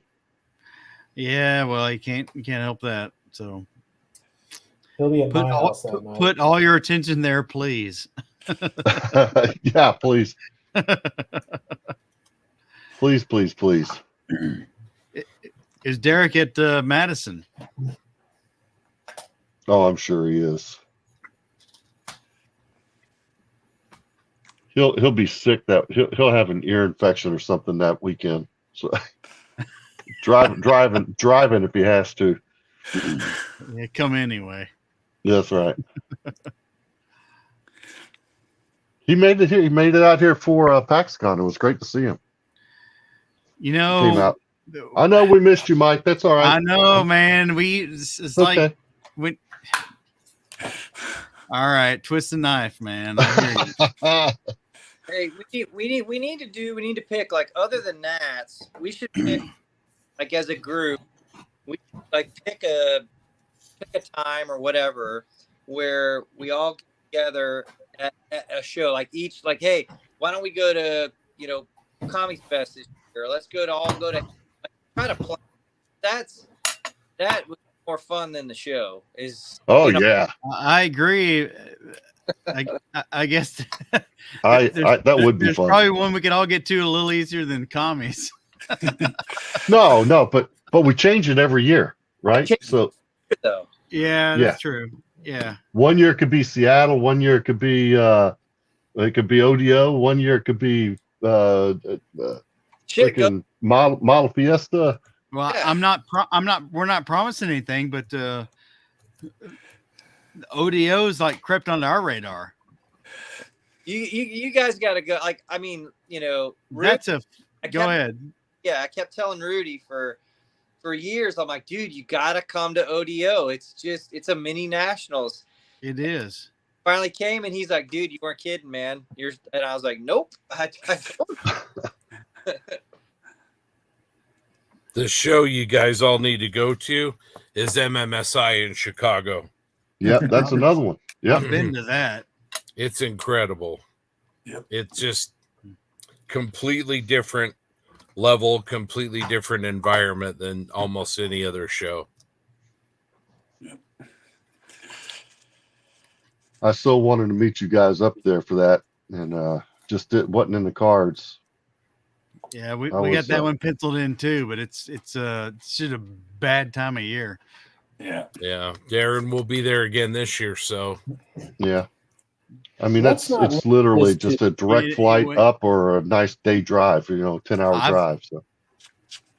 So let's see. Again, we've talked about it on the pod. That show is so intertwined with Dave and my own matrimonial situations. The last time we went to that show, it was we both had just had our first date with our current wives. So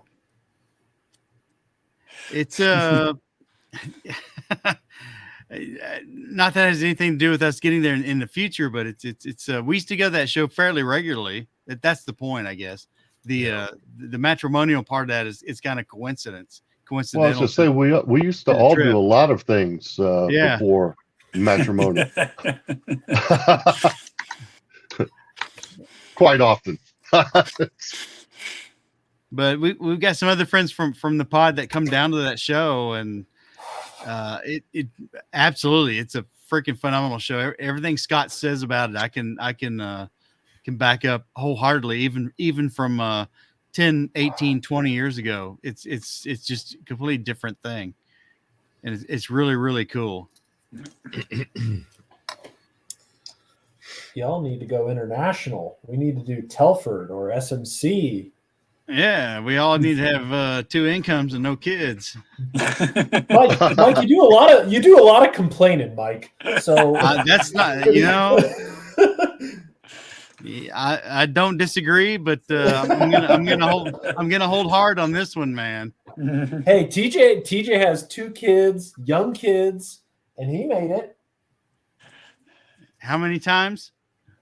He went last year. Okay, is it on the docket again? Yeah, he's a judge this year. Okay, well, come on, man, you gotta go. I mean, I think it goes without saying when you see the pictures. Like I can't remember. I'm sorry for not knowing that which particular show was in Eindhoven, and just seeing the show was amazing, but just you see all the places that you guys went to where you've seen in movies and you've read about and you've seen. You're just like, it's got to be amazing to be there. And I've made trips to Europe, but not for vacation, for work stuff. And it was I never had time to go do anything like see the sights or whatever. But I know Darren, myself, Tim, I mean, we've all talked about we should do something like we should just it would be amazing. I just can't imagine like all of us, like this whole group, we did something like that. I mean, it would just be epic. Yeah. So, I mean, I guess I'll do a little spoiler alert. We're gonna plan something for World Expo 2025. It's July in Paris. We're thinking go a week early, rent a bus, and do Normandy, and then end on the show. So, I mean, it's meant to be. Well, your last trip, JB, was like salt in the wound because. Oh man, I'm sorry. It's not to fault you. It's just a total happenstance. In late 2019, early 2020, my oldest son had this orchestra-related trip that was a tour of a lot of Europe, and my younger one, who's 17 now, he and I were going to vagabond through Normandy and the Ardennes and meet my wife and my oldest son at a couple of places along the way, and then fly home as a family. And the freaking COVID just put that in the posterior, right? Yeah. And I saw the places you were going and the places you were staying. They weren't the same places, but it was. It's like, damn, dude, because we had a bed and breakfast arranged in what is it, Bayou? Yeah, in Normandy, which is like a day's drive from or less from every major attraction there. Yeah, and then we were going to go to Normandy and stay in Saint-Vite or someplace close to that, and be close to all that crap. And I have a friend through one of my other hobbies who's a retired gendarme national with the French Armed Forces. He had a colleague who was going to take us to some places in Normandy, like what is it? It's the one we had arranged was Barcourt Manor in Normandy. Yeah, because that's on private property. Exactly. Yeah, I just drove by it and took a picture out my car window. You can't we were stop. set to go a little deeper into that than most people would get, and it just all went to hell, right? Yeah, that's too bad. And I don't know if it'll ever get replaced. So good on you. There, don't worry. Yeah. I did Normandy and the Bulge area, and I'll be honest, I enjoyed the Bulge area more. That's where I want to go. I thought it was just unbelievable. I mean, both areas are so much like they were, to be honest. I mean, you look at some of the pictures, and it's like, oh, it's the same. All but Malmedy. Yeah, exactly. That's Malmedy's a lot different. That's the one that's really changed a lot. Yeah. But the other places. Yeah, I went to Malmedy one afternoon. I went to the memorial there, and then where the Urschatz M10s were destroyed, I found one building that was added onto, but you could still see the Tudor style. But I mean, the small towns, L'Église is literally the same. Nothing's changed. L'Église is the same, and Poteau is not that much different either. Mm-hmm. Yeah, Stavelot is nearly the same. Toipois, the whole area. I mean, all where Piper went, it's incredible. So, highly recommend it. You should join us, man. Join us in 2025. Hey, look at this. We got. Okay, I hear you, JB. Don't forget what you just said. Okay. Next year, like I don't know, at Christmas, send me a Christmas card saying, "Hey, remember about joining us in 2025." All right, I will. Or I'll forget.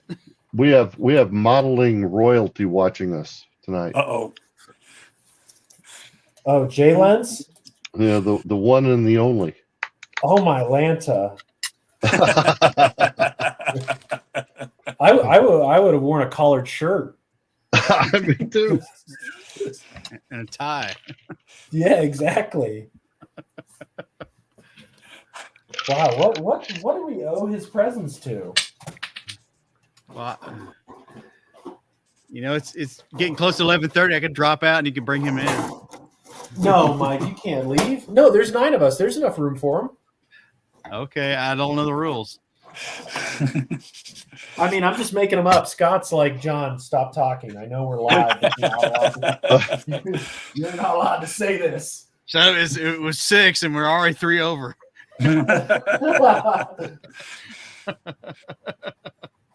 That's funny.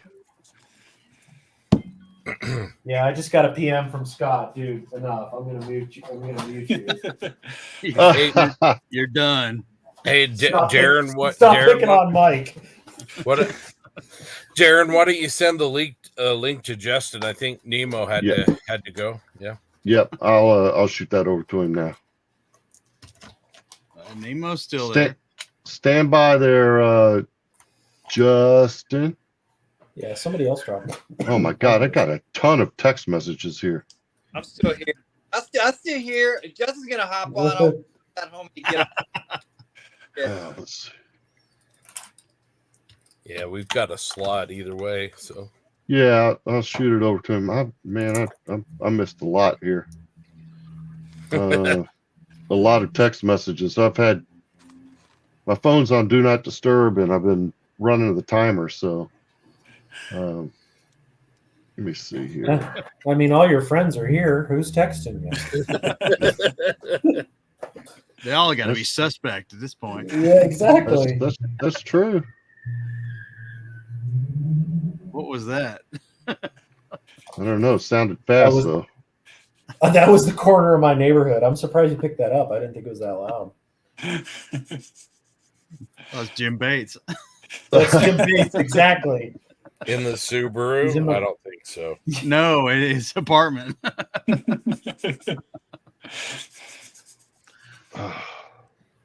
What is Jim Bates up to? Where's he at? Here, let me drive over to his apartment and knock on the door for you, and I'll find out. All right. Excuse me, Timothy. All right, guys. I got a question for you. Have y'all tried the new Atom acrylic paint line yet? I have not. You have not. I got about 20 bottles. Yeah. Do you? What do you think? They're One of our okay. associates has. I mean, they're not. I mean, I got the samples from MIG at SMC. They're not bad. I mean, I use them. Yep. I mean, I hate to say this. There's so many brands of paint. Once you establish yourself in a paint brand, it's kind of like, what's the incentive? And for a water-based acrylic, they spray really well. But it's got to be really, really good, right? Well, exactly. Yeah. Mike's saying the same thing. Like if you're already established, it takes a lot to move. So because I got Right. I asked because I got a sample of them too, and I use acrylics just almost like Vallejo and those true water-based acrylics Yeah. for detail painting. It's Yeah. pretty much all I use it for. But the samples that I wouldn't use got, I this went for ahead that. and I took my mule here. Let me. This is something that this is something that impressed me. I took my mule. I'm gonna switch over here. Dude, you got And a lot of paint back there behind your head. I painted this tail. I just brush painted it right on bare plastic Yeah. acrylic, and no primer, no nothing. I just put that stuff on there, and I tried the fresh tail. I mean, it's like rock hard. Yeah. It's a good. I didn't do anything to water based. I'm not going to say it, but I know what paint that's not. What paint is it not? I'm not saying. Why? What Mission Models? Oh, it's not. It's not. I didn't say that. It's not Mission Models. I'll say it. Oh, and guess what, Mike? I didn't have to add anything to it. Did you cut it with water? It's not an adult chemistry set. No. Oh man. It's so weird. It's so true that I haven't tried any new paint, and I don't know when. I mean, I've got rows and rows and old chest of drawer full of Gunsy Aqueous, and that's what I love. Love that. I've met so that they don't like it, and I guess it's probably temperamental if you haven't worked with it. Really soft, but man, I'm such a Gunsy fanboy. I love it. I love it. I just love it. I just love it. I love it. Yeah. love And you, good luck man. ever trying to, if you ever decide you want to change over to Gunsy, good luck getting any because Scott has it Yeah. all. So He does have it all. Which Scott? same up. He's Okay. got it Same all. up. Not me. Hey, Nemo, can you show him that toolbox? Yeah. Let's see if I can show you all that. It's unbelievable. So this is my. I don't know. See if I can flip the camera around. I'm sure I can do that. Yeah. Hold on. Just bear with me. Yeah, Mike. You talk about my paint rack sitting behind me. That's all I have. Wait, you see this? No, it's not. Oh yeah, that's it. There's no Tamiya. There's no Gunsy up All there. right, so I don't have guns. we'll start. Scott's got it all. This Yeah, rack. got it all. Here. This is my Gunsy rack. So to start off, I've got all the clears, all the reds. So it gets better. All these are just kind of yellows and golds, And all the everything else. and then we start getting into all the grays. Yeah. That's the FU drawer right there. There's my blues and the browns. Sorry, and yeah. Then here's some of the other super odd kind of colors. We haven't got to the good stuff just yet. Sorry. Not saying they are, but they ought to be cutting you a check. Yeah. Some of these are just the. Sorry, I'm trying to. Yeah, look. No wonder why Darren doesn't have those paints. He can just drive on over to Nemo's and grab a set if he needs it. Let's see. Where's my other? And then we got to get to the good ones. These are the good ones. These are like all the H308. Sorry, with the camera, I'm trying to do. They're just all the H307, H308, 305, 306, 311. Those are all. These are just all the good colors that you can't get. The 300 series. Well, no crap, you can't get them because you got them all. Anyway, that's just aqueous, and then I got Tamiya out the stuff too. And another thing that I do though is, so this is one of the things I love about Gunsy aqueous is that it, and even to me, it stays forever. Some of the, I mean, yes, it does. It does. Once I mix it, I keep it. And so I've got some paint in here. It's probably, I don't know, I'm not kidding, 10 years old that I can still spray or have the good colors. Nemo, I've got Tamiya paint from the 1980s that is fine. Still good. It's good Yeah. stuff. stock colors I've had since it was on the hobby shop shelf when I was freaking in high school. It's still good. Good stuff. And too. Just saying. But the thing with these like Vallejo in the polypropylene bottles is that plastic is moisture permeable, and the shit loses water over the years. Yep. And it gets thicker and thicker and thicker. And I've got Vallejo that's, oh damn, it's let's see, it's older than my marriage, so that's 25 years. Yeah, it's between 25 and 30 years old. When you had to order it in the boxes, you couldn't order individual colors. You had to order it this box, that box, whatever. This stuff's like 27, 28 years old.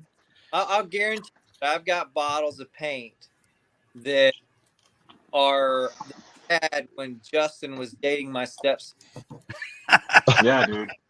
I bet some of that paint is still on some of my old models that I still have. From 1994.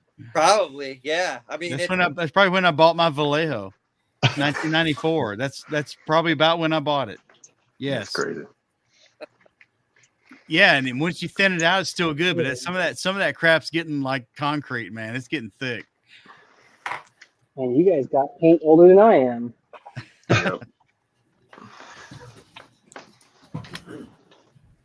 Well, it's like our Evan jokes. We got like underwear older than him.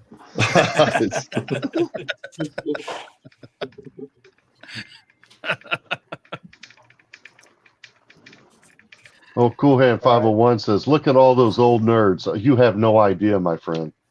No Here you idea. go, Mike. This is for you. Oh, look at that. All right, hang on, buddy. Hang on. Go big. Oh, wow. I've got some of that stuff I was gonna say, stashed. I resent that old nerd statement. Okay, leave me out of that one. Let's see if I can block that light. Yeah, just some Oh, old yeah. Pactra.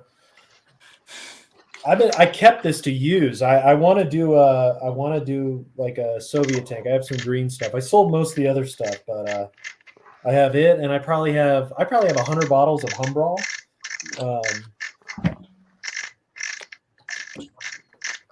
And then I got a bunch of old Gunzi lacquers, mostly Luftwaffe colors though. Dude, opening up a tin of Humbrol brings back like the 1993 There you memories. go. JP, Ooh, he's look got there. you. Oh yeah, there we go. God. Oh no, he's got. Oh yeah, yeah. Who needs a cocktail on a Friday night when you got that? Right. There's a whole layer under this. That sound, Mike, when you had them fall off of each other, I could close my eyes and be taken back and know exactly what you're using. You smell the paint. Oh yeah. Oh yeah. Yeah. It's like smelling old Verlinden resin. It's like it just takes you right Oh, back. it's old. It's older than that. Oh yeah. Paints Like that you can gasoline. smell or the old original formula Floquil paints. Oh, the Floquil stuff. So this stuff, the Pactra, the American equivalent to Humbrol Authentic color. It's what it was, right? It's a Pactra Authentic International color, and every year I lose a couple of bottles to being dried up. So coincidentally, we had a. You okay, Mike? I'm fine. We had an episode. We had an episode on the podcast. God, it's been over a year. The old kit guy, and he's actually here in Lexington. Oldmodelkits.com. And I went over to this guy's house, man, and it's like in his basement is wall to wall vintage kits, but he's got like kit paints and decals that he didn't know what to do with. So I've got an old Tester's, carousel full of Pactra International color, maybe 20 vials. He's probably got like 800. Oh, jeez. And this paint is, JB, have you used any of it? No, I have not. I mean, if I pass out on here, call the ambulance. Is it your dad's? Yeah, it's my dad's. Is it your dad's paint? Ooh, that brings me back. That brings me back. Oh man, yeah. Stick your nose in there. I sold most of his Pactra, but I kept all the Humbrals. It just been superseded. I sold all the Model Master enamels too. I should have kept the metallizers. They go for like $40-$50 a bottle. Man, that's the one thing about Gunsy paint. I'm gonna give it to Scott and all those guys. It smells wonderful. It does. He's laughing. He knows what I'm talking about. Look at him. Tell me I'm wrong. I don't know, man. I would say if you got your air booth on, you can smell it. What air booth? Your air booth sucks. What air booth? Okay, that's a whole other ball of wax there, man. Look, here's my gun right here. Oh damn, dude. My respirator's up there.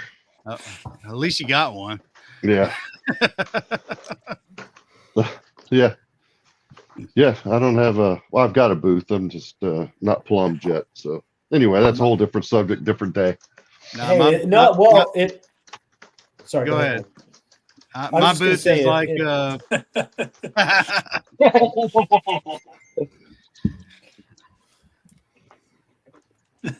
Go ahead.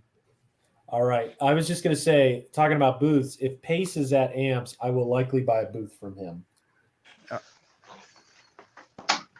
So I have the most awesome wife ever. I kid with her because she really doesn't talk like that. Except when she gets really pissy at me. And then he's like, what the hell? But she's giving me the entire basement. And so, which is awesome. So I'm going to have a new workbench because this is just this small little room that I'm in. So I'm going to have a new bench done. And I want to get a paint booth. So what recommendations? I don't want a small one. I'd like to have a bigger one. I'd rather just buy it rather than like make one, but I just want to get everybody's thoughts. Like, what kind of paint booth do you guys use, and what do you recommend, and where do you find them? Well, if you want a commercial booth, the biggest one out there is the biggest one that Pace makes, and I don't know if that's the one Dave's got or not. He's got a pretty big one. You said, Mike, it was Pace? Pace, yeah, Pace. Okay. And he's the commercial guy right now. I don't know. There's a lot of like art-based paint booths out there, and what to say? It's they're not really. I don't know how serious they are, I guess would be the way to say it. So Gotcha. The Pace one's all sheet metal and a real blower, real lights, real 110 outlets right at the front end to plug It's shit like a into. true HVAC system. Yeah. Cool, man. Mine's kind of old. It's about 25 years old. There used to be a company called North Coast Engineering or North Coast Hobbies. I can't remember what it is, but they sold out of Fine Scale, and I bought one of those, and it's a good booth. It's got a Dayton blower on it. Yeah, exactly. And my connection to my outlet to the outdoors is only about 4 feet long, which helps. Yeah. You want to minimize that. You want to minimize. I see a lot of booths with like dryer duct on them with the corrugated aluminum kind of crappy tubing. Yeah. I don't. My conviction is if you can smell the paint without a respirator, you've got no respirator on. If you're spraying in your spray booth and you can smell the paint, it's not good enough. Yeah. And that's from that's not from my hobby. That's from my work. That's from materials and chemical engineering labs and engineering environment. Yeah, if you can smell it, you're not drawing enough air. Gotcha. Yeah, I will look these up, man. But the paste one's the good one right now. I don't know who else. All the others are like from airbrush companies, and I don't know, the portable ones and all that stuff is like, I don't think it's going to be as good. I suspect the blower on my spray booth weighs more than those air booths in their entirety. Come on, you don't like those little waterfall filters, Mike? Come on. You know, there's something to that, but I don't. Is there? Really? Well, if you've got one that you can stand up in and spray a Shelby Mustang car body in. Well, that's a different story. I'm talking about these little ones, these little plastic ones. I know what you're talking about, and yeah, I agree with you. I don't know if they're. I'm going to venture to say it's pretty gimmicky. Yes, yeah, I almost said it. So it's a little gimmicky. Just, that's just my opinion. I think with the spray booth, you want to be able to spray no respirator and not smell a damn thing. Now, there's a downside to that, which is you're drawing every speck of dust in your freaking workshop through your spray booth. It's come through. You better have a good filter. So, well, no, it's on the other side. If you're spraying gloss, yeah, maybe you want to turn it off. Think about it. You spray gloss, but the filter's on the backside. You're drawing all this air in, right? Yeah. So all this contaminant from your workshop's coming through the spray booth across your model. No, it's a good point. Which is trying to dry and be really glossy, and it's getting deposited somewhere. Yep, point taken. Unfortunately, on the stickiest thing you can find, which is probably your half Your dried gloss paint. your half dried model, right? Yeah.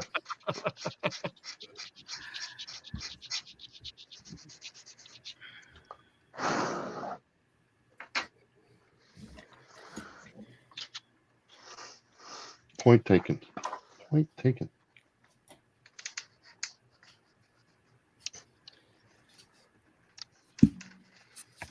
So what about those of us who have no windows that open in our little model room?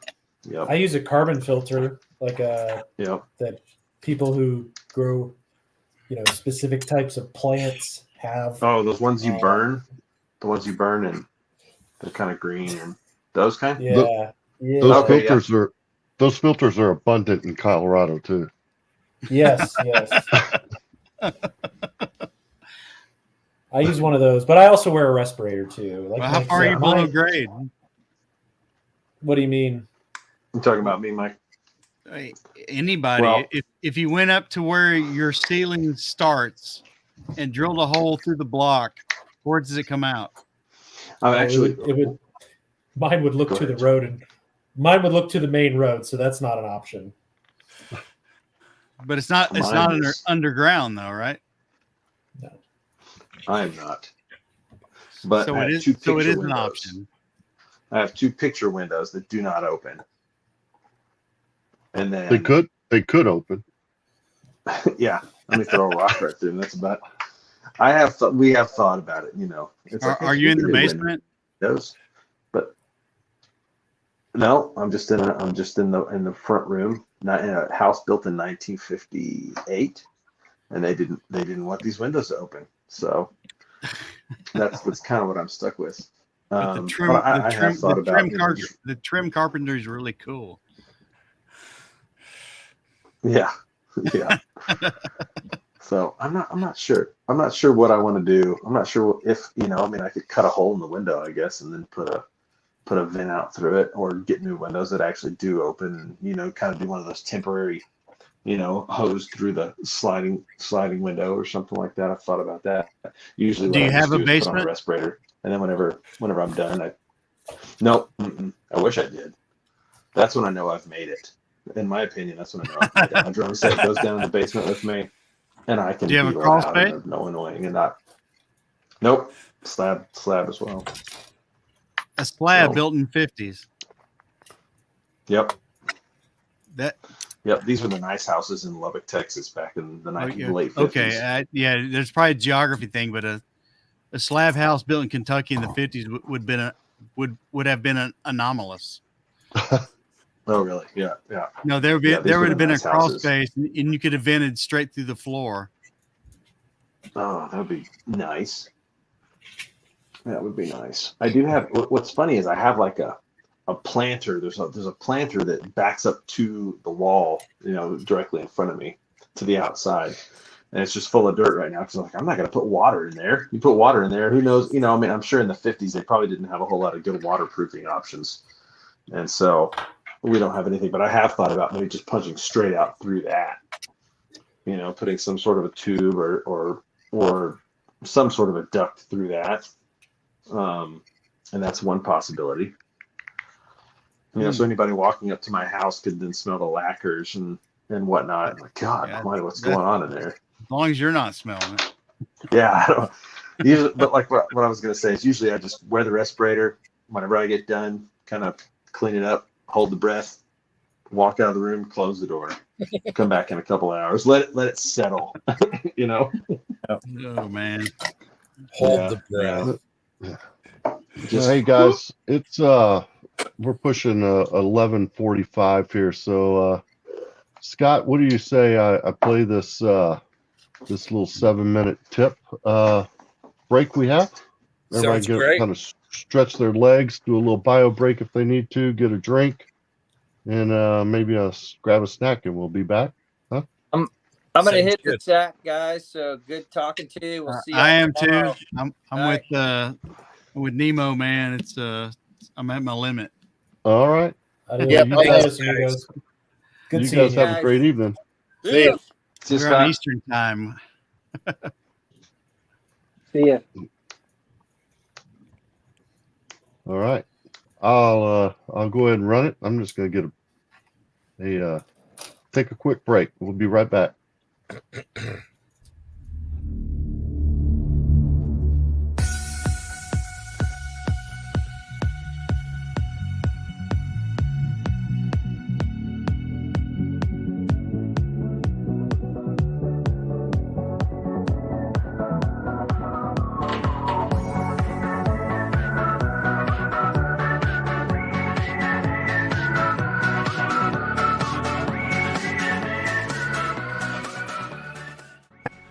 Hello, everyone. My name is Rick Lawler, and I'm a skill modeler from the United States, and I'm very pleased to be participating in this year's Models for Heroes. I will be joining the 48 and 48. That's where we'll be building in group builds, 48 scale kits over 48 hours, and that should be a lot of fun to do that. A lot of this is going to be aired online, so we'll be able to watch each other do what we do over the course of the weekend. I was also asked if I could perhaps put together a small video here kind of describing some tip for scale modeling or techniques or something like that. And so I thought about it for a day or two, and quite frankly, I don't know what the one tip would be except for to say, enjoy what you're doing. There are so many aspects of scale modeling. There's so many different avenues we can go down to, subjects to build, different methods and things like that. Just find what you like to do that really gets you motivated, and keep doing that, because it's the joy of scale modeling that has brought me back to it for, over 50 years, 55 years. So yeah, that's my number one tip. Just enjoy the hobby. It's a great hobby. There's a great community of scale modelers out there. If you can get to some of the shows, like I said, the community is great, very supportive. So that's my basic tip. Just get the most out of the hobby you can and enjoy what you're doing. For the next part of this little video, I put together, I guess it would be kind of a techniques kind of thing. So in my own personal work, I enjoy doing dioramas and vignettes. Almost all my models are on some sort of a base, scenic base. So I thought what I would do is take us through a small vignette. There's no model on this. It's just a country scene. So the idea here, it's a castle ruins, a wall, brick or stone wall, and do some landscape out front, some groundwork. I'll take you from the beginning to the end of this. So hopefully there'll be a few tips and tricks in there that you'll be able to take on to your own models and stuff, and so you'll be able to incorporate in your work, or at least be maybe hopefully inspired, if not at least entertained for the next 5 minutes or so. So without further ado, we'll start rolling the video, and I hope you enjoy it and get something out of it. And thank you all for having me be part of this wonderful event. Well, the subject of this little exercise is going to be making basically a castle wall ruins, a stone wall with some landscape in the front of it. And so we'll be starting out with the carving foam. This is a low density carving foam, easy to carve the stones into. And when we complete this little episode, well, we'll have a little vignette looking just like this one pictured at the moment. As mentioned, the foam is very easy to scribe into and cut, just a few swipes with the blade, and we can start to cut out our pieces. And we'll also carve in a few doorways and windows along the way here.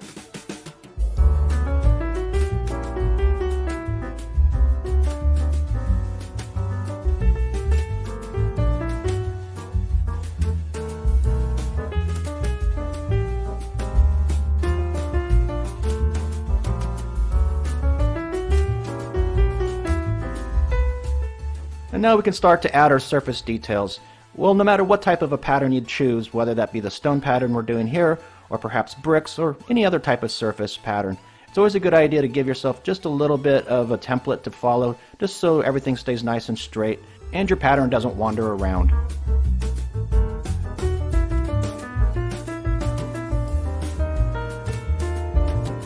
And now we can get started with our carving, and I've chosen to use a few different tools here, so I'll have some carving tools, basically dental tools. I can also use the tip of my X-Acto blade, that works great. Any sort of element that you can use to do some engraving, whatever you prefer, will work just fine.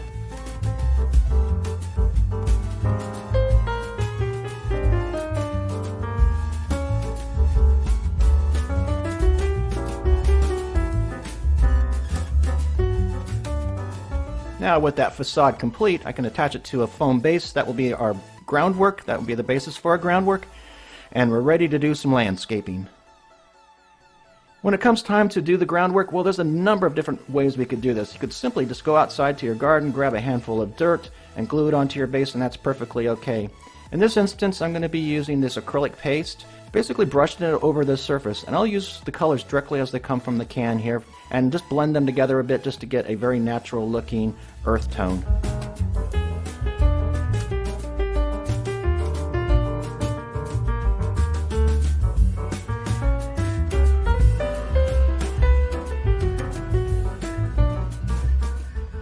Next step, just a light airbrush over the facade of the stonework just to start bringing the colors together.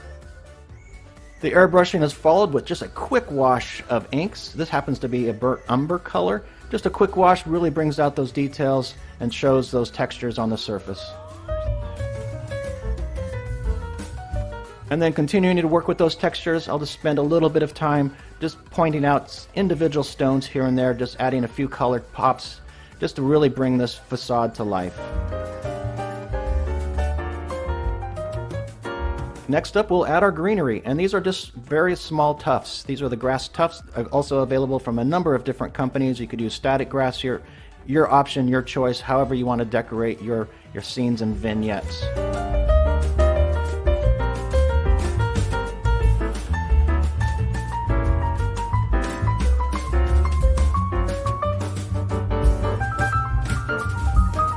Now finally, just a few finishing touches and we'll be complete.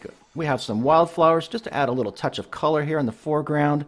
And then we'll have a few vines growing up the side of the building here just to really emphasize that aged aspect. And there we have it. We're finished with our small vignette. This really didn't take very long, and you can see very little effort involved. I hope you enjoyed this little tutorial, this little demonstration on a few techniques, and perhaps you can find something within this that you can use on your own modeling. To everybody out there, take care and happy modeling.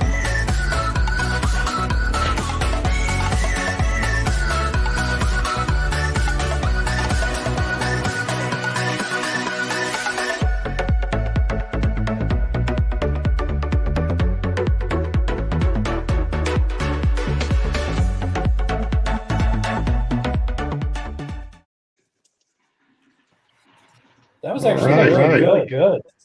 Yeah. Ooh, we got some feedback. We got some new folks with us. Welcome, Brandon. Yeah. Hey guys. Jeremy, you might be the one with the feedback. Testing. Ooh, it's not him. Maybe it's Brandon. Is it me joining?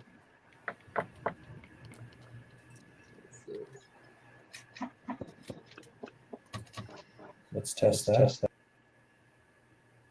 Oh. Yeah, it's gone. Yeah.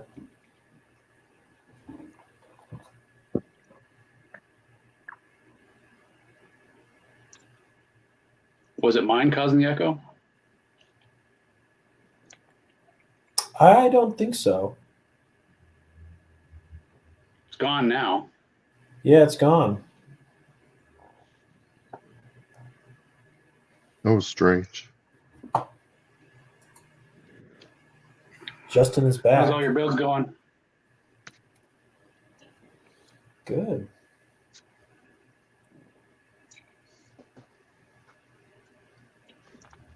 I feel like it was Justin. He's got that eye, that guilty eye. What happened? What happened? All right, Lynn, show us what you're working on. This is really weird. I'm all backwards here. This is the Ammo by MiG 17. Now, I'm not building this in 48 hours. There's no way I can do it. I wish that I could join in on the 48-hour build. I even tried to. I went to the local hobby shop today to try to find me a piece of Tamiya armor or something, 48 scale. Couldn't find one, man. So I'm just going to keep on going with my March Madness build. Just about ready for paint on this sucker. So nice. Absolutely fantastic. Awesome. Brandon, welcome to the stream. What are you working on? Hey, thanks, guys. You're not getting feedback, are you? No. That went away. No, we're good. Cool. Yeah, and I got a Tamiya 48 scale Mark III Panzer, the Aus L version. So just cracked that open about an hour ago. Yeah, mixed feelings on these metal holes, right? Having to get the super glue and get the plastic stuff stuck to it, but yeah, it should be a pretty quick build. Love these 48 scale builds, so yeah, pretty excited. Thanks, Scott. Nice. Jeremy, how were the auctions, man? Seemed like you had some fun, did some damage. I did. I had some fun. Came out a winner on that. I thought Grant had beat me on that one deal but I got him by just a second. At least one of us is a winner. Yeah, I have to admit I was rooting for JC on that last one. So. Oh, come on! Oh. I was too, JB. I was too. Well, I'm having a good time. I'm working on the little Tamiya 148 Sherman. I've got some good progress going on it, so having fun with it. Nice. Having a good time. Nice. Things good up in Idaho? Things are good. Things are warming up finally after freezing for a couple days, but it's Idaho weather. It may change in 5 minutes, so kind of like Utah weather. Yeah, exactly. We have He's ready 17 for degrees. Yeah. Yep. Grant, how are you doing? How's your little project coming along, Scope Dog? You're muted. Yeah, of course I am. I'm doing. It's coming along. I got one leg done now, so I'm working on the second one, and then should have this one done hopefully pretty soon. And then once I'm done with that, I will be ready for paint. So it's good. Nice.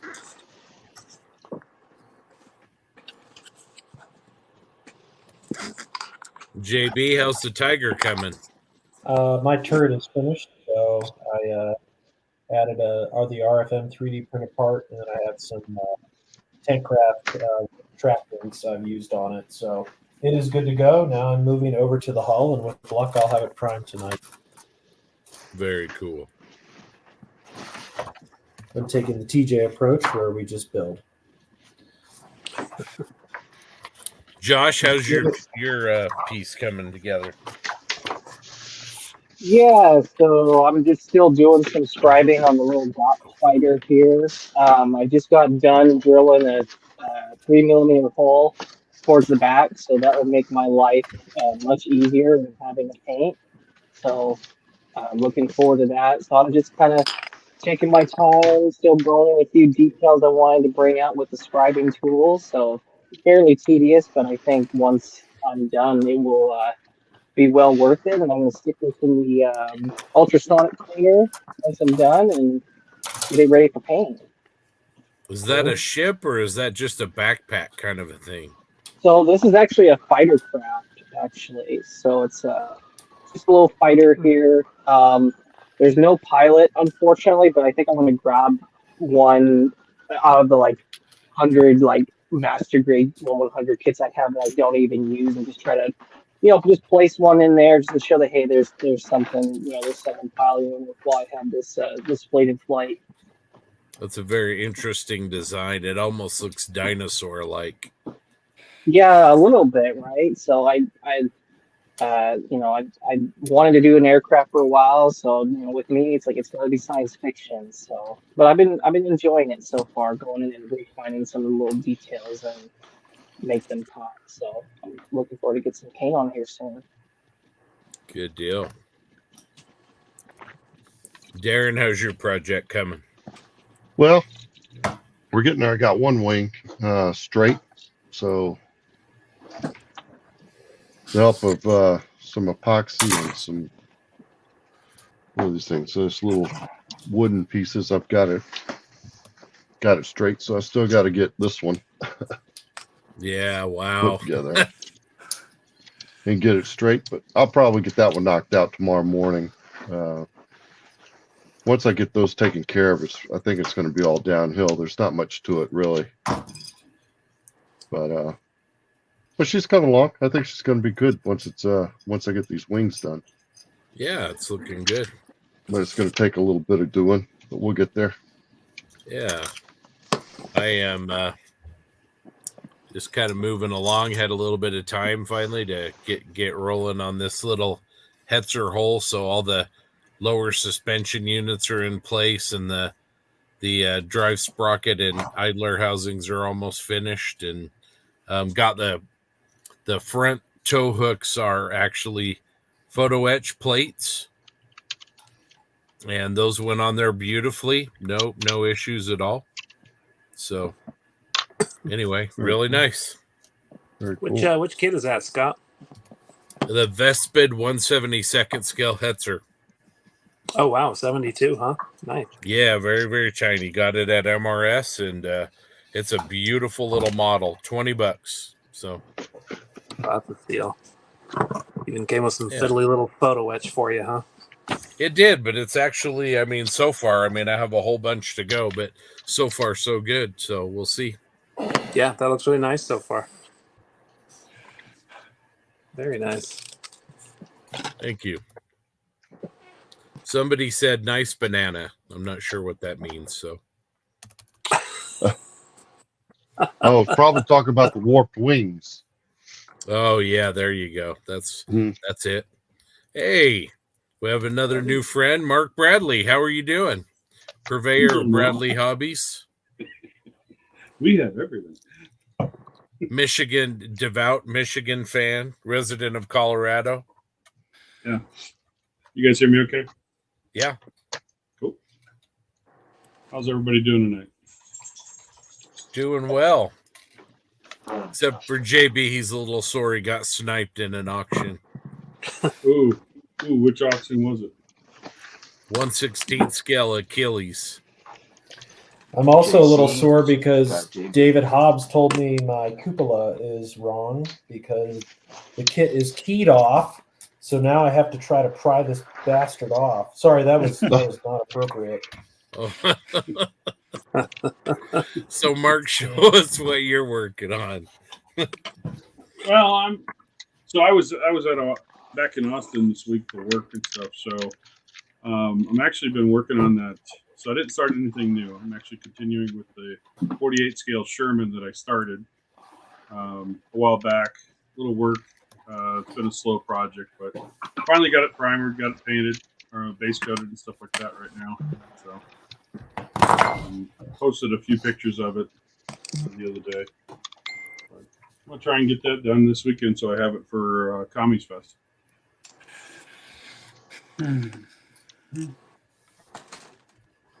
All right, awesome. Sorry, guys. Which weekend is Commies Fest? 2 weeks. In 2 weeks? Okay. Yep. 2 weeks from tomorrow, 23rd. 2 weeks. Saturday. Okay, cool. Thanks. Well, the guys here from Salt Lake go every year. Hear good things. Sounds like a blast. It's Yeah, awesome. man, you should go. You going, Lots Scott? I am going. Lots and lots to do over there. Martin was going to go, but he decided to get in an accident instead. Yeah, he's not doing so hot. He decided to take a tumble. Yeah. Or 5. Yeah. Or 5. 4 or 5, right? Yeah. I was thinking of that high-profile case in Utah a little bit ago, and I think they're making a movie, but Gwyneth Paltrow allegedly plowed into some guy on skis out here. Wonder if she's at it again with Martin, right? Yeah.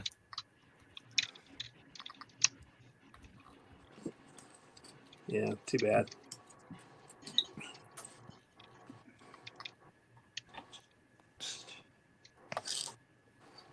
He's starting to model again, so that's good. I think you'd have to take his hands off for him to stop modeling. Yeah, you're probably right. All right, apparently this is going through my computer mic. I'm gonna fix it.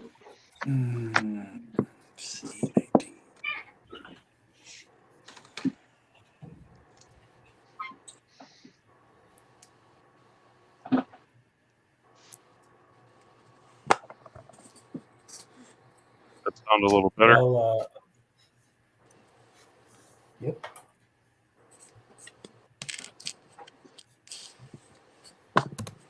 So, what time does this end here in the States? Is it Sunday, 8 o'clock each specific time? Or, I mean, it started a little earlier than I anticipated. Yeah, the Sunday night session usually is a little shorter than the rest. I don't remember the exact times, but we'll get, everything on the schedule tomorrow. You can find it. But I think we start a little bit later and end a little bit earlier. So. Oh, okay. But there's going to be some pretty epic auctions on Sunday. Oh, is there? Yep. Going to be some Saturday tomorrow as well? Yep. Every day here in the U.S. Yep. Okay, cool. And then is the shipping, do they ship from the U.S. or are they the prices all coming from the U.K.? No, they're all U.S. Okay. Prizes going to U.S. winners. Yep. Okay, very cool. Missed today's, unfortunately. It sounds like a good time. Yeah, there was some fun ones. And a 16 scale Achilles, huh? Yeah. Yeah, let's not talk about that. That's a sore subject. Okay. Sounds like it's a bit touchy here. Rumor has it there might be more of those, though. We'll see. Nice. I won't lose again. Starting bid $400. I'm winning something. I don't know. 401.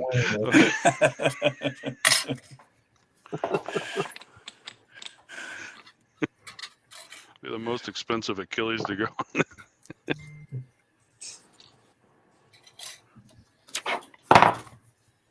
Yeah, those look like great kits. I bought all the other Andy stuff, but I haven't bought the M10 or Achilles yet. So that's pretty cool. You guys are auctioning those off. Yeah, they're we do have more coming in the next couple days, and they'll be a little bit unique. So, unique, huh? Yep. Alrighty. Are they signed by somebody? They could be. Yes, they could be. Nice. Did you see that message in the chat for you? The D-Ran or Scott one? Yeah. Yeah, I saw it, but I'm not hooked up to their Discord yet, so I'll have to figure that out offline. So.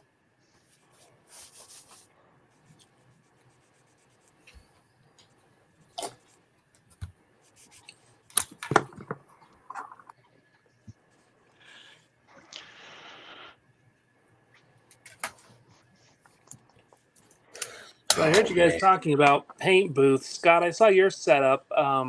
You've got two connected together, right? Yeah, mine are just the cheaper portable ones, and then I combined them together and put them on a cart. But these guys were talking about more like the really professional, like the Pace ones that are metal, move a lot more air. Good night, Derek. I'm sorry.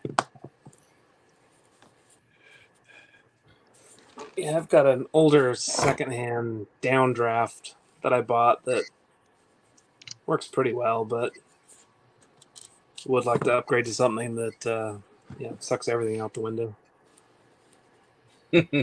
Not the cat, though, right?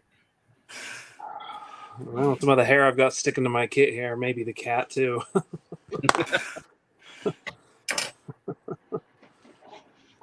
I do the Dwayne style. I just use a respirator and my airbrush is right over here.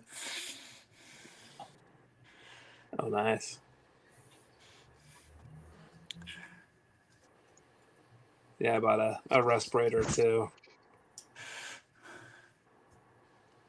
It hurts the face after a while, but it's better than the alternative.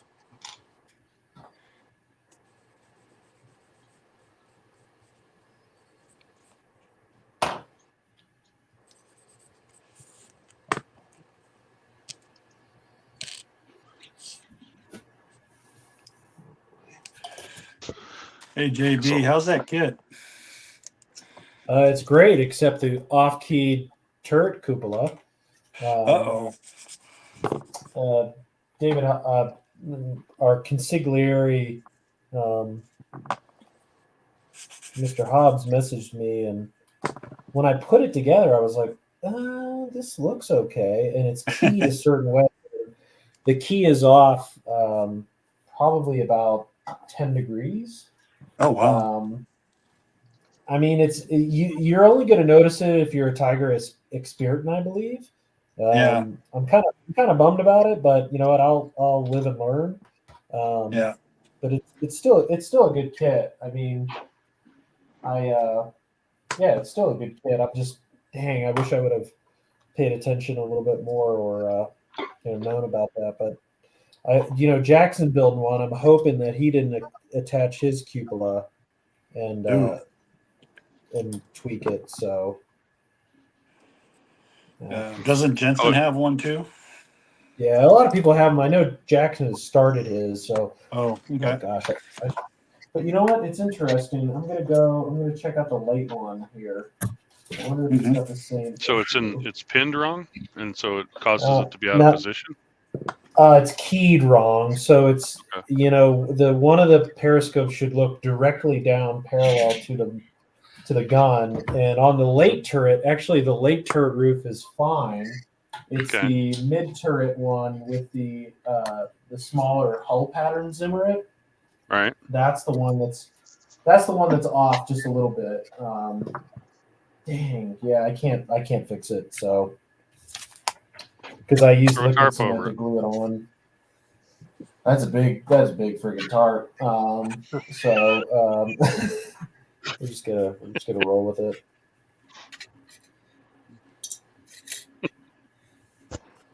JB, I assume those are the newer Tacom Tigers. that you're Yeah, working on? they're nice. Yeah, I slammed the turret together. I'm working on the hull right now, so it's going together pretty well. Cool. Yeah, I would recommend it. It's good. And then I actually this past week on Sprue Brothers, they had a lightning deal for the upgrade sets for the Ryefield Tiger, and I'm like, well, it's a Tiger, it's close enough. So I actually bought one for this Tacom one, and it's I mean, I used the 3D printed muzzle brake. God, somebody's dying. But yeah, it's not a bad kit.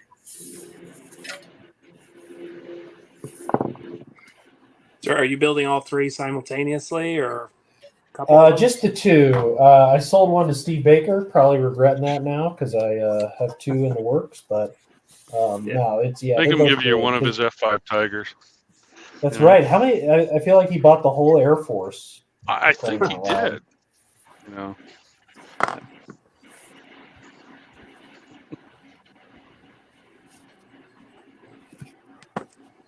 Scott, Yeah, I how's like the little guy coming? Oh, sorry, Brandon. Oh no, that's fine. That's fine.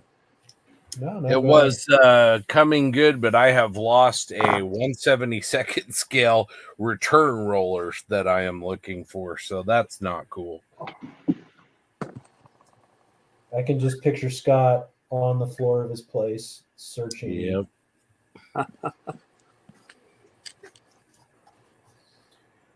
Well, you don't have a carpet monster though, right, Scott? But all that. No, I don't, but it's really small. Well, yeah, 72. Yeah. Just throw a tarp over it. Yeah. Hey, Scott. What time does our stream here shut down tonight? I think we can kind of close it down whenever we want, but I think the next stream, the Aussies, I think, start at like 2:30. In the morning, our time? 2:30 your time or 2:30 my time, but yeah, I think that's when. So yeah, pretty much any time. But yeah, if you're wiped out, we can just kind of bring it home. Probably Yeah, you guys finish up around midnight or so, maybe. Midnight your time, so Yeah. another couple hours. Yeah. Okay. Yeah, I'm a little wiped out. So Yeah, go get some rest, man. You got to get rid of that sickness. So yeah, man. Yep. So yep. All right. Well, hey, people watching out there, I really appreciate everything. All the auctions tonight, man. We really we did some good for the cause tonight for sure. So definitely, yeah, definitely. It's good being with you guys, and of course, I'll see you all same bat time, same bat channel tomorrow evening. Cool. I hope your builds go well, and I look forward to seeing you guys again tomorrow. Sounds good, Darren. Rest up. All right, See you, Darren. Have a great one. You too, Darren. Night. Good night, Darren. Good night. See you there, Darren.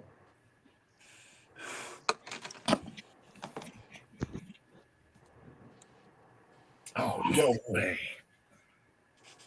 I found it. Oh, man. Wow. Did it fall on the floor? Yeah, it was on the floor. I'll blow up the camera and show you what we're talking about. So we'll see if I can get my finger to the camera. Oh, wow, you lucked out there. Yeah. Wow. Dang, dude. Jeez. It's not quite as small as a pinhead, but close. You know what that reminds me of, Scott, is when we were talking to Alex Clark. and he was talking about how he lost a piece of sheet styrene he was cutting to his fingernail clip underneath his fingernail. So, Really? yeah, Wow. it was that small. It was underneath of his fingernail. That's wild. How do you find that? Looking like all over the place, and then just looking at your fingers, and oh, hey, here it is.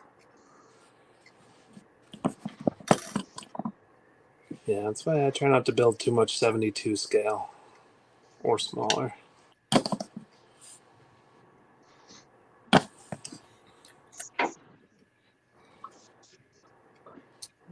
Yeah, Alex is pretty amazing because not only is it 1/72nd scale, but he does a lot of it scratch built.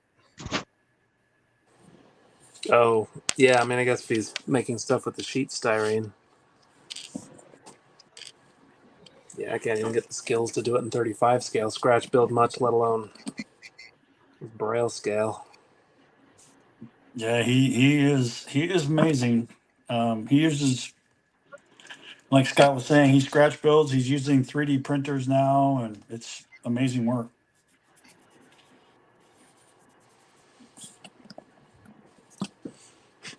Yeah, if I had more room in my setup, and maybe eventually I'd like to get a 3D printer. Your setup, Scott, when I went to your place was pretty inspirational. Oh, Nice thank setup. you. Yeah. And then your Viper, how's that coming along? Worked on that lately? No, it's kind of put aside because I've got like a bunch of group builds and commitment builds, that I got to get done, but I'll get back to it eventually. Yeah, that's going to be epic when you get that done. Yeah, pretty excited about it. But, it's one of those builds where I'm willing to take the time to do it right, not rush it, Oh, yeah, definitely. And I can't remember, did you print off the launching pad too already? That's, I have the STLs, but I have to print them off still. Haven't done that, okay. Yeah, that's going to be a beast. And then, working with Bases by Build to do all of that inside of a plexi case with lights. Oh, yeah. Yeah, their stuff's beautiful, isn't it? Bases by Bill. Yeah.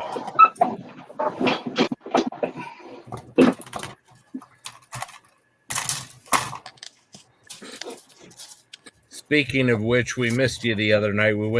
Barry took us to a Bosnian place. Oh, yeah, I looked at the menu. How was that? The food? It was really good. Was it really? Yeah, really good. Yeah, there's some interesting stuff on the menu that I wanted to try. So, yeah, that's a bummer. Yeah, we'll have to maybe go there again. Barry said he hadn't been there 5 minutes, and the guy had his wallet open, showing him all his grandkids and everything. So, oh, really? Yeah, one of those kind of places. Very nice. Yeah, it's bummed I missed you guys, Scott. Yeah, it was good. Not good things happening at work that. Sorry. Kind of tied up. Yeah. Things better than they were still, or are they rough again? No, it's busy, but it's much better. No, this was one of my coworkers unexpectedly passed away. So. Oh dear. Okay. Yeah, caught everybody by surprise, and so we're supporting his family, and just whatever we can through it. So. Yeah, that's awful. Sorry to hear that. Yeah. No, thanks. Appreciate that, Scott. But it's a good time to reflect on your own life and priorities, you know what I mean? And oh, yeah. So, but yeah. All's well. I missed the awards too. I saw the picture, but I wanted to hold one in my hand. So yeah, I gave one to Cameron and one to Sean and one to Josh. So I think they're okay. We're gonna roll with them. So yeah, I saw the picture you sent me. That looked really good. Yeah. we're excited to get the show going. So Just need to get some insurance, right? yeah. But yeah, we'll push that and see what happens. You gonna make it to the AMPS meeting this month, Scott? What's the date? That might be the week I'm going to commies. God, I just realized that. Let me see here.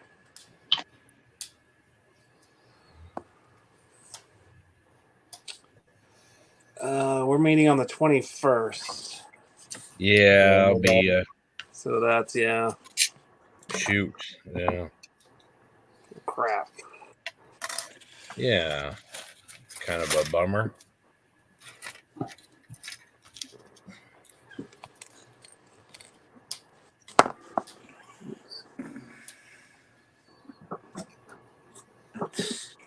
It's done this and that's on page 20.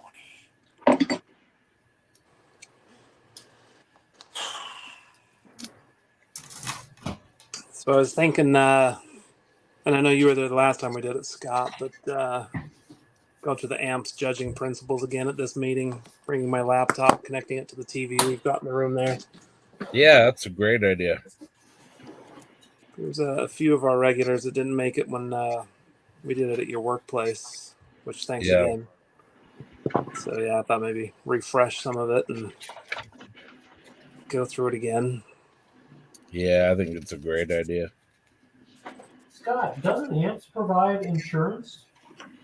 They do, but they are very, very slow at getting you the COI that we need to lock down the venue. Mm-hmm. Oh. And we can get our own insurance, but that's a few $100, so rather not do that. Yeah. But need to get the venue locked down so there's no chance of it not happening. I fired off another update check email today to see. Oh, cool. If there's anything, but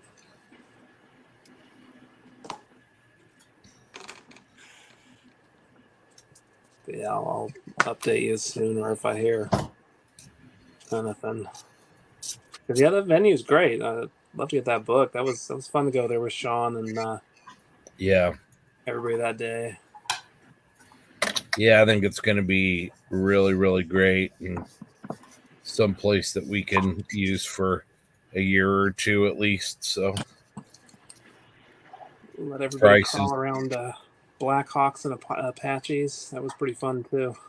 Yeah.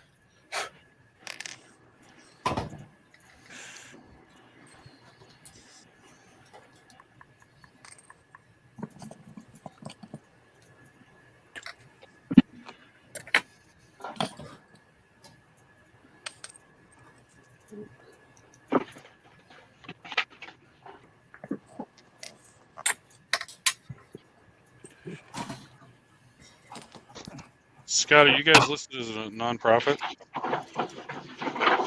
Yeah.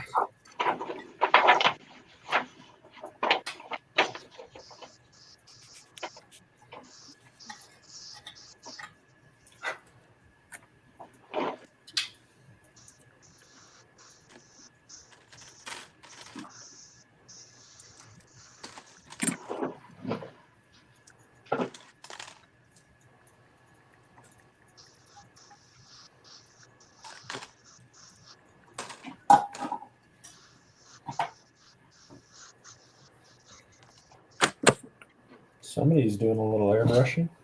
Oh, I'm sorry. That's No worries. should have been on mute. Was it too loud? Sorry. No worries. You know, it's interesting. StreamYard, if there's one thing they could do, is upgrade their white noise noise canceling. Zoom is an unbelievable job at background noise. Yeah, it does. I've actually had my fan on like feet away from me, and you can't hear it. So Yeah, I've got the Easy Bake oven going. I've got the airbrush compressor. I got a tank on it. It's that one from Spray Gunner. So And like you said, Zoom, the few Zoom calls we've been in, hadn't been a problem. Mm-hmm.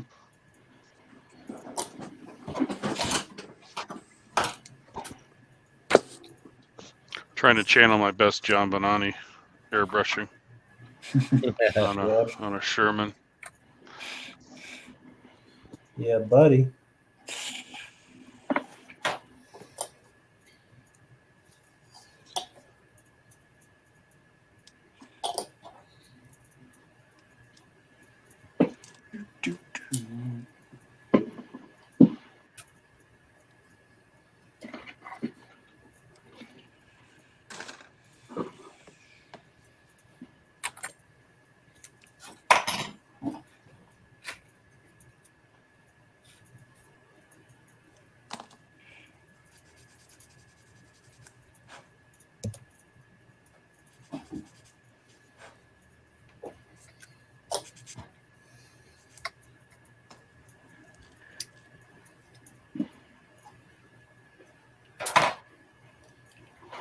Shoot.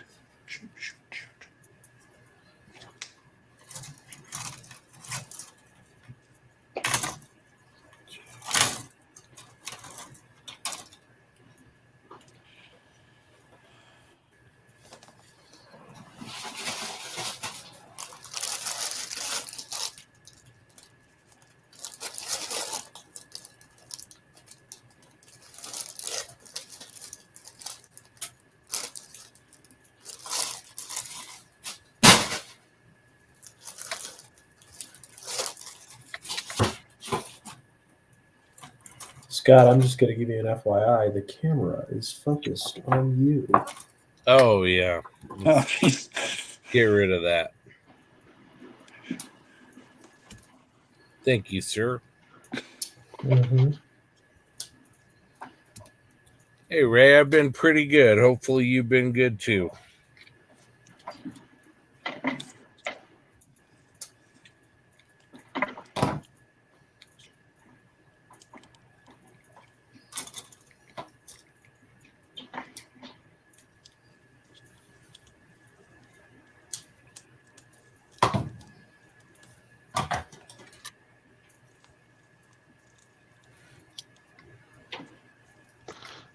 So, JB, Yep. once I get done with the question for you, I should say,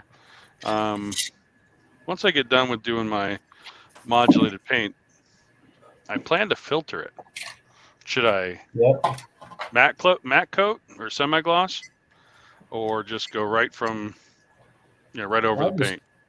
I just go right over the paint. Are you using just an airbrush filter? No, one of the products from what is it?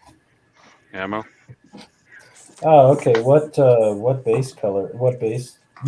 I would put decals on first. I would put markings on first. Yeah. I'm gonna airbrush the markings actually. Oh, okay.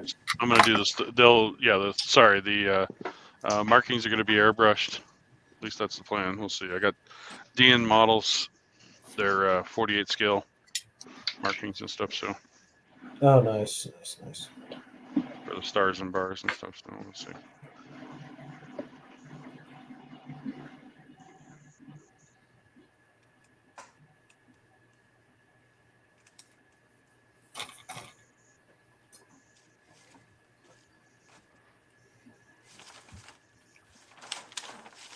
Ray, you building like a Star Wars kid, or what are you building?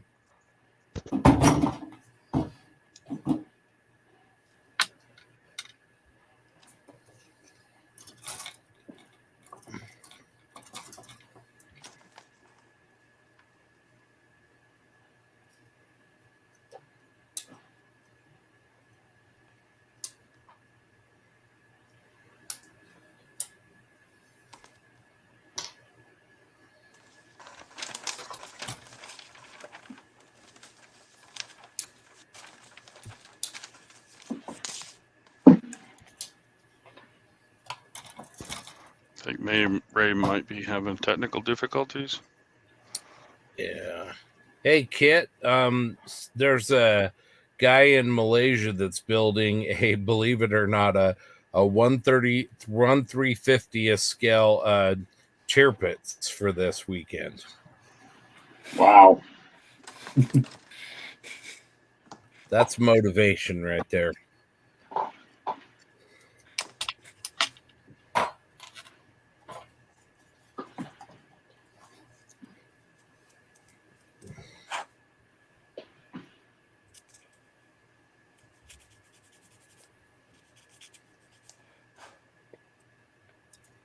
Exactly. Definitely exactly.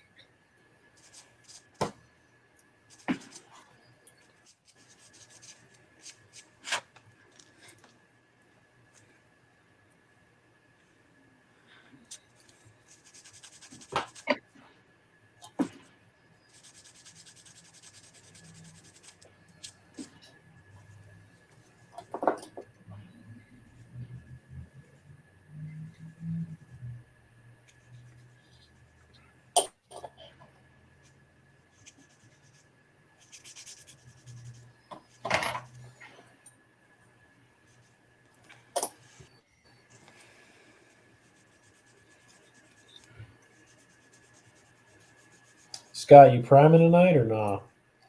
No. Probably tomorrow, though.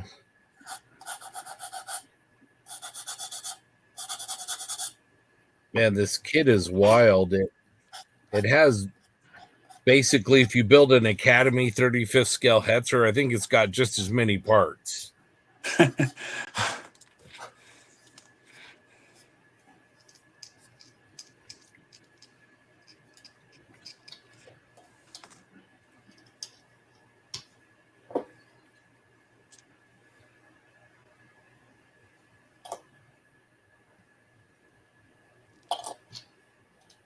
What about you, John? You going to be able to get some primer on tonight or tomorrow? Let's see. I'm pretty frustrated about that cupola. I am like, oh man. So I'm gonna try. I tried to pry it off. There's just no way. I used liquid cement and I used a lot because there was kind of a little gap, and I made sure it was nice and juicy before pushing it down. So it's screwed. Maybe I can find a figure to sit on top of it or something. So that's cool. We'll see. What if you were to use some more liquid glue around it just to kind of soften it up? And maybe score it with an X-Acto and you got a flat blade X-Acto you might be able to get underneath it? Maybe, but oh man, it is friggin' welded. Well, you know what? We'll try it. Let's do this. We'll do it live. If not, and you got another one. So that's true. Swap the turret, give that one to Baker. I'll do a little soapy soak. Let's do this. We'll soak it. We'll try the Mark Bradley technique. Sure, blame me. We're gonna have to do another upside down tiger if this doesn't go well. So stay tuned, everyone.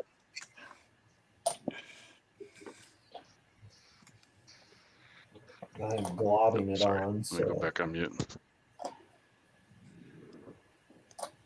Careful, no cussing, JB, while you're live. I know. Well, gosh darn it.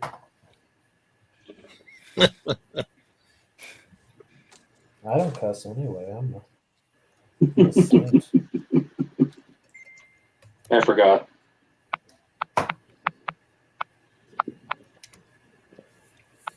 Welcome back, Eric. Eric's in the chat. I can hear his Morse code. I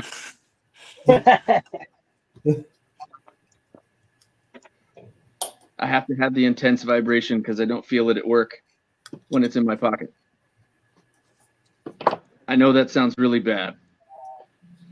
So you might want to see a doctor for that.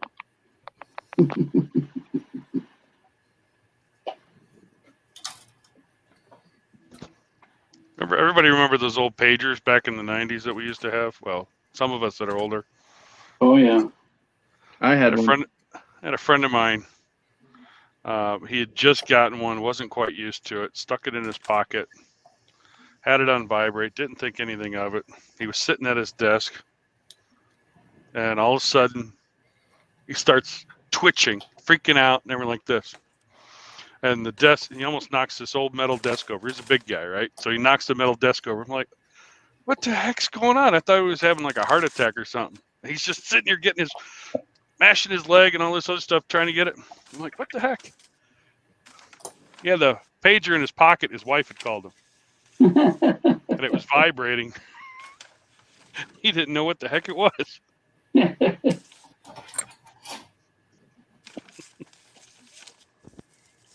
Oh my Lanta. Mark Bradley, you genius. Super genius. Glad I could help, man. Oh my Lanta. You saved my life. Cutting off this key right now. Gone. Ladies and gentlemen, Mark Bradley. At Bradley Hobbies, we not only have it, but we know how to use it. Good Lord. This is where you invest in a part separator. You big, beautiful bee.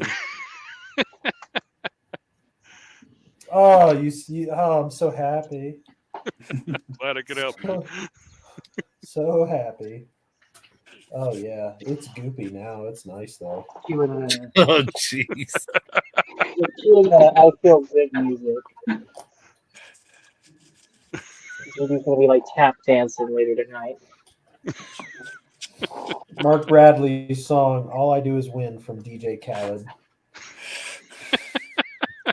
If I have children, they shall hear me sing praises of Bradley Hobbies. You magnificent. Yeah, you noticed I haven't posted any pictures of Bradley Hobbies since, post pictures of your workspace, because Bradley Hobbies is a little, it looks a little nuked right at the moment. I don't know. You got competition then with Pat McGrath and Mike. Oh wow! Oh, Irish Pat, man. really? That was amazing. I'm sorry, but that was Merry Christmas. I thought Nuke Man was gonna reign undefeated forever. Yeah. I was wrong.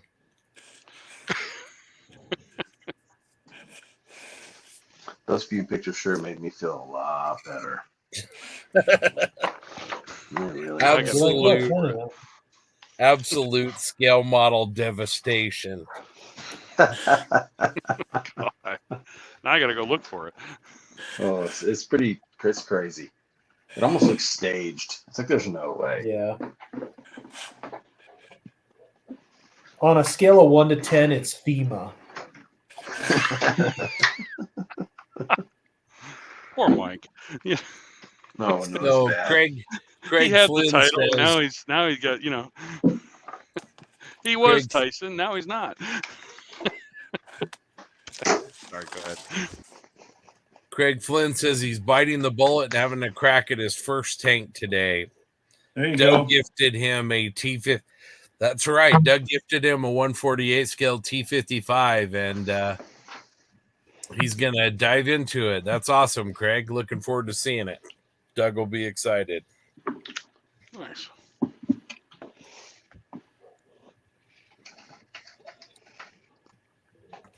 Yeah, Craig is from down under, but he came up to IPMS Nationals and hung out with us. It was a lot of fun. I think he slept the entire flight back. He was so exhausted.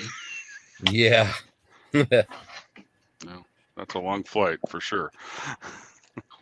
I tell you what, the man can build a Mach-E model like nobody else. Mm-hmm.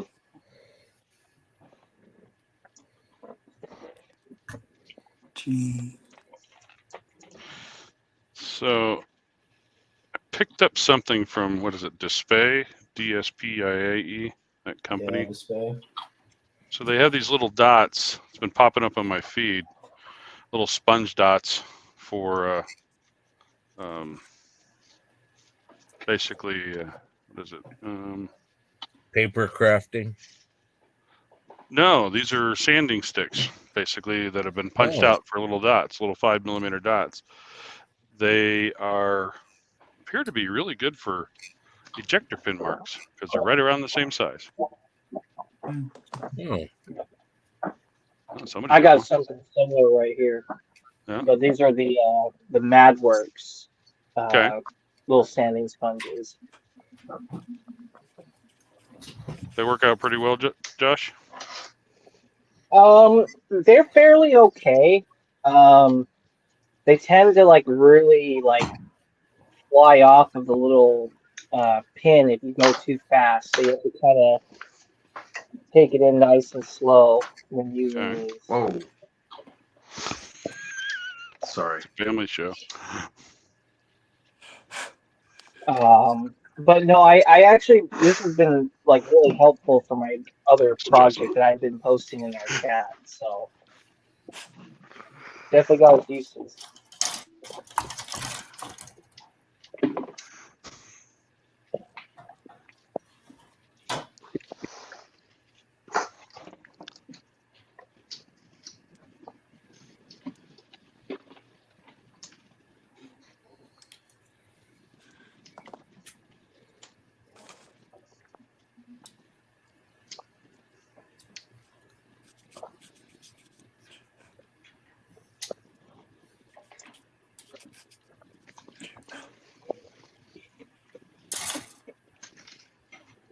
Yeah, wow, that does pretty good.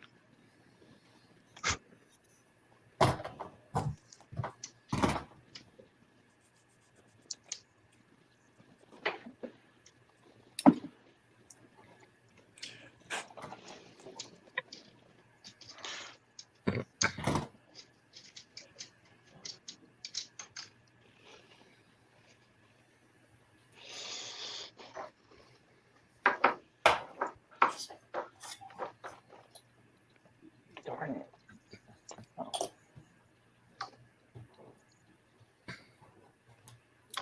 Speaking of putting really tiny pieces together, I'm having to resculpt a 100 scale figure as a modification.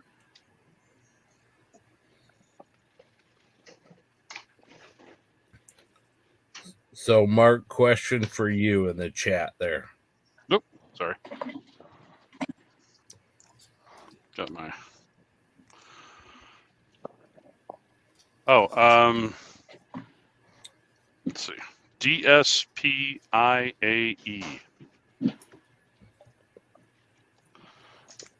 They're called sponge sanding discs.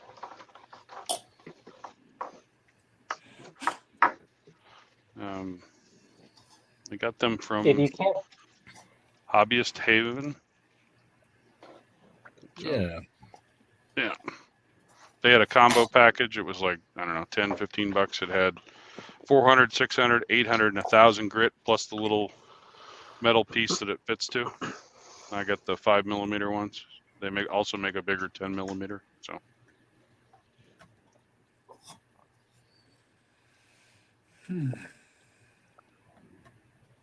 Let's see. Maybe I can type it in the chat for you. What's the narc doing tonight, Eric?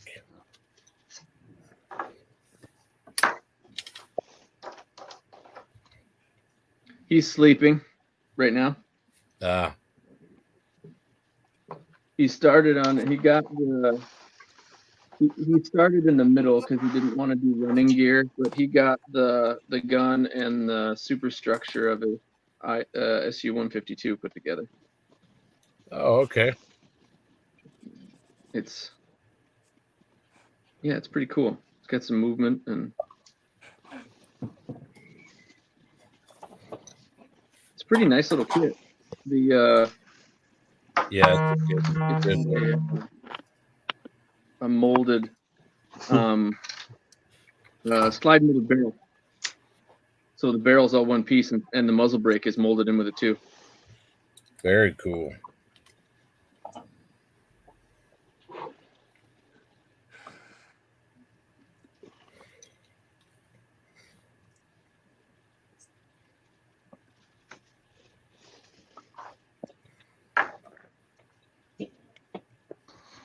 Mr. Brubaker, good to see you again. Didn't talk to you in a while. Yeah, it's been a minute. I've been preoccupied with home stuff. I can appreciate that.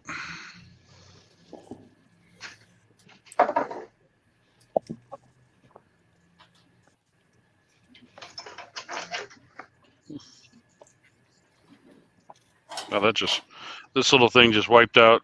I put some, what is it, Mr. Surfacer in the, like the putty or whatever, on this take-on winter kit and tracks for the Sherman, the Blitz Sherman, or not Sherman, Stug, and it just zipped right through all those ejector pin marks. Oh, nice. Oh, nice.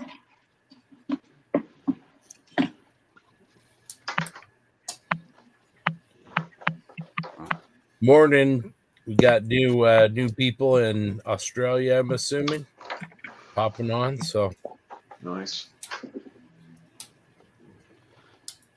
This is where we say good day. G-Day, mate. Good day, mate. And then also get crucified for being stereotypical American. Sorry, guys. I mean, that's just every day. Sorry. You're from Texas, right? Yes, sir. All you need is a hat. No, that means we're immune from any kind of crucifixion, persecution.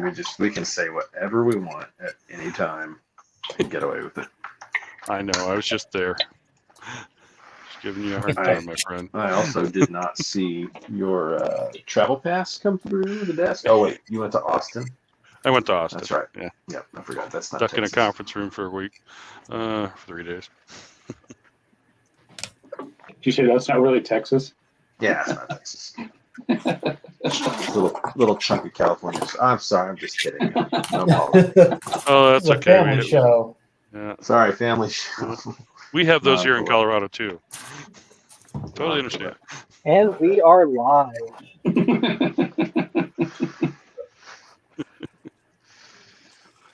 It's okay. Seattle You boy. guys can be jealous of us. That's fine.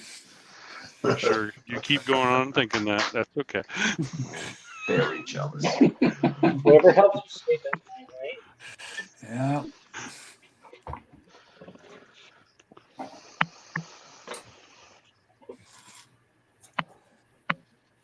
Okay, mission accomplished. We have a semi-scratch built pilot in the cockpit.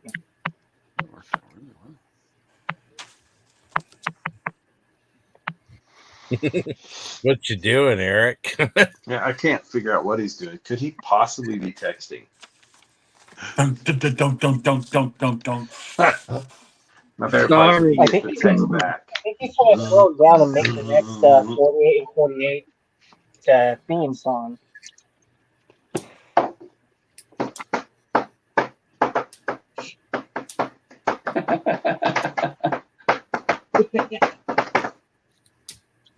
No, Justin, you're doing it wrong. You gotta be doing the tune with the standing sticks. Oh, my bad.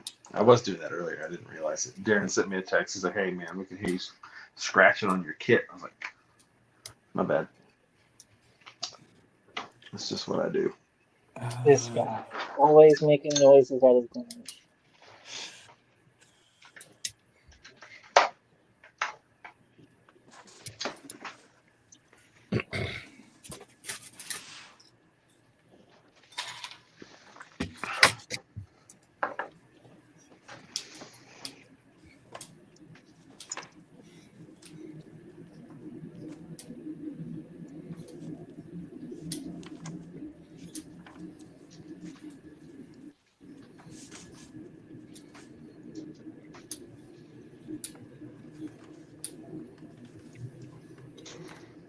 I really love the Easy Bake Oven.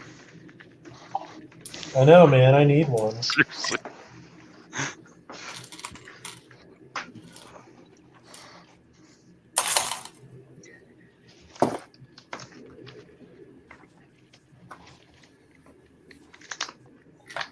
So I'm going to throw this out there. The Ryefield Models upgrade set is really nice. The 3D printed parts are really, really well done.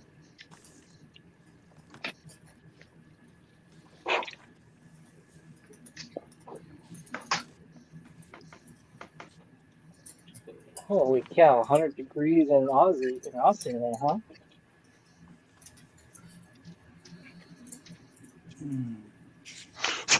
How's the fit with the Tacom kit? So far, so good. I had to drill out the muzzle brake back, but I mean, once I did that, it was fine. And now I'm going to add the the kit. The model I'm doing doesn't have a dust cover for the MG, but I feel like it's a disservice if I don't use it because it's so well done. So I'll take a little excursion there.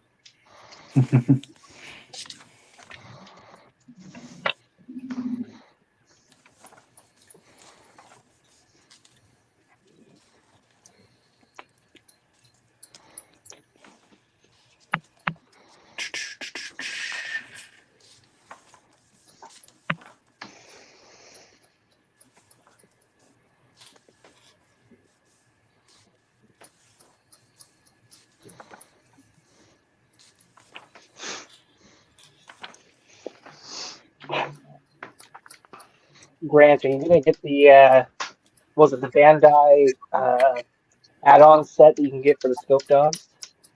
I will, yeah, eventually. I haven't seen it yet, but they don't have it at where I get my stuff at. But I will get it eventually. Oh, I can send you a link to to a set of them. They're like 30 a piece. Yeah, send me Free a link. shipping. Yeah, that'd be great. I thought about checking one of them out, but I don't need them that bad. So I mean, this kit is really nice. It's like 1/35th scale. It's just easy to put together, and you can just detail the heck out of it.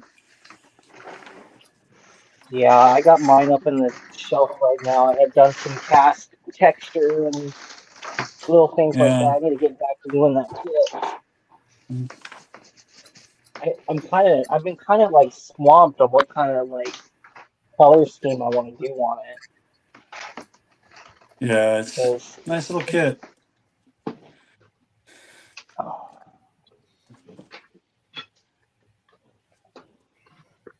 What I really do appreciate is it comes with the little foil stickers for the lenses. They're quite thick lenses too. Yeah, I've got And they some give you like I got some 1/35th scale Jeep Tamiya Jeep lenses for the rear and front, and they fit the small and large size perfectly. So I'm going to use those. So they're colored and they look like regular lenses. So they're from Lion's Mark, so they're really nice. So. Oh, that's gonna be so cool. Oh, the only thing that kind of annoys me with the kit is just how big the buttstock is on the rifle. Yeah, I'm having that problem right now, and I'm thinking about cutting it. So. Yeah, well, that's the nice thing about that extra add-on weapon set is they give you a shorter barrel with no buttstock pistol. Yeah. If you want one. Yeah. Sounds like our friends down under are getting spoiled with great weather. Bastards. Oh man. Well, it is summer down there. Yeah. Freedom. Is it always summer?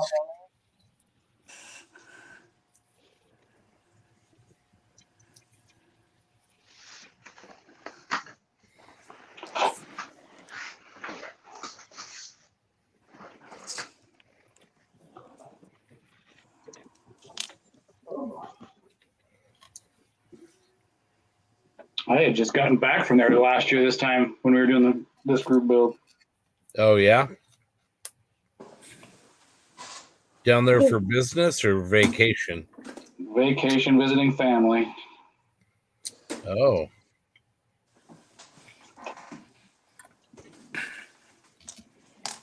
Where at in Australia? We were this time we were up in the Sunshine Coast, but my sister-in-law lives outside of Canberra. Oh, okay.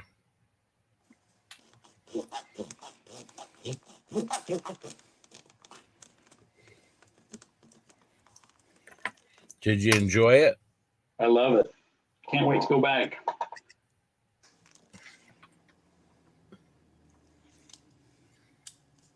I mean, it's no Boise, Idaho, but you know. It's not Boise, Idaho, but if I had to, I could live there pretty easily.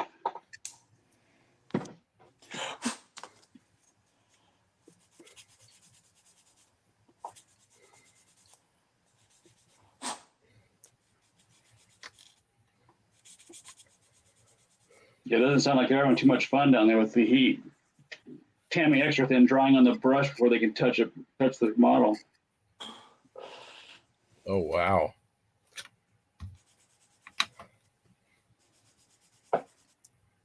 Take care, Jay. Thanks for bidding and being a part of the auction tonight.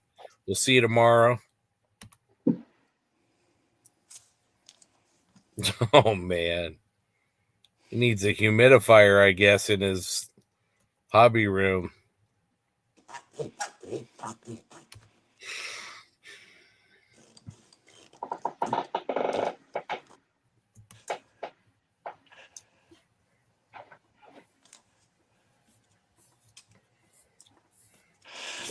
I just did that first highlight for this modulation. It's the first time ever doing it, so hopefully I posted a couple of pics in the chat. So, nice. Or not the Facebook chat. Sorry.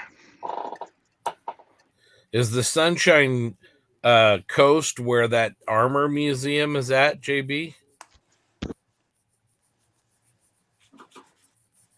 I don't know my Australia geography very well, but it's near the Great Barrier Reef, which is northeast. Yeah. Yeah. I checked out the Australia War Memorial Museum while I was there. That was pretty impressive.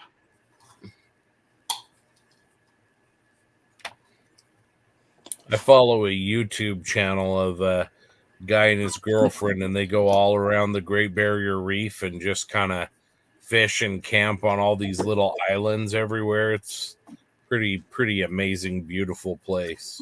Yeah. It's like what I like. It doesn't suck. We'll just say that. Yes. It does not suck. There are the 2,000-pound danger lizards that are everywhere you got to watch for, but 2,000 pounds? That's a dinosaur. yeah, no, it's those saltwater crocodiles. Oh yeah, saltwater. Yeah, crocs, yeah, they are not to be trifled with. Some of them are as long as the boat, you know, that they're on. They're not on a yacht, but Yeah, they move faster than me at an all-you-can-eat buffet.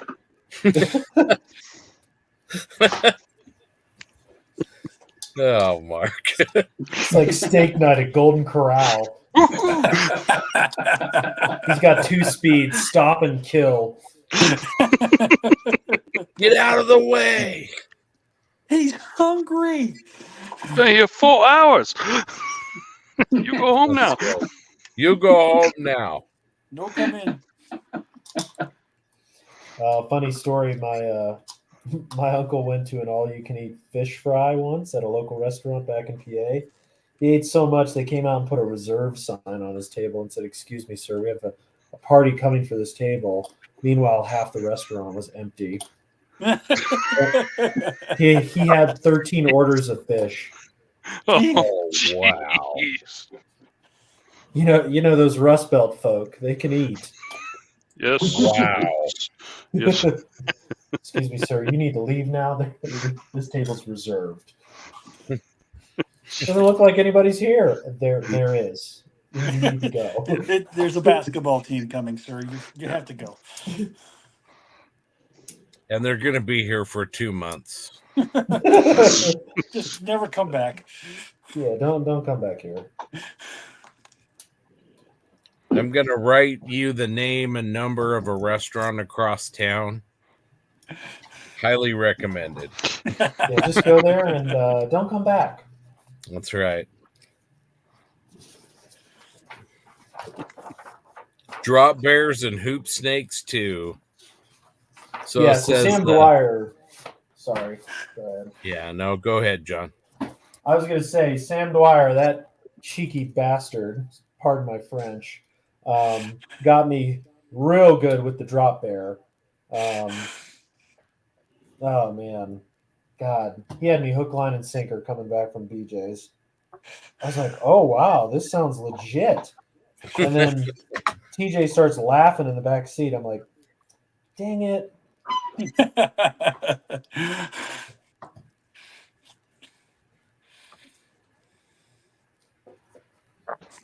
Grant, I sent you the Their link. version of us. Sorry. Thanks, man. I appreciate it. Yeah, the free shipping ends on like sometime like late Monday or whatever. It's like a promo, so but it's like only like $30 per Yeah, set. I just cut the heck out of the gun that came in the kit. So Well, what's nice about the weapon set is it comes with a 1/35 scale walking figure. yeah, that's true. And then there is the other set that has just the entire cockpit with the figure in it. You can pull a cliff and start doing some cool stuff with that. Yeah.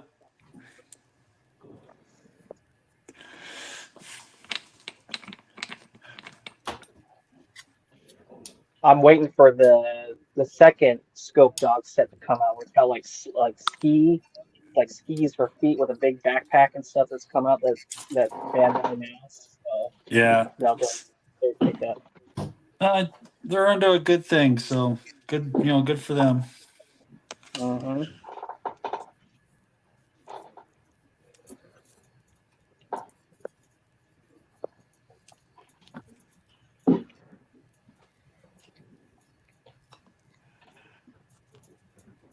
Let's see. JB, there you go.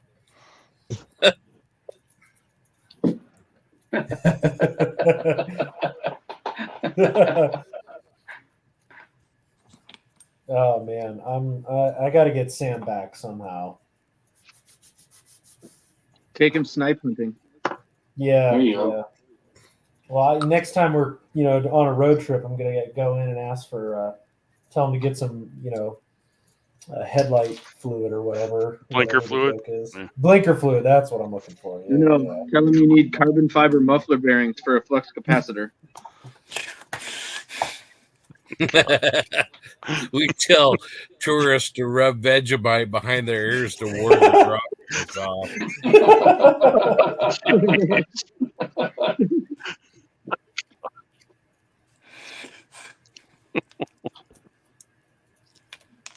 Wow.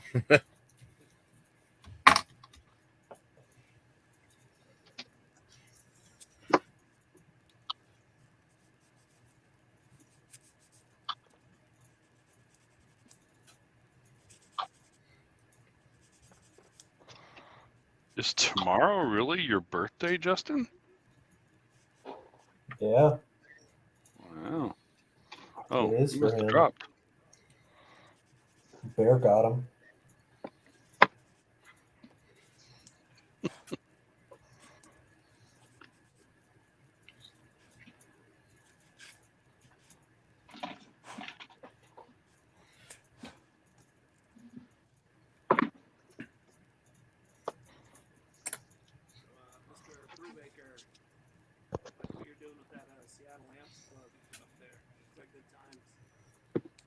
Brandon, your volume is very low. You might want to check your input.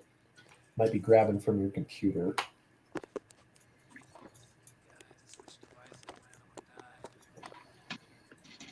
I thought that was someone's TV in the background. Yeah, right. And then it said Brubaker, and I was like, oh.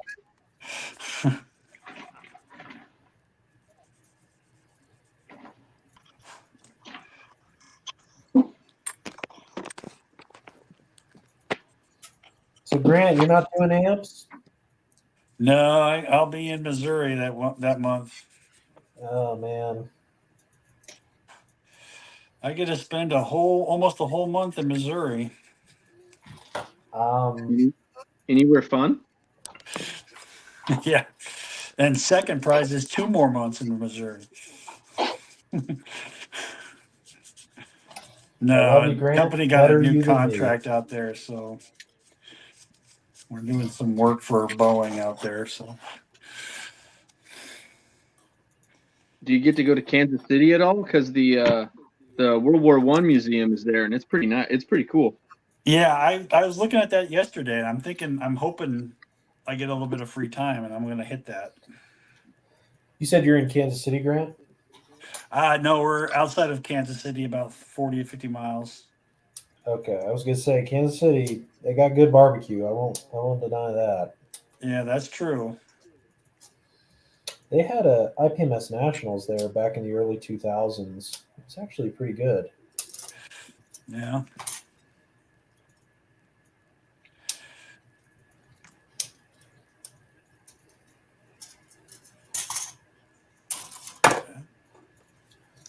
Okay.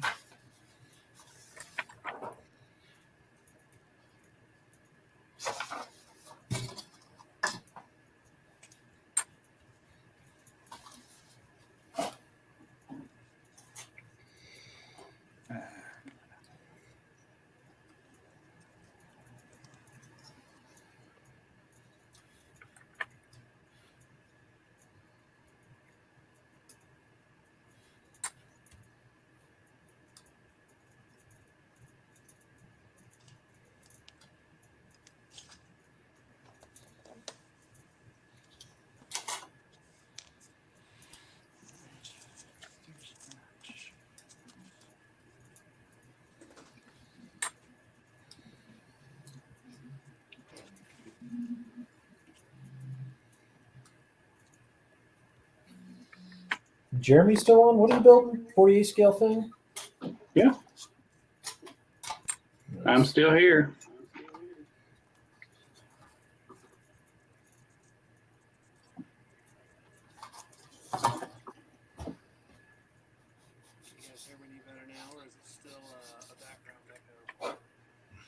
Sounds like you're in the Titan submarine.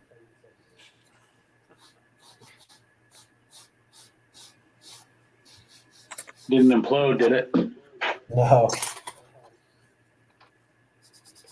I hear a little bit of feedback too.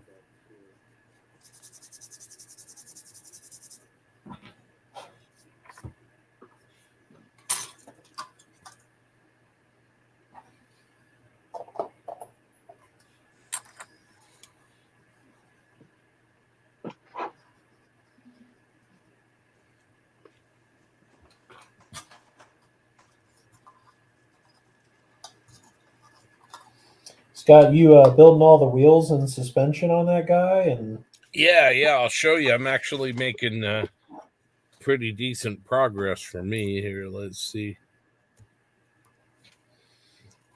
Listeners, don't let Scott fool you. He's Yes. Don't let him get away. Oh, nice. You should attach the tracks on it before you paint. Yeah, definitely we'll do that. 'Cause that'll be a nightmare trying to assemble those painted. Oh. Yeah.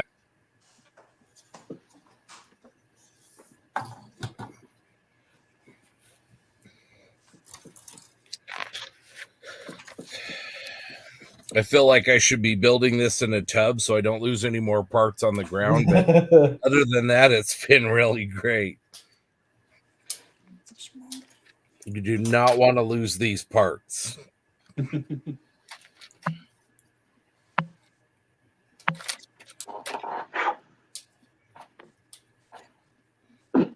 like that modeling meme where like you drop a piece and it goes all the way through your house, out the door, in the car, and out of there.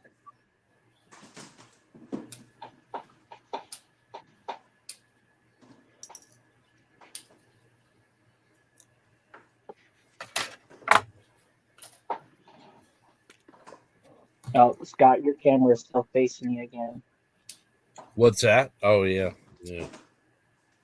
Scott just likes the limelight. Don't let him fool you. That's why he has a podcast.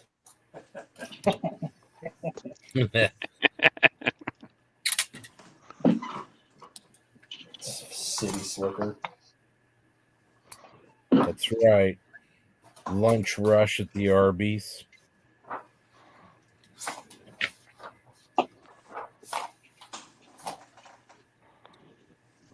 Can't knock them. They do have the means.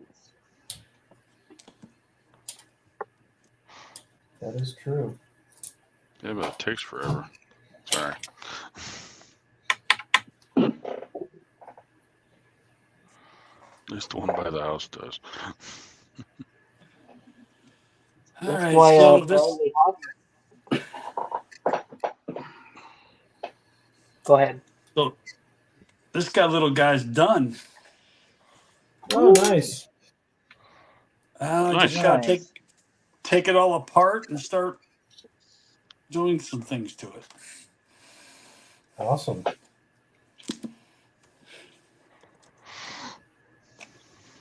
I always love the thought of putting a mech kit together just to take it all apart again. Yeah. Well, if you got your alligator clips. Oh yeah. Shoot. You might even convince me to go ahead and start painting mine. Part there, part there, part there. Grant, what are you building? New Bandai kit. Scope. It's a scope dog. It's a 1/35 scale little guy. So it's Oh, a little nice. robot. It's good anime. Yeah, it's like a mech suit that's like a little bit taller than a Machine Krieger.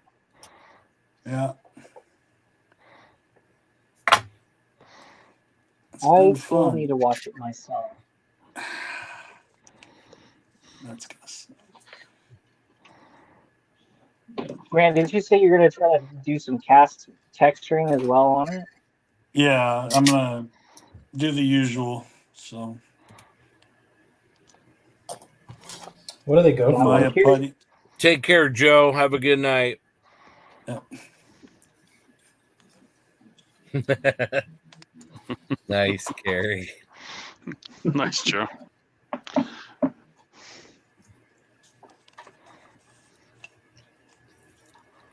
Grant, I'll be interested to see where you put some of that cast texture at. I don't know.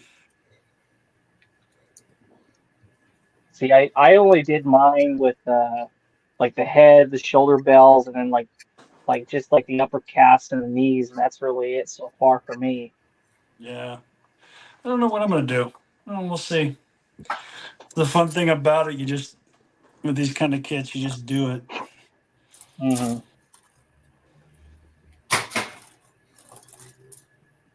Just gotta watch out for the little radio antenna on the head. Those are a little fragile. I ended up cutting the little connection piece of plastic between the two like coils, so mine's a little bit more fragile now. Mm.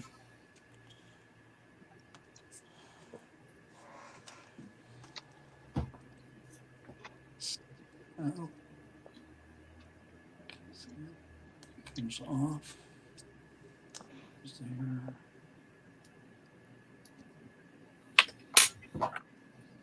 I know Kotobukiya has a few of these too in 35th scale as well. They're a little bit more detailed, got like some bolts and stuff molded into the plastic like all over the kit, but there's a lot more cleanup you have to do on them though. Yeah, I'm thinking of doing some raised rivets and stuff like that. I don't know. We'll see.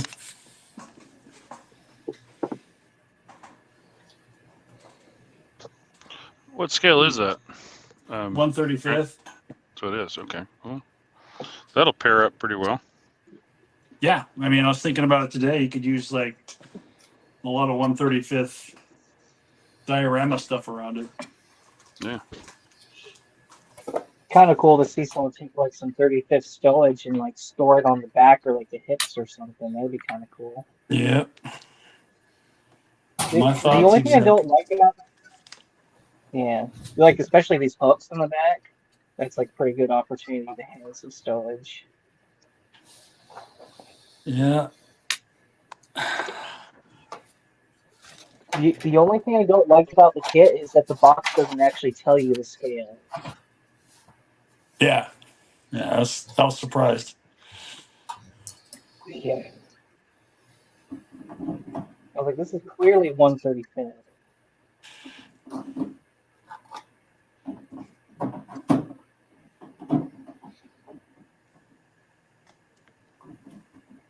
It's not the first time Bandai's done that. You know?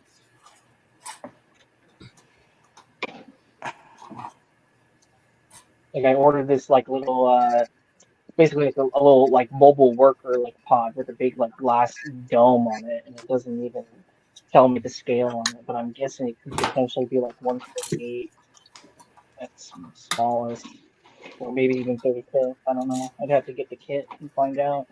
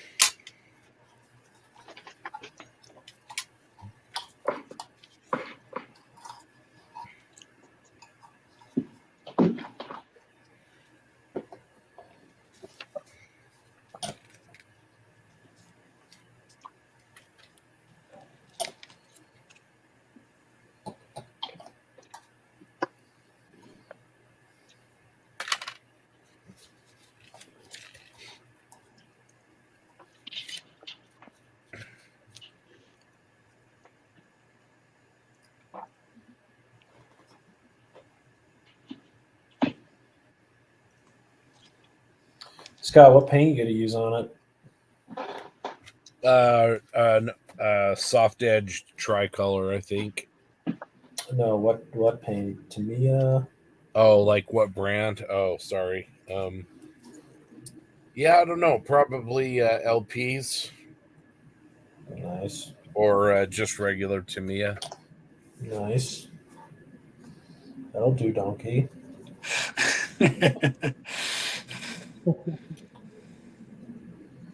I can't believe how tiny this is.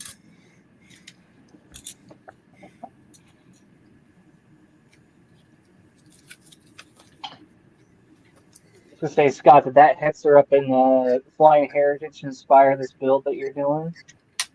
Not necessarily, although I'm a big fan of that G13. I've been to that museum like 4 times, and that's a big reason why I go. I really like it. I like the paint they put on it, and they've done a nice job with it. So,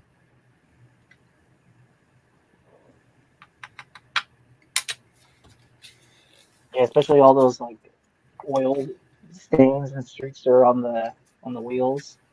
yeah.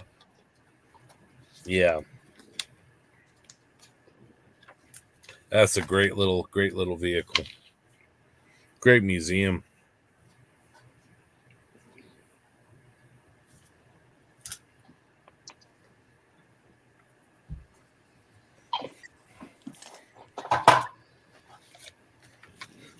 Like, note to self: if you're going to a museum, make sure to have Steve Baker with you. Or Jimmy Bates. Oh yeah, Steve. Yeah, because he got us the pass. Yeah. Mm-hmm. With that pilot swab.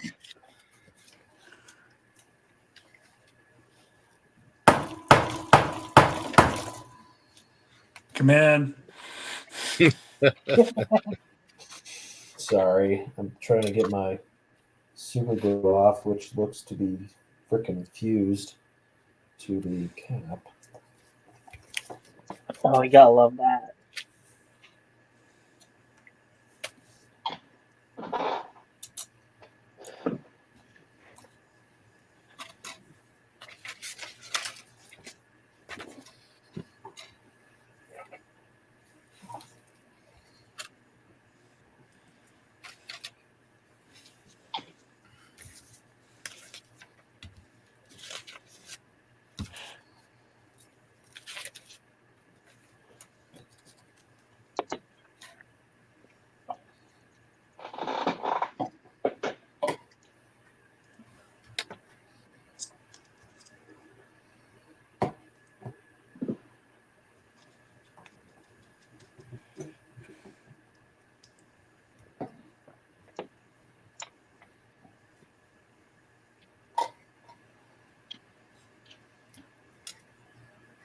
think I'm going to try out that airbrush stencil that you gave me, JB, on this build. Oh, good. Good. Yeah, I haven't really had a chance to do a whole lot of painting lately, except the stuff I've been posting in my room chat. So, time to try it out. That's awesome.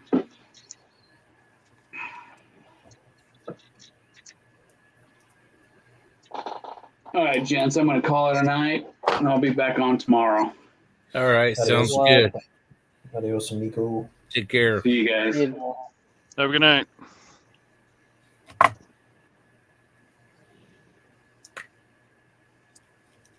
Kind of like wake up in the morning and be like, wait, how much did I spend doing 48 and 48 again? Mm-hmm.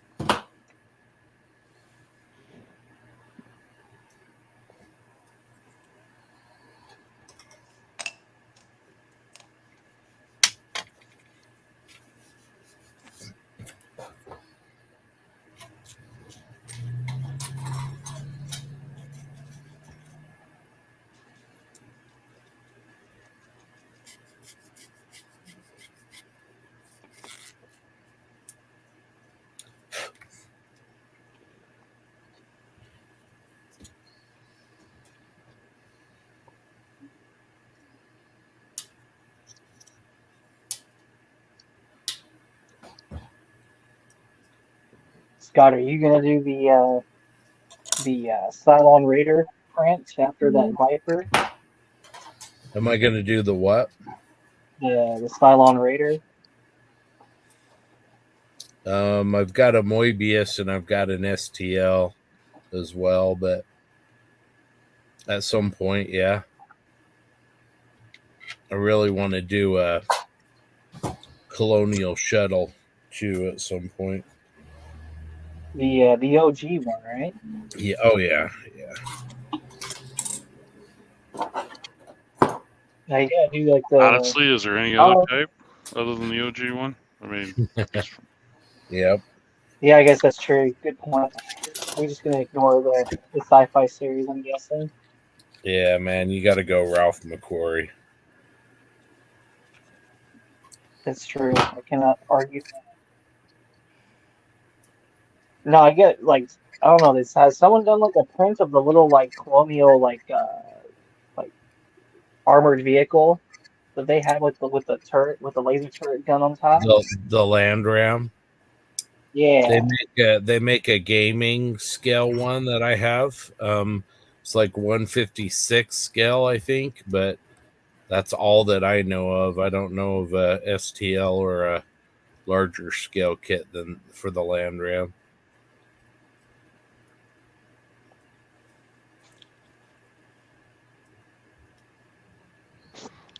sounds like a job for one of those 3D modelers that keeps spamming me on chat at times.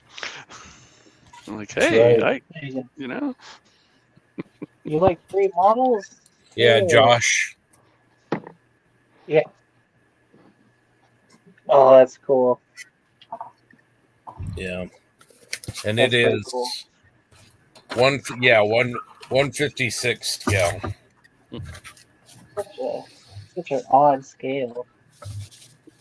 We got Yeah, some newcomers, Scott. What's that? We have some newcomers. Oh, hey.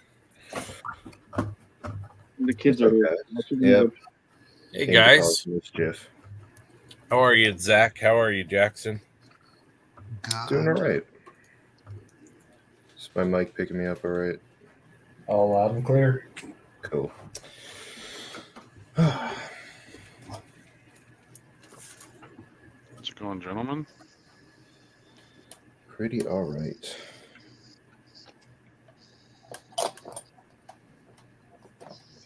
Making some good progress on mine. But hoping to get it in primer tonight. You're doing the Easy 8, right? Mm-hmm. Nice. Nice. Yeah.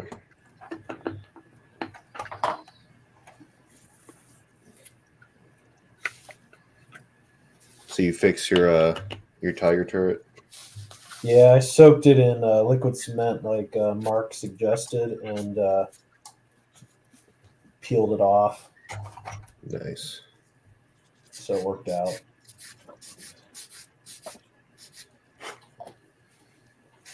Yeah, Hob sent me a message. I completely forgot you had mentioned something.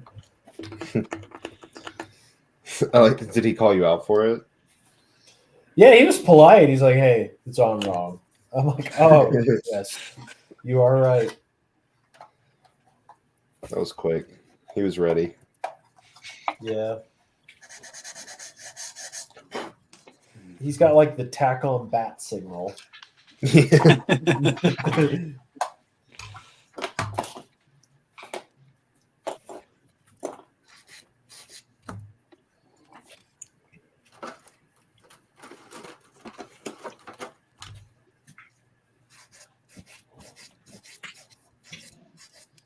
Zach, what are you working on?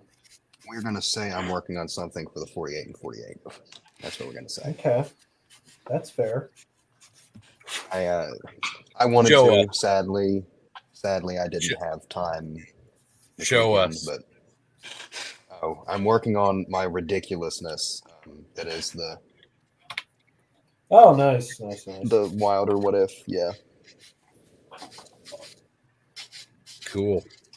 Still trying to put this mine roller together for the Jackson, what feels like show us what fifth you're year working running. on. Turn it back on. I am working on the camera's on there. Tamiya Easy 8, the Korean War version. I'm doing the Red Devil stuff. I've got the what is this, Def or Echelon? I don't remember. I think it's Def. Yeah, Def models decal sheet. I've got a bunch of HD model stuff. I've got the right here, the right field upgrade set, and a bunch of other random things. So nearly done with the build, but it's every time I like open a Tamiya kit, I expect it to be like really quick. That's why I picked Tamiya kits, and then I remember I have to like sand off handles that are and fix everything else they did wrong. Yeah, so it's taking me longer than I thought, even without the aftermarket stuff. But I'm still on track. Jackson, did you check out the new Ryefield? Did you get one of those Tiger sets? I did. It gets delivered tomorrow, I think. Dude, Yeah, it's it's so mine. nice. It's How's so the nice. how's the 3D printed stuff in it? I will send you a picture. It's some of the best 3D prints I've ever seen. Okay, because the Sherman set, like it's okay. I've had a lot of like, I have 5 or 6 of them, and I used 3 of like the 50 cal receivers for the gun truck. And what I realized is like half the receivers in like the 6 I have are like warped. And then I had like 1 or 2 that had pretty bad layer lines, but it seems like super inconsistent.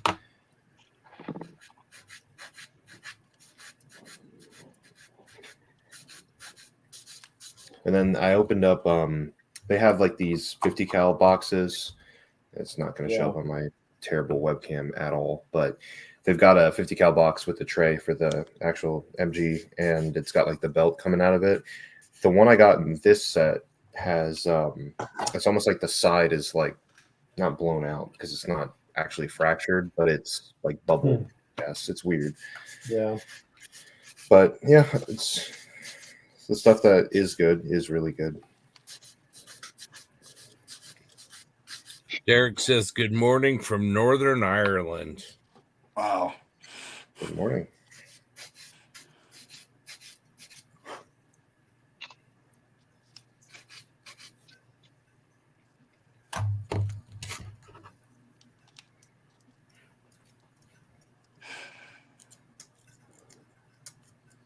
Jackson, I texted you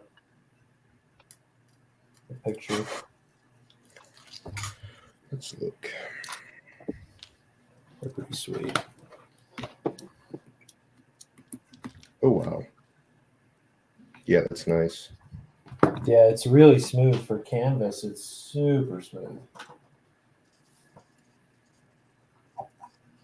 Do you have to do some filling on the end of that muzzle cover? Yeah, just because that's where the supports are. Oh, gotcha. So, not too much. When you pop them off, you know how there's some recesses. So. Mm-hmm. Yeah, the muzzle brake I used on this one is really nice. There's like no layer lines at all. No layers, no like stepping or anything. Yeah, I'm really amazed at the canvas that they do. It's freaking awesome. Mm-hmm. I'm excited to get mine. Are the track changing cable brackets, are they 3D printed? Yeah, they look good. They're really, really nice. And then they also, the chain for the, I'll be honest, this is some of the best 3D printing I've seen. The chain for the travel lock is super nice. And then I'll be honest, some of the best parts are the toe cable. The toe cable. Ends. Yeah. Oh, they look so good. So this set is well worth $15. Well worth $15. It's weird how like they're all the same price, but then some come with like a ton of stuff, and others Way come more with stuff. like Yeah. like a sheet of photo etch and like a 3D printed piece, and that's it. It's weird, but they're almost always on sale. Yeah.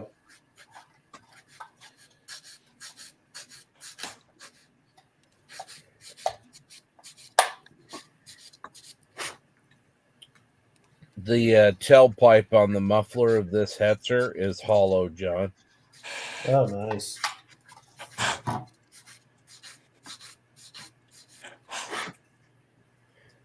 Oh, I did see JB. I was looking at Colts the other day for, I think it was, it might have been half track headlight guards. I think that's what it was. And I found this guy who did them and looked at some of his other stuff. He has a really nice like printable exhaust pipe for like the late Hetzers and G13. Ooh, nice. I should have used that on mine. I just didn't know it was there. It's free too. Oh man. Yeah. And he's got light guards for the Tamiya M3s. Yeah, but not. So I don't know, like what versions they appeared on, but it's the ones with like the mesh on the front. Because the old Tamiya, like what is it, M2 something half track, it has like this like side mounted where it's mounted to the like the bonnet instead of on the fenders. So I've seen pictures of both. I don't know enough about half tracks to know which, I guess, versions had which type, but the reference I'm building off of has that mesh pattern. So yep, I printed some up. They look nice. Nice.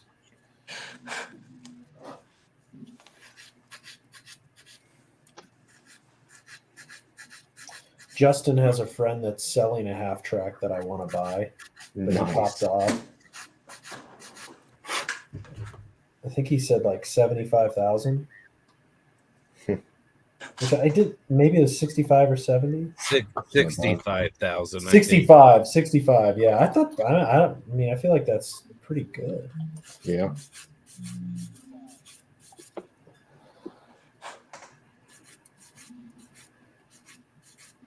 Whether I have a new car or half track.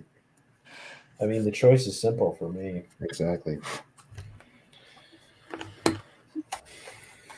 I wish Whitey was still on.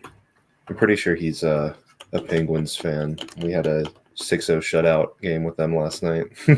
No, I'm the Penguins fan. He's a Bruins fan. He is a Bruins fan. You're right. Yeah, good Lord. He's Boston, for crying out loud. You're right. I knew someone was a Pens fan. Did you watch it at all? Oh no, I haven't watched the Pens in a long time. It was a good game. I watched like the second period, and by the third I was not capable of watching TV. So I was watching it at a local bar.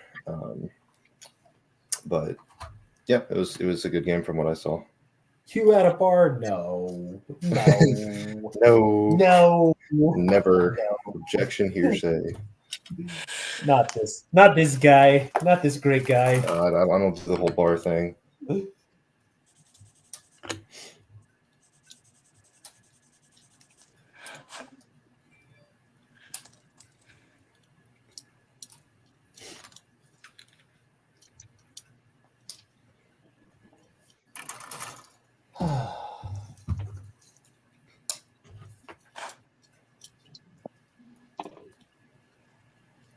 I'm gonna be honest with you, I have doubts that you're gonna finish that tiger.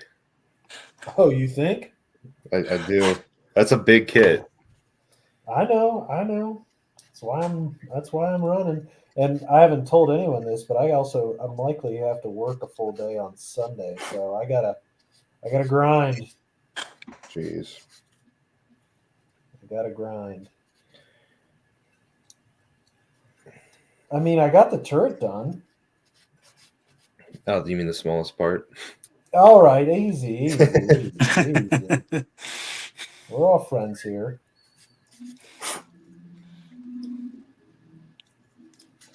I will admit I will not be putting the track towing cable on it because I will put the mounts on, but I have scale rope coming from Canada, so I'll add that once it's here.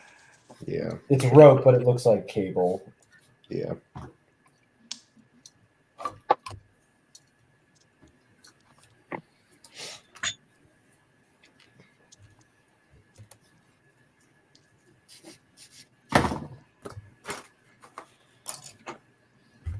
How did the spare track holders go on now that you kind of know how to put them on better?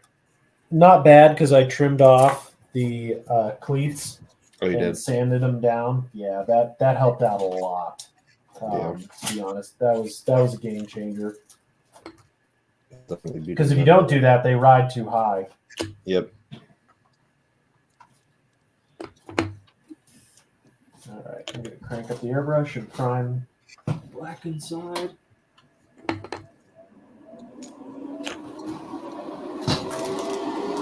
It's like a jet engine.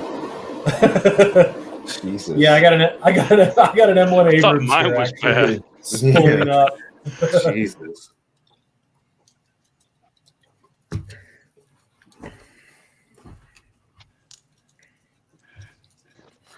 JB airbrushes at Mach 3. Yeah. He's not on PSI anymore. It's actually it's in horsepower. Mach 3, I thought it'd be like Mach 5.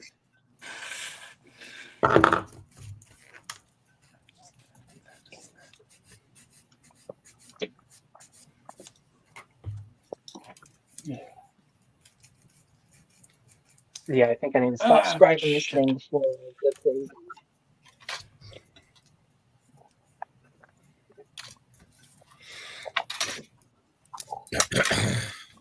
All right. Well, let's before we start to wrap things up, let's play one more video. Appreciate everybody who's joining us. We got 30 people watching still, which is great. So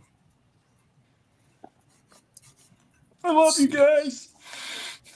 Let's see.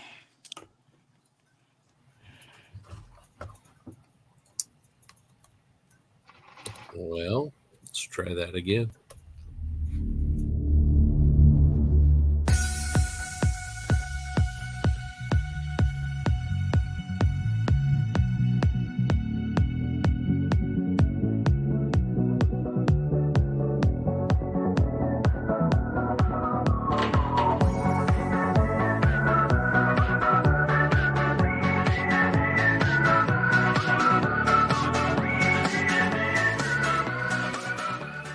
Don't forget, if you're an Ethics Club member, you can donate your flying hours to Models for Heroes.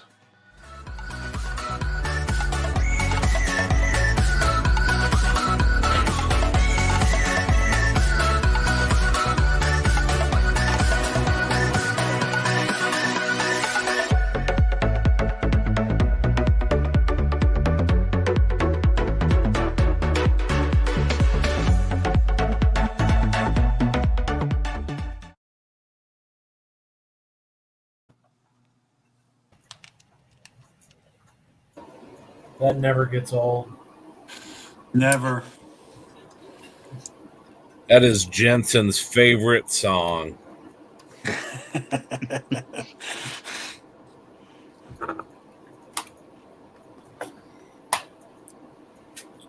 All right. Take care, Craig. Good to talk to you.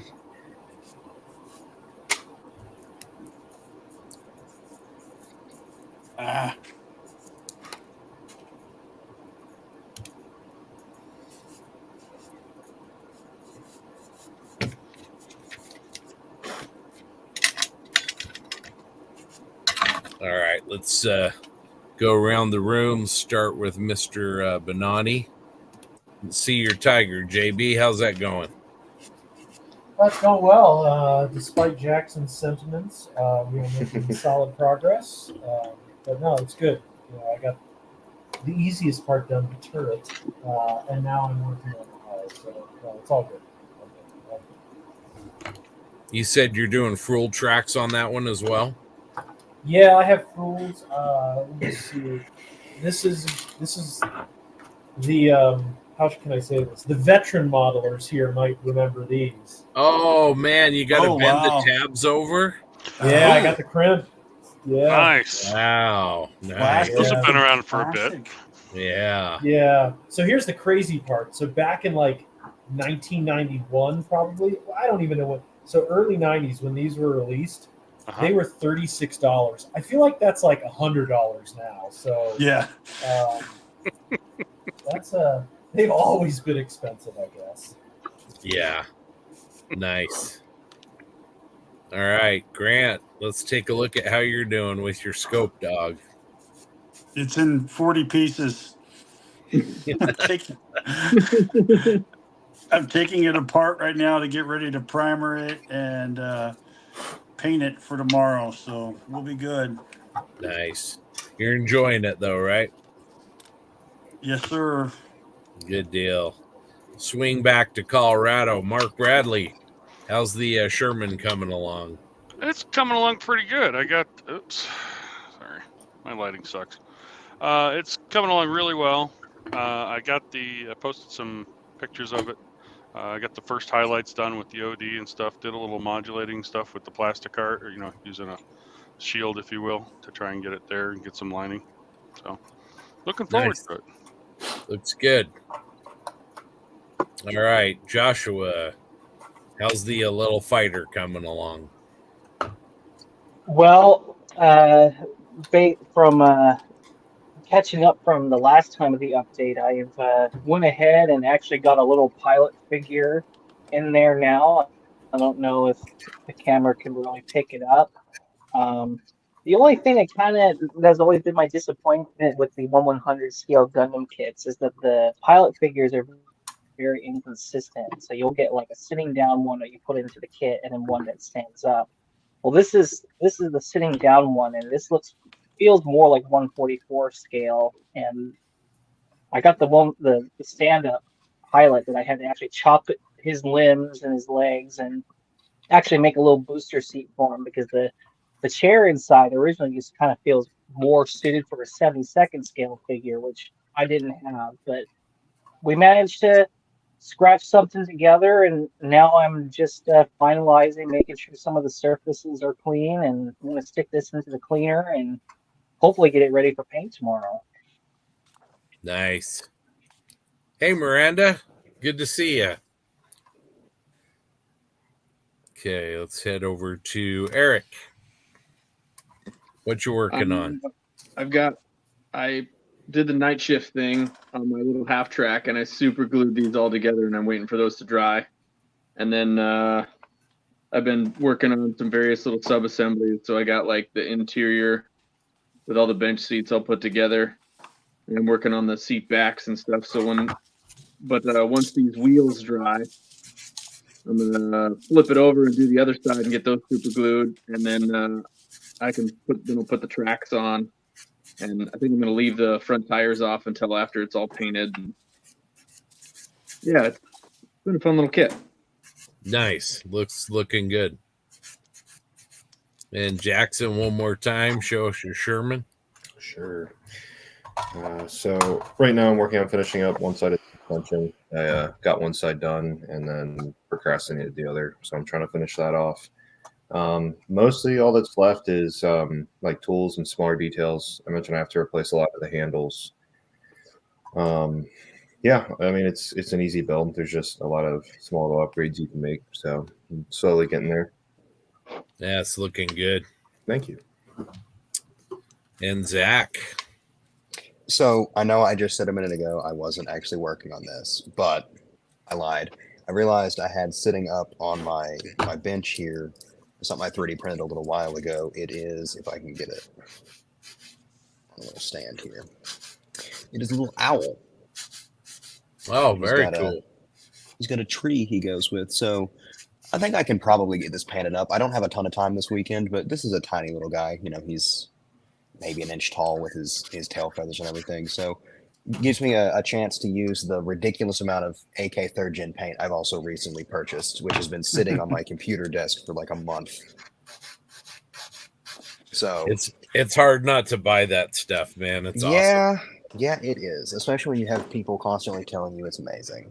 I'm not pointing fingers, but there is a saying for it, is all I'll say. Yeah. All right. And then I've got let's see. I've got the lower hull pretty much all sorted. Like I showed a minute ago, all the running gear is on, all the wheels and everything else. So tomorrow morning we'll start on the tracks, if I can get it in the camera, on the tracks, and then start working on the upper hull and the fenders and all that kind of stuff. But great little kit so far. Very, very small. So yeah. Anyway, but having a good time with it. So, and there we go. I'm not the center of attention. All right. Well, we're going to sign off here in about 10 minutes. It was a great night. Appreciate everybody who participated both on YouTube at home and also on the stream. We raised almost $1,600 from our auctions. So that's really, really good. I think we'll even do better than that tomorrow and Sunday. We have some really incredible items left to go. We have some signed, very unique items, and we even have some items that we haven't discussed with anybody yet that are going to be a surprise. So I think that's going to be really, really terrific. So stay tuned and tune in tomorrow night with us if you can. And if you haven't already, please think about donating, whether you participate in the auctions or you just want to make a donation. There's a link that's scrolling down below. There's also a link on Facebook, on the Facebook page, that you can see where to go ahead and go make the donation. And again, everything that we raise for the auctions is going to go to Models for Heroes, and it's a great cause. We do a lot of good, and it's awesome again that we can use our hobby, something we enjoy, to help people. So anyway, it's really, really terrific. So anyway, keep up the good work, everybody, and we'll see some or all of you guys online tomorrow. And in the meantime, let's before we go, let's run a video of Malcolm one more time, because that's kind of what this is all about. So here we go. We'll see you on the other side.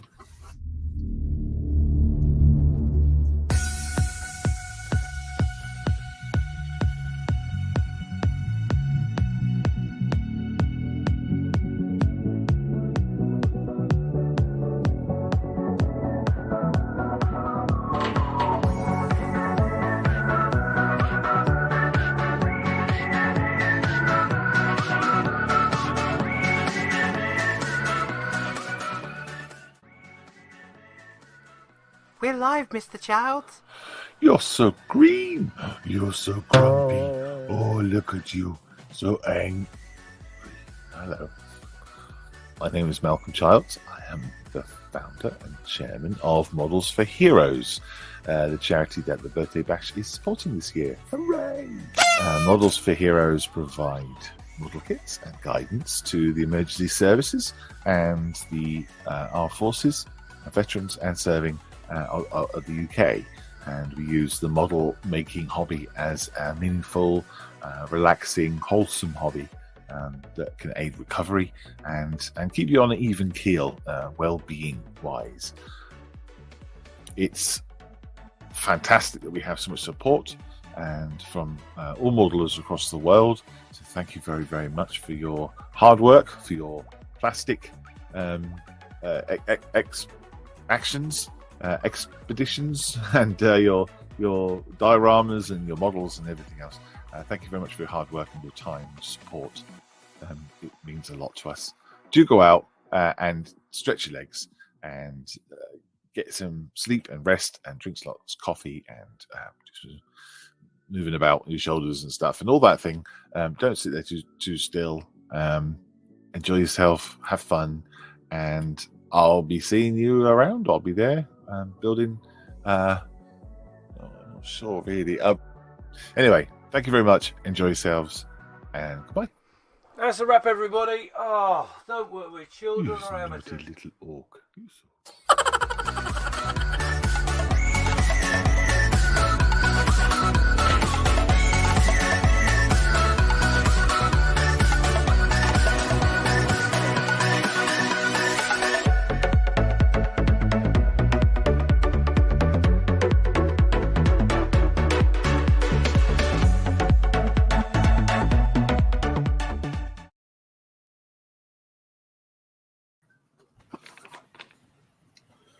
It is a catchy song. Oh yeah, it's a toe tapper to be sure. Morning, one and all. How are we all doing? Looks like we have the boss right as we're wrapping up. How are you, James? Yeah, bleary-eyed, I think would be the right phrase. But yeah, I'm good, thank you. Yes, sleep. Oh God, thanks for that. Literally, we're wiping the sleep out of my eyes. I popped in just before you went to the talk to Malcolm, and that's a cracking figure you've managed to raise while I've been sleeping. Thank you very much to everybody that has made those donations by making a bid on an auction lot. It's fantastic. I have been watching for a little bit, so I've seen everyone's progress.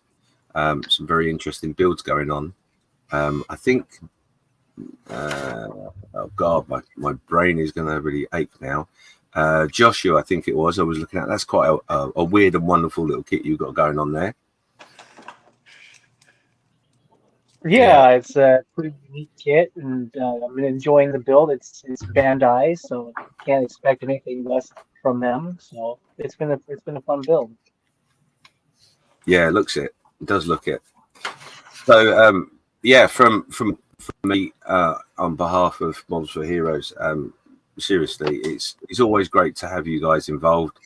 Really looking forward to seeing how things progress, whether you have any troubles with the builds, etc., and just what the results are going to be like. Remember, if you don't have time to finish, it's not a problem, and that goes for anybody that's watching that's involved as well. It's about taking part, not about anything else. But yeah, thank you very much for supporting us and being part of the event. It's a humbling honor to have so many of the community involved and so many good names, people we look up to as well. JB.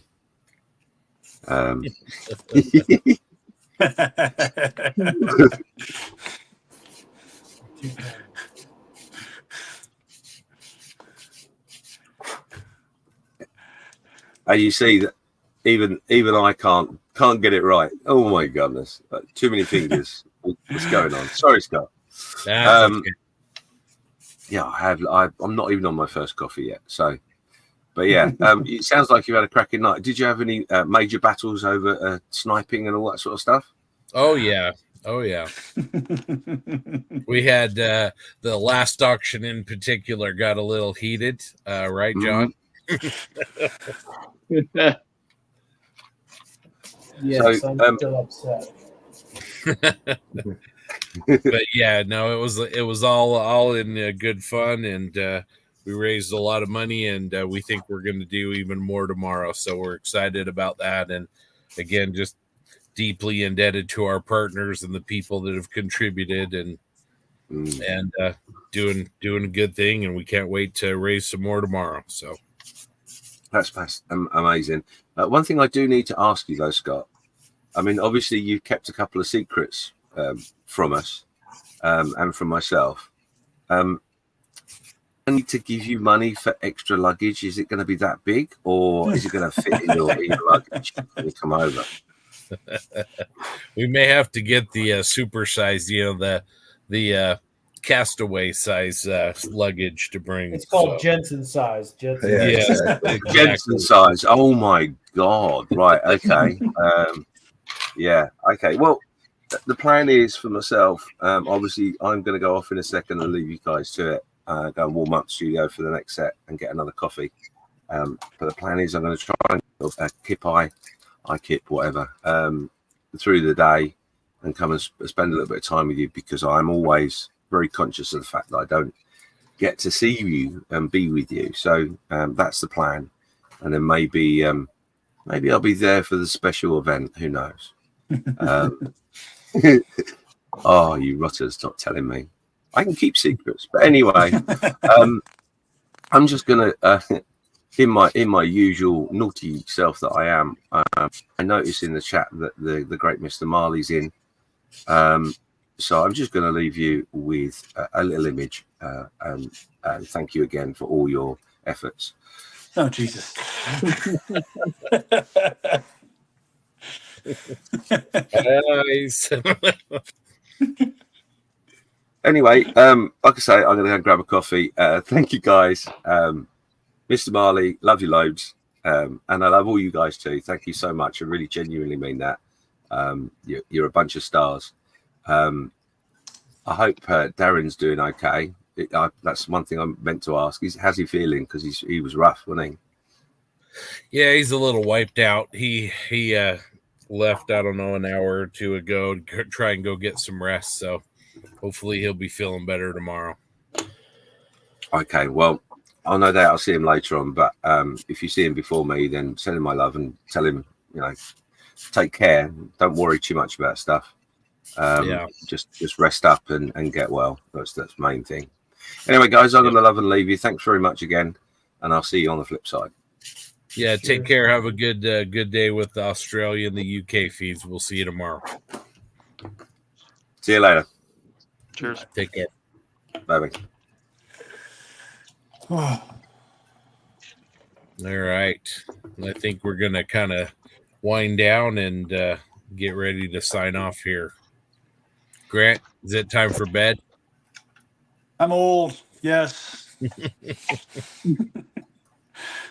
I'm not like, I'm not like Grizz and unlike Zach that are, night owls. I'm not that anymore. Yeah. We lost, looks like we lost Zach. I don't know what happened, but anyway, you guys want to kick around till 12:30 or just kind of sign off? It's midnight now, so you want to sign off now? Or I'm going to keep building. If we jump off, I'd probably just throw up a Zoom. So okay. Well, let's maybe hang on for 30 more minutes, and then we'll sign off then. I got to keep pushing, or Jackson will give me crap for not finishing. You can push all you want if it's not done on Sunday. That's the only thing that matters. I bet it's more done than your Sherman. Cap. Probably done better than your Sherman. Oh, here we go. Here we go. Listen, now we're telling lies. All right. Cool. Oh. We'll see what the amps. We'll see what the amp scorecards say. All right. Gentlemen, JB's coupe thank was you on for backwards. No, I fixed that. It's he fixed. fixed it. I know. It's fixed. It was okay. It was just Here's a the deal. Whoever wins, whoever gets the higher medal at amps has to the loser has to buy the winner dinner. But if there's a tie, you have to Indian leg wrestle best 2 out of 3. I don't even know what that means. It's entertaining for everybody else. We gotta go. What if we both get a perfect score? Like I said, you got an Indian leg Indian wrestle wrestler. with two hands. Well, I mean I don't this. think you're I gonna. mean this in the best way, but no, I don't see you, Yeah. you ever getting a perfect score. Jackson's got one. I mean that Actually, only I've because I'm jealous. Because I've gotten that too. I have two. I have two. It's okay. You're not gonna get the research point with your out of box tiger build, so you know. No, it's not out of box. Ooh, shots fired. It's I have the exact vehicle. It's 508 Obtylum, and I'm gonna I add a know. motorbike to it. So I know. that won't be under this 48-hour group build though. So Ooh. Why can't we all just get along? one sec. Is this revenge for all the chicken nugget jokes? Potentially. Hey, no, that's one ground that JB and I share is our love for honey glazed chicken tenders. They're phenomenally good. Honey glazed. Yep. See if I can find. So Can't remember I'm what's sitting here trying the to research. red bagged brand? Is it Tyson's? I think. Yeah. It would seem to be.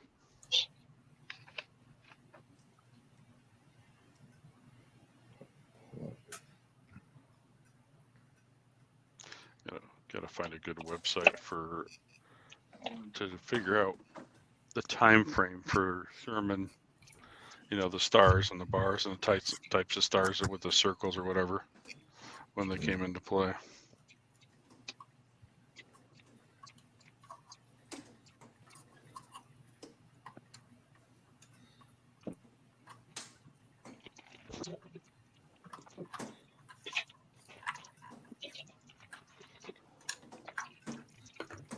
Oh man, I am ready for a nap.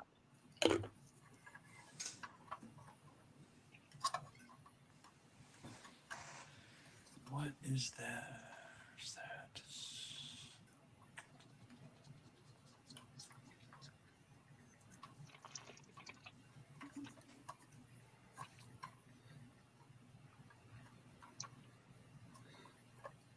Yeah, I had to train on a rider jack today, and that thing can really kick your butt if you don't know how to ride it properly.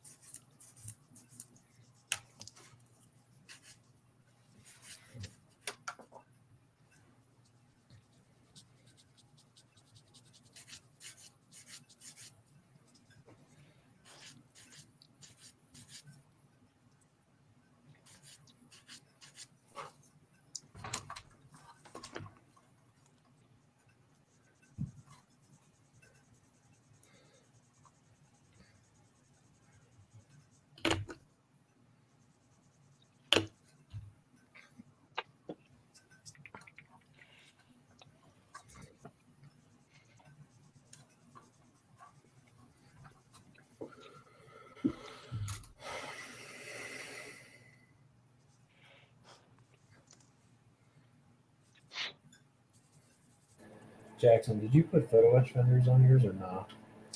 I haven't put any on yet, except the rear mud guards, and then I didn't replace the front ones. The kit ones are actually pretty good, I feel. They are.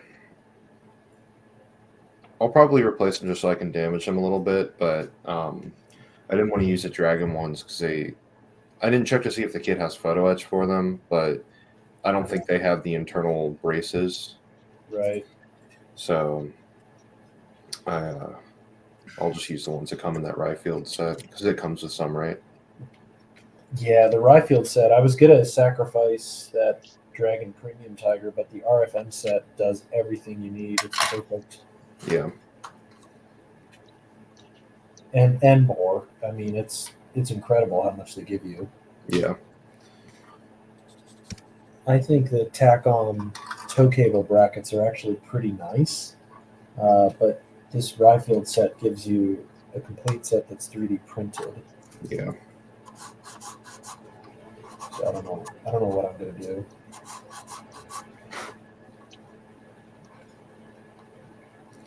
Yeah, it seemed really nice.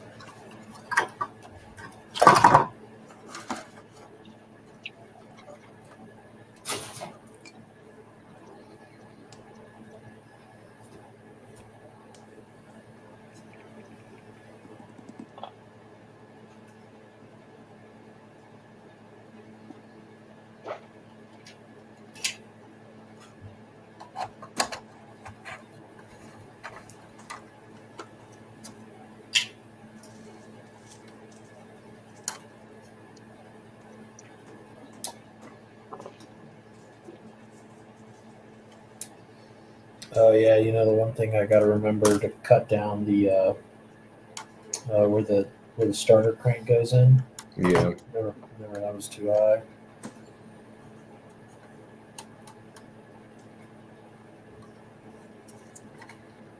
I'm trying to remember what other changes I made on mine. Don't really remember.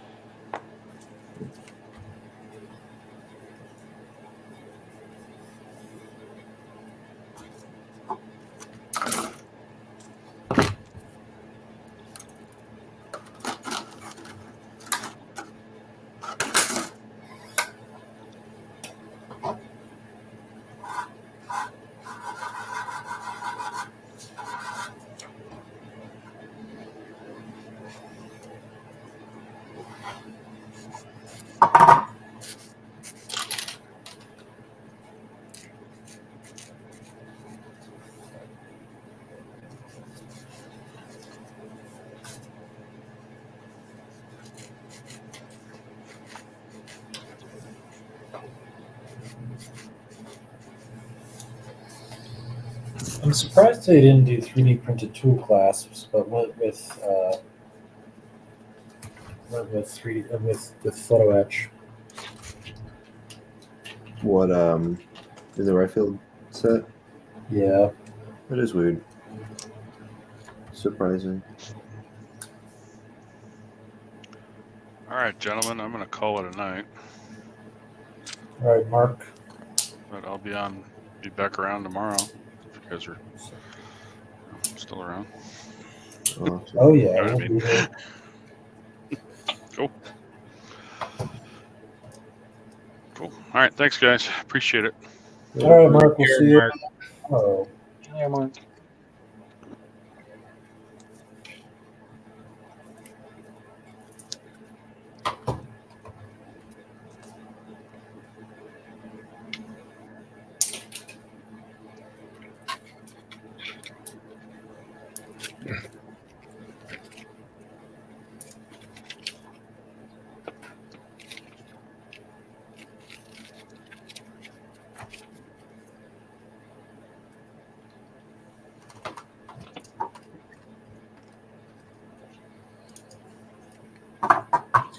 So now the question is, Jackson, does the 3D printed Ryfield parts fit the C clamp for tack on?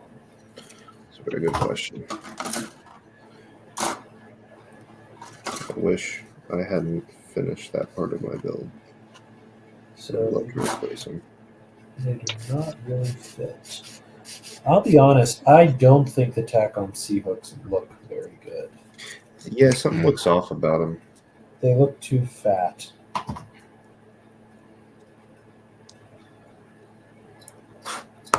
Better hope Hobbs isn't watching. I know. Gonna get an angry message in a second.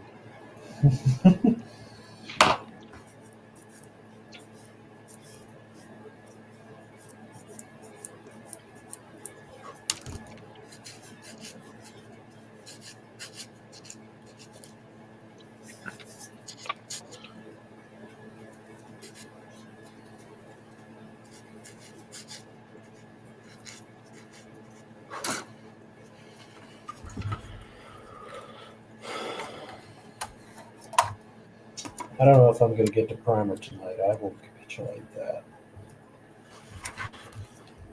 I want to, but I don't know how possible it is. I'm already getting tired. Yeah, I started late too. I didn't start until after 7, so I'm trying to catch up.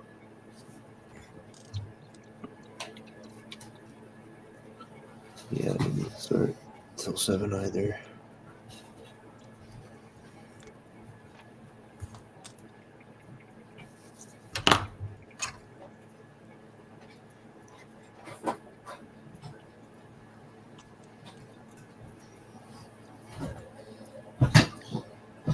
Scott looks zoned out. I'm getting a little tired. I'm at a place where I kind of need to get some rest. I think I got to get the Lincoln Lake tracks done, and I think tonight's probably not the night. So get up in the morning and do it. Get some coffee.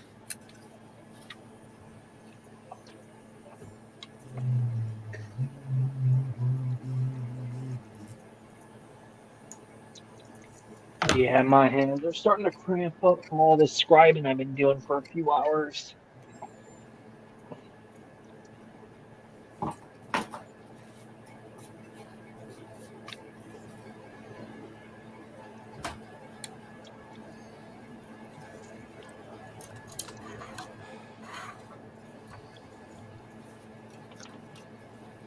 Let's see here.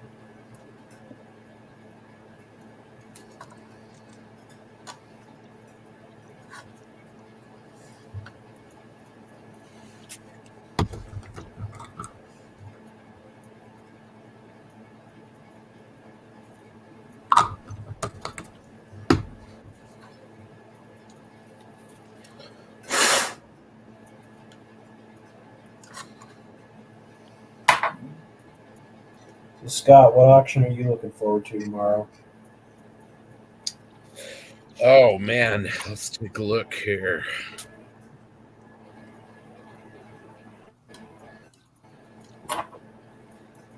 Okay, so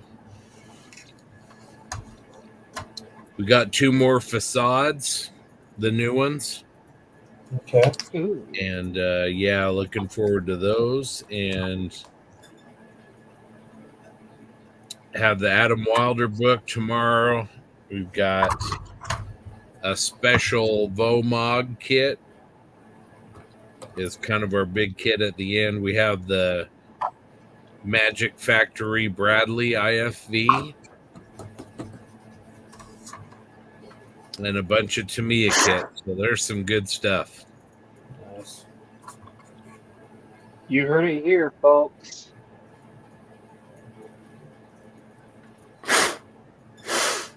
And then Sunday, wow.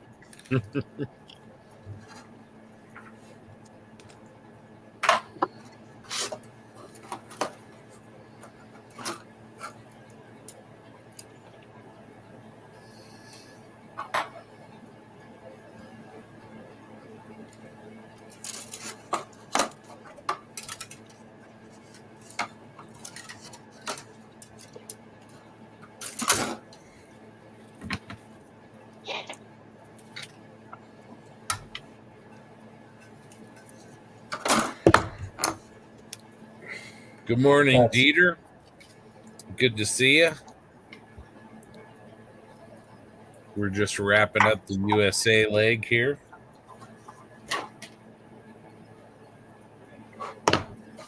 Still have 26 people with us. That's great.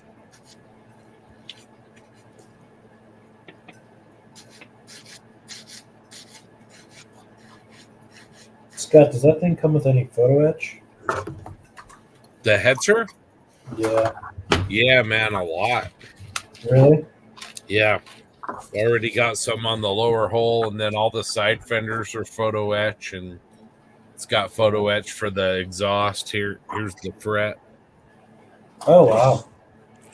It's got quite a bit. Yeah. Bro, you better get started.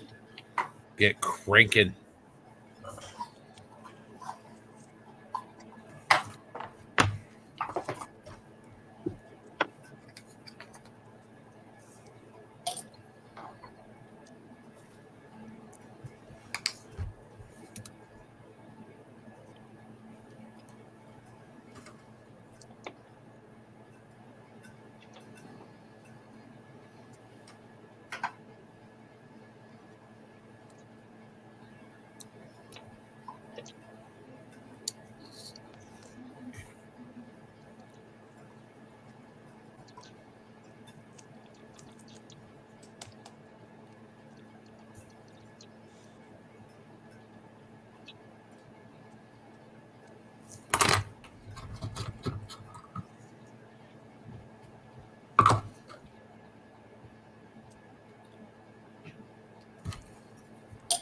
That StreamYard is so sensitive to sound. Yeah, it really is.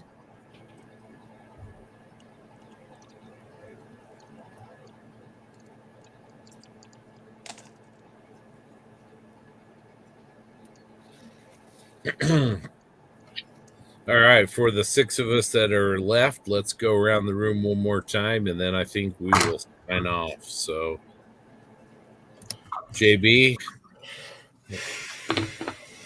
let's start with you. Tiger 1, getting there, almost making solid progress in the hull. 35th scale TACOM looks really good. Grant, do one last check-in with you on your Scope Dog 35th scale Bandai, right? Bandai Scope Dog. It's 135th scale. It's done. I am masking off a few parts right now, so first thing tomorrow morning I can get some paint on it. So getting there. Nice. Josh, what are you wrapping up? That little fighter still? Yeah, we're wrapping up the fighter.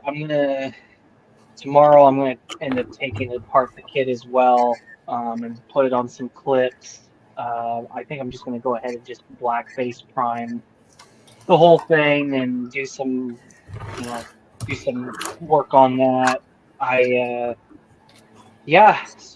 then in the very beginning of the stream, I was working on this little small 1/100 scale Gundam head from a little prize pack that I bought. So just to kind of buy my time, I was doing a lot of cleanup. I had to close the seams and then re-scribe some of the panel lining and stuff. And yeah, this thing will just probably go to another kit whenever I get to it, or sit on my shelf or whatever. So yeah, that's really what I got going on tonight.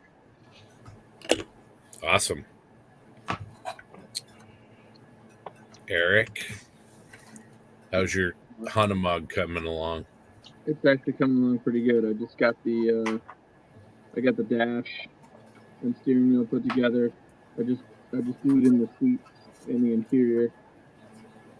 And I'm still waiting on the super glue to dry because I'm seasoned and don't have any zip ticker or anything like that for the super glue. But I'm still waiting for that to dry. When it dries, then I'll take it off and be able to do it. But I'm making decent, okay progress. But good. It's been a fun little kit. It's to me a 48th armor kit. What can go wrong? You know, what's wrong with that? Yeah. Yep. And Jackson, how's the Sherman? You working on tracks or what are you working on? I once again took a break from the suspension. I got all the bogies on. I just have wheels left on that side. And then the tracks, I'm just using the rubber band tracks. They're fine. I mean, they're Sherman tracks. And I also don't have time to print replacements. Yeah. But yeah, I'm taking a break from the suspension, working on the tools on the back deck. I've got, I don't even know where they went. I don't know where the box went. Oh, there it is. Got like some MJ miniatures. Wow, my light is very bright. Tool clamps, just convenience product. I normally make them out of Tamiya tape, but to cut down on time, I'm just using those. Yeah, nice. Mm-hmm. Looking good. Thank you. All right. And then for me, like I said, little tiny 72nd scale Hetzer lower hole is pretty much completely done. In the morning, I'll get the tracks put on the lower hole and then start working on the upper hole and the fenders and putting the rest of that together, getting it ready to prime. So good night overall. Raised a lot of money. Appreciate everybody who stopped by and everybody who bid and won auctions, and we'll do it all again tomorrow. So for the USA leg, we will sign off now, and we'll see you tomorrow evening. We'll put links on the Posse page, and also the Model Geeks will have links on that page, or you can just come to YouTube to the Model Officer channel. And tomorrow's session will be session number 6. And that'll start, I think, approximately 7 or 8 Eastern again tomorrow night. So for the Plastic Posse and the Model Geeks and all of our friends that joined us, wish everybody a good night and hope to see you guys tomorrow. Take care. Happy New Year, everybody. Thank you, everybody. Thank you for